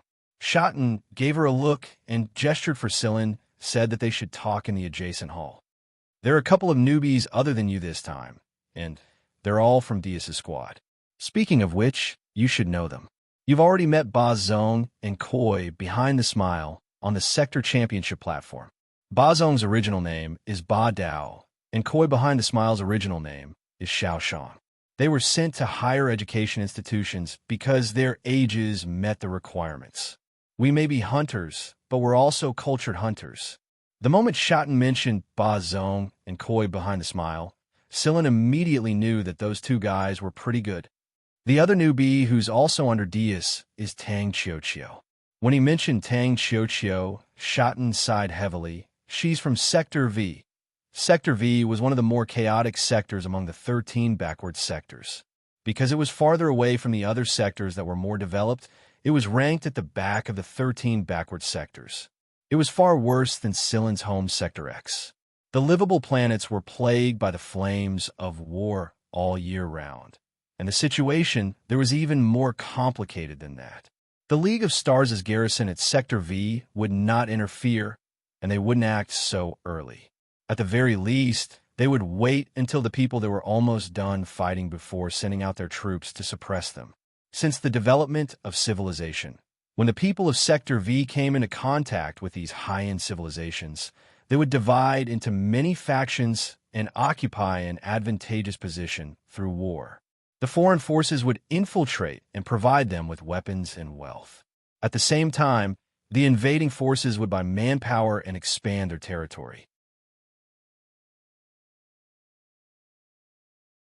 Moreover, there were many children in that sector who were reduced to war slaves from a young age. The first thing they picked up was not a spoon, a doll, or a starship model, but a gun.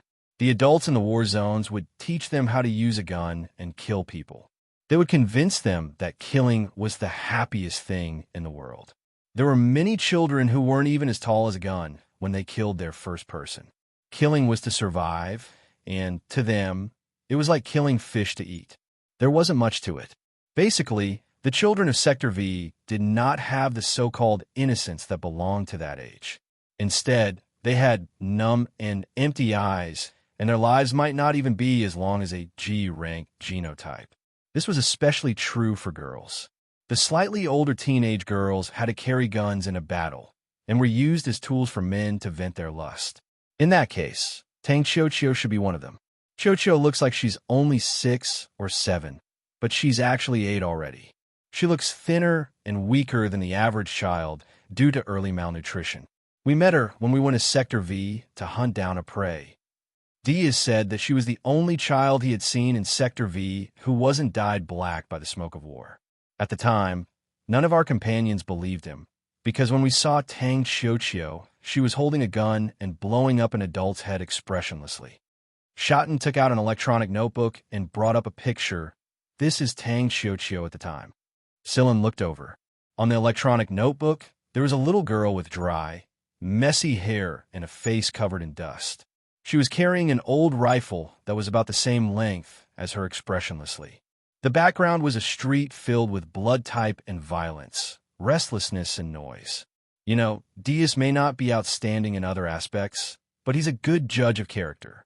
At the time, Diaz had tossed away his gun in front of Tang Xiaoqiu and walked toward her with a kind smile.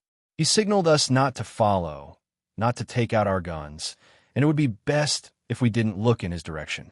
At the time, when we saw Xiaoqiu pointing a gun at Diaz, if Diaz hadn't told us not to act rashly, we might have opened fire. At the time, we were so scared that we were drenched in sweat. When he said this, Shotten couldn't help but laugh. Diaz didn't pay attention to Xiaoqiu's gun barrel. He walked in front of her and took out a few sugar balls he bought along the way to grind his teeth and passed them to her. At first, Xiaoqiu's eyes were filled with caution and suspicion. Then Diaz picked up one of the sugar balls, peeled off the wrapper, and stuffed it into his mouth. He smacked his lips and chewed on it loudly. Perhaps it was the sweet smell of the fruit that attracted her. When Diaz peeled off the wrapper and passed it to her, she caught it and stuffed it into her mouth. After she stuffed the candy into her mouth, she smiled at Diaz. Schotten brought up another picture.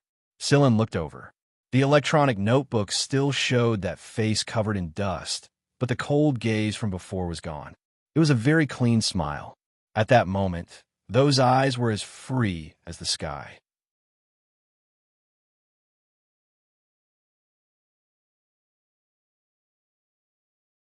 Chapter 82.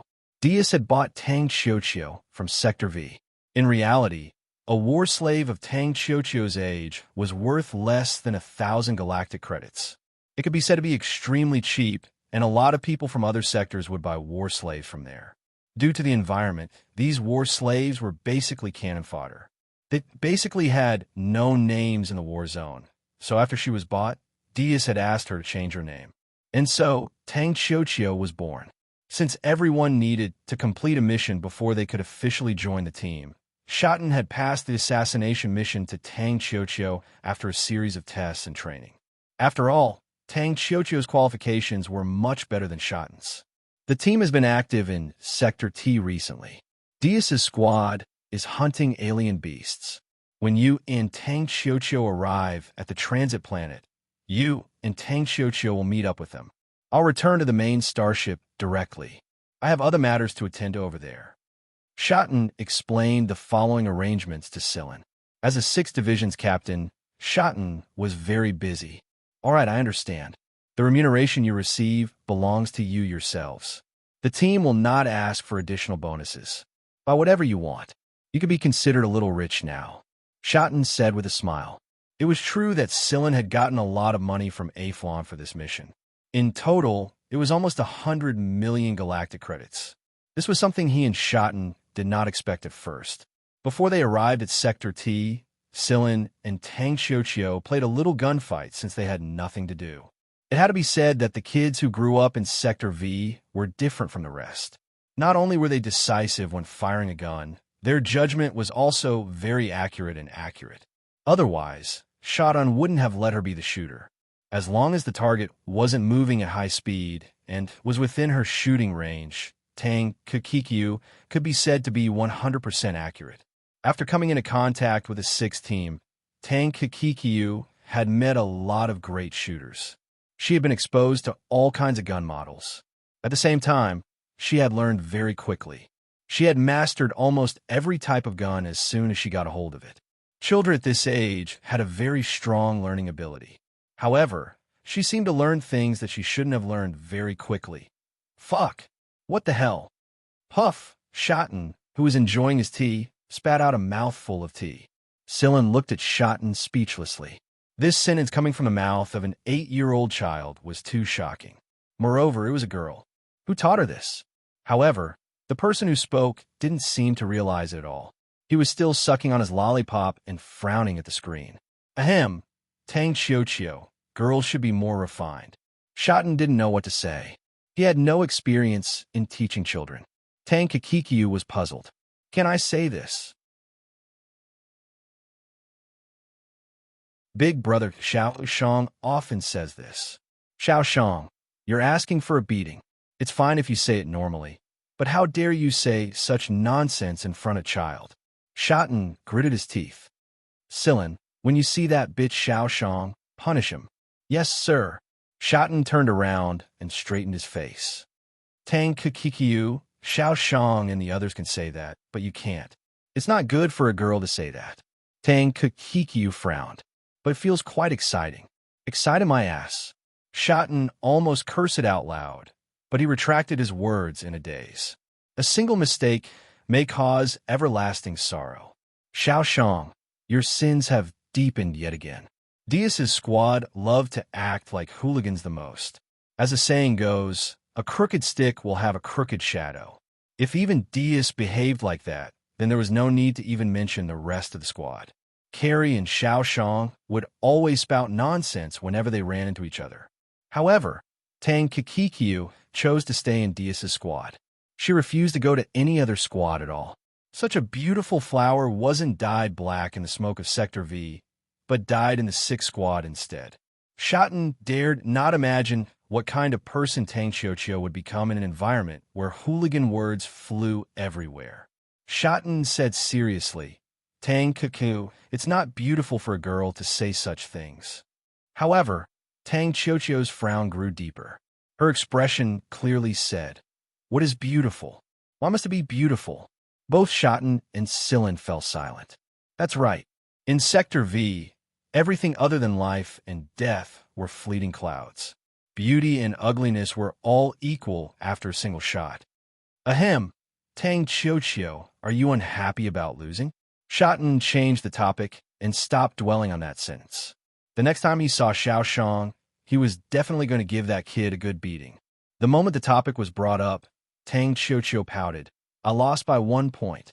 Tang Xiaoqiu did not have this many expressions when she was still at Sector V, but after she came into contact with the 6th Squad, her expressions gradually became richer.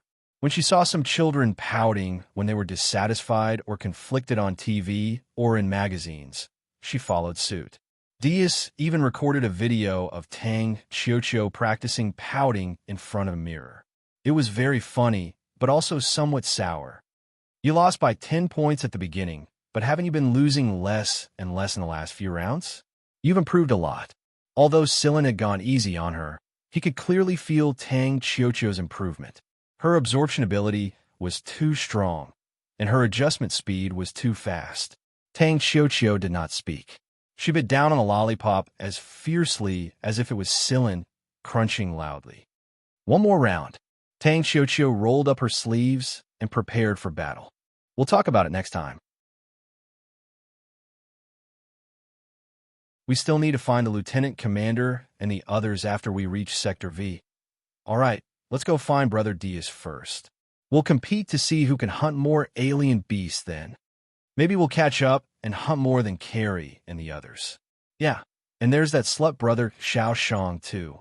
Shotten, who was walking out of the door, stumbled and nearly fell to the ground. As expected, words should not be spoken carelessly. Tang Xiaoqiu, slut isn't a good word. Girls shouldn't say it carelessly. Seeing Sillin and Shotten's serious expressions, Tang Xiaoqiu continued to pout. Fine, I won't say it. After entering Sector T's transit planet, TC-100, Shotten separated from them. Someone was to receive him back to the main starship, while Sillin and Tang Xiaoqiu bought a flight to planet TH-001. Now that Sillin and Tang Xiaoqiu both had new IDs, it was not difficult for Vanguard to obtain such legal IDs. The flight was still more than half a day away, so Sillin brought Tang Xiaoqiu to eat a good meal first. Tang Xiaoqiu's appetite was larger than the average child of her age, but she was not a picky eater. Moreover, she would try her best to finish everything she ordered. After experiencing true hunger, Tang Xiaoqiu did not like to waste food. Sillin looked at the time. There was still more than 5 hours before the flight. He brought up the surrounding map and looked at it. Then, he said to Tang Xiaoqiu, who was drinking fruit juice, Xiaoqiu, there's still 5 hours before the flight departs. How about we go for a walk? There's an amusement park nearby. We'll be done after a while, so we don't have to sit here and do nothing. Tang Xiaoqiu's eyes lit up the moment she heard amusement park. She had only seen it on television and magazines, and had never experienced it herself. Seeing the children in the video seemed to be having a good time, Tang Xiaoqiu was tempted as well. All right, let's go to the amusement park. Tang Xiaoqiu carried a glass of fruit juice out of the restaurant with Sillin and took a taxi to the amusement park.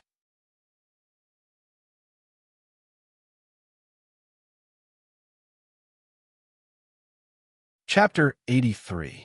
I want that. Tang Xiaoqiu looked excitedly at the variety of candies displayed on the counter. These candies were exquisitely packaged, and the cute boxes were more attractive to children than the candies inside. But why was she referring to the poop green dinosaur and not the pink bunny dolls beside it? However, this was a vending machine, and there was no human salesperson. If there was, the salesperson would definitely look at Tang Xiaoqiu strangely. Since Tang Xiaoqiu liked it, Sillin wouldn't say much. After swiping the card, He took out the poop green dinosaur candy box and handed it to Tang Xiaoqiu. Tang Xiaoqiu took it excitedly. Why did you choose this? The little animal boxes beside it are cuter. Sillin asked. Because it looks like a Miantuan. Tang Xiaoqiu smiled happily. The Miantuan was Yudi's weird mutated chameleon. After playing around for a while, an ordinary child would have been tired to the point of collapsing. However, although Tang Xiaoqiu looked thin and weak, her physical strength was extraordinary. After 3 hours, she was still full of energy. Sillin let Tang Xiaoqiu ride on his neck, so that Tang Xiaoqiu could see the scene in the distance. Now, Sillin's body was obviously much thicker, and with Tang Xiaoqiu's small figure, it looked a little warm. Oh, what's that? Tang Xiaoqiu rode on Sillin's neck, one hand holding Sillin's head and the other pointing in a direction. Sillin looked in the direction she was pointing, and there was a big cotton candy balloon floating there. That's cotton candy. In fact, the word cotton candy was floating next to the balloon, but Tang Xiaoqiu only recognized the word candy. When she was at Sector V, she was basically illiterate, and even the language she spoke was the native language of that place. She had very little contact with the League of Stars Common Language, and although she had learned some after joining the 6th team, she wasn't familiar with it. That was why Tang Xiaoqiu would always memorize what others said and enrich her own language. The marshmallow seller was surrounded by many children. They were drooling as they looked at the cute marshmallows on display. They pulled the adults beside them and asked to buy them. Which one do you like? Sillin asked. Since Tang Xiaoqiu was riding on Sillin's neck, she could see all the marshmallows on his neck clearly. That Tang Xiaoqiu pointed at a cotton candy that was making a funny face. Boss, I want the one that makes faces. Also, make one custom-made, just like us. All right, but it will take about 10 minutes. All right. Sillin paid the money first. These marshmallows were all freshly made and sold like hotcakes. They were bought almost immediately after they were made, and some of the people waiting had chosen to have them custom-made. At first, Sillin wanted to take Tang Xiaoqiu to other places for a spin, but Tang Xiaoqiu didn't want to leave. She just wanted to watch how the man made the marshmallows.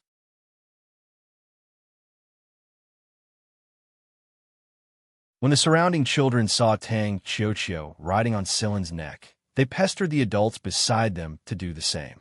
Tang Xiaoqiu glanced at them and smiled brightly. When they returned to the airport, Tang Xiaoqiu chewed on the marshmallows all the way. Sillin carried a big bag full of marshmallows in his hand. Of course, there was also a bottle of tooth protector.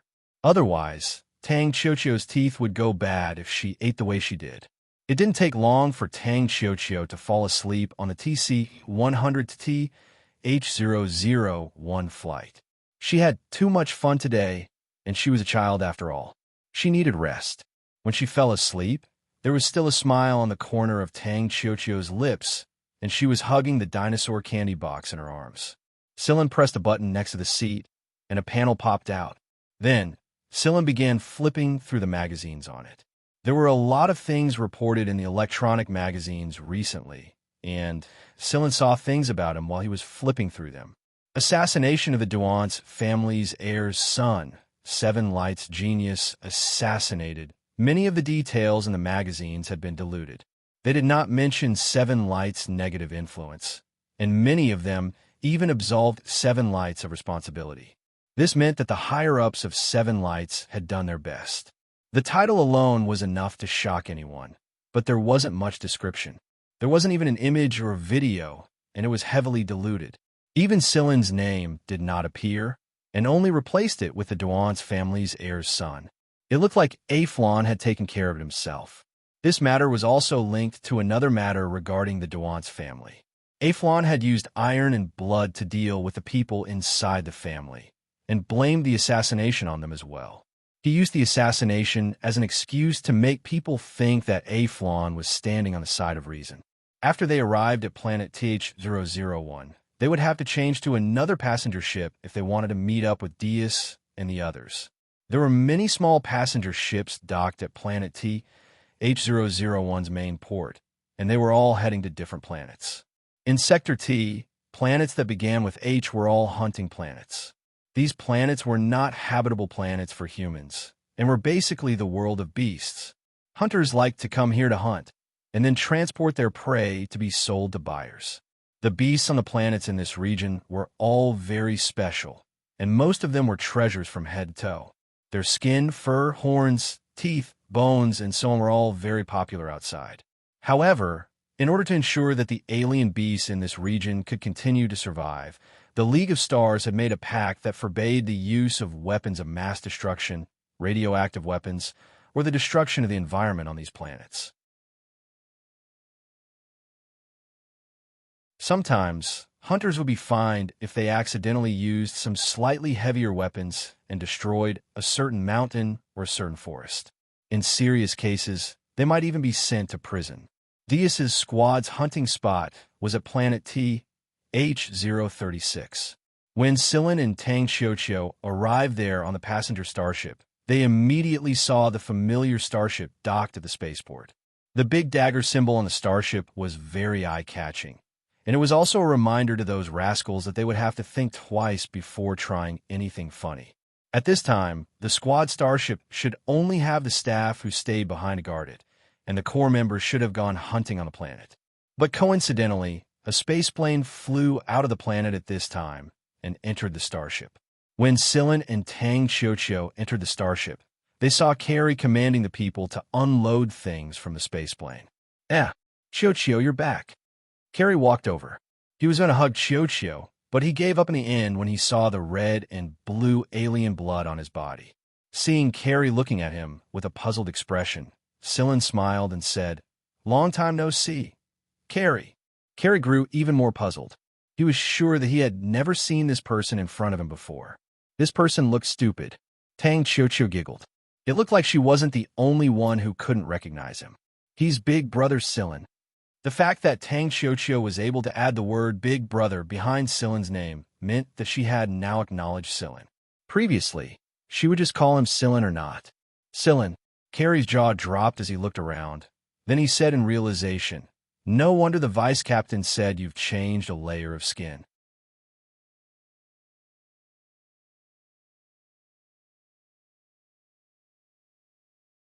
Chapter 84. The spaceplane Carrie drove over was loaded with the results of their hunts. The skin and bones of various exotic beasts had already been processed and sorted. The starship's logistics staff would deal with these things further. After the goods were unloaded, Carrie drove the spaceplane back to the planet. Sillin and Tang Xianxia followed along. Tang Xianxia had been holding back for a long time. She had been playing with her gun on the spaceplane. Tang Xianxia's gun had been modified. The body of the gun was lighter, and the recoil wasn't as strong as the gun she used in the past. However, its lethality was much stronger than the old rifle she used in the past. There were some bullets on the side. Laser-type firearms would burn the skin and fur of exotic beasts, and they wouldn't be sold for a high price. Laser-type firearms weren't very safe in dry forests and could easily attract the attention of exotic beasts. Therefore, hunters preferred to use modified bullets. Some of these bullets were specially used to capture living creatures. The bullets would be filled with drugs, and after hitting the prey, the bullets would dissolve in the blood and release the drugs. Taking advantage of this time, Carrie took out thermal clothes for Sillin and Tang Xianxia to wear and explained the situation on the ground. Although there were many species on this planet, the environmental conditions weren't that optimistic for humans. The temperature was below zero all year round. Most of the exotic beasts on this planet had thick fur or scales, and they were very fierce. Some of the seemingly harmless animals were actually even more ferocious. Normally, beasts in cold and warm regions tend to be larger in size. The cats here are about the size of leopards in other sectors. Carrie said blabbermouthed. Tang Xianxia tilted her head. How do you know they're cats and not leopards? One night, I heard them meowing. Sillin didn't wait for Carrie to finish and immediately covered Carrie's mouth. It was better not to use that word in front of a child. Carrie didn't understand at first why Sillin wanted to stop him from speaking. Wasn't it just cats meowing in heat? But when he looked at Tang Xianxia's inquisitive gaze, he immediately understood. Yes, a leopard's cry is different from a cat's, Carrie said with a serious expression. Tang Xianxia thought for a moment. That made sense and didn't continue on this topic. Scylla and Carrie looked at each other and breathed a sigh of relief. Things were really different with a child in the team. They still had to keep their mouths shut in front of her. The space plane landed in front of a 3-story building. A similar space plane was parked around the building, and someone was loading goods into it. This time, it was basically filled with living creatures stored in specially made cages. Because they had been injected with medicine, those exotic beasts were all lying in the cages dispiritedly. Carrie pointed at an animal that looked like a squirrel, but was 3 times bigger than an ordinary squirrel, and said, "Look, aren't they cute like this? Furry." Girls loved this kind of fur the most, especially when they looked into his black eyes. It was easy to feel pity for him. Seeing Tang Xianxia looking at the animals, Carrie went over and asked, "Do you like them?" Seeing that Tang Xianxia was staring at the animals, Carrie moved closer and asked, "Do you like them? There's a type with white fur that's even cuter. Many rich ladies like them." Tang Xianxia frowned. "What's the point of keeping them?" Carrie was about to say that they were being kept for fun, but he swallowed his words back down. If he said that, Tang Xianxia would definitely reply, "Then I'll sell them for money. The money I get from selling them could buy a lot of candies." If he said that, Tang Xianxia would definitely reply, "Then let's sell them for money. The money we earn from selling them can buy a lot of candy." This kind of animal would only be lethal when it was wild, and once it was domesticated, it would basically become a soft egg. Those rich ladies were just keeping them for fun. When they had nothing to do, they would touch, hug, and tease them purely for fun. In terms of intelligence, these animals were far inferior to Yudi's mischievous Miantuan lizard. Seeing that Carrie was speechless, Scylla patted Tang Xianxia. "Get ready, let's go hunting." Seeing that Carrie was speechless, Scylla patted Tang Xianxia and said, "Get ready, let's go hunting." "Okay, let's go hunting." At the mention of hunting, Tang Xianxia didn't care whether Carrie answered the question and followed Scylla out. "Hey, wait, I'll go with you." As soon as Scylla came out, he saw Beaver calculating something with his fingers. "What's the matter, Beaver? What happened?" Beaver looked up. "Yo, Scylla, you're back." Carrie was depressed, and Tang Xianxia was disappointed. Beaver could actually recognize Scylla. Actually, Beaver had seen the image of Scylla's new face sent by Schotten, so he wasn't as surprised as Carrie. His surprise period was over. "It's nothing. I'm looking for other places with more exotic beasts." "Oh, are you guys going to look for the vice captain? He's in this position." Beaver brought up the image and pointed at one of the spots. After transferring the map, Scylla, Tang Xianxia, and Carrie set off. The 3 of them took a small airship and headed in Dias's direction. Looking down from the airship, the planet's unique cold-resistant coniferous forest belt and some evergreen trees were everywhere. From time to time, they could see a black shadow flashing through the forest, but it was not the prey they were looking for, so they did not bother with it. Dias was currently tracking a group of polar bears, whose fur could be sold for a large sum of money. In this era of high-tech materials, people's pursuit of such primitive fur was even crazier. The higher one stood at the top of the pyramid, the more they liked these things. In the eyes of the noblewomen, the rare primitive animal fur was equal to precious jewelry, or even more so. The airship's radar showed the creatures in the surroundings, but Scylla didn't completely rely on the radar. He used his eyes to see and ears to listen. This was his habit. Caw, caw, caw, caw. A flock of birds flew in the forest, their cries a little frightening. From the radar's information, there were only a few kittens and wolves. Carrie didn't care about them, so he didn't care. Hunting them was purely a waste of bullets. Scylla's ears twitched, and he suddenly said, "Carrie, stop." "What's wrong?" asked Carrie as he slowed down the airship. Scylla took his backpack and said, "I'll go down and take a look. You guys go meet up with the vice captain first." "Hey, what's so good about those things?" "This is just the periphery of the forest. There's nothing good. It's okay. I'll just go take a look. You guys go first." Scylla took out a hoverboard from the airship's equipment compartment and unfolded it. "I'll catch up with you guys later." After saying that, Scylla stepped on the hoverboard and flew down the airship. This kid is really... Carrie shook his head and sped up the airship and left. This kid is really...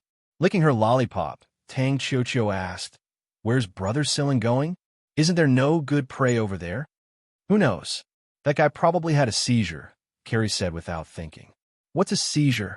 Carrie, after a pause, Carrie answered cautiously, "It's a kind of cramp."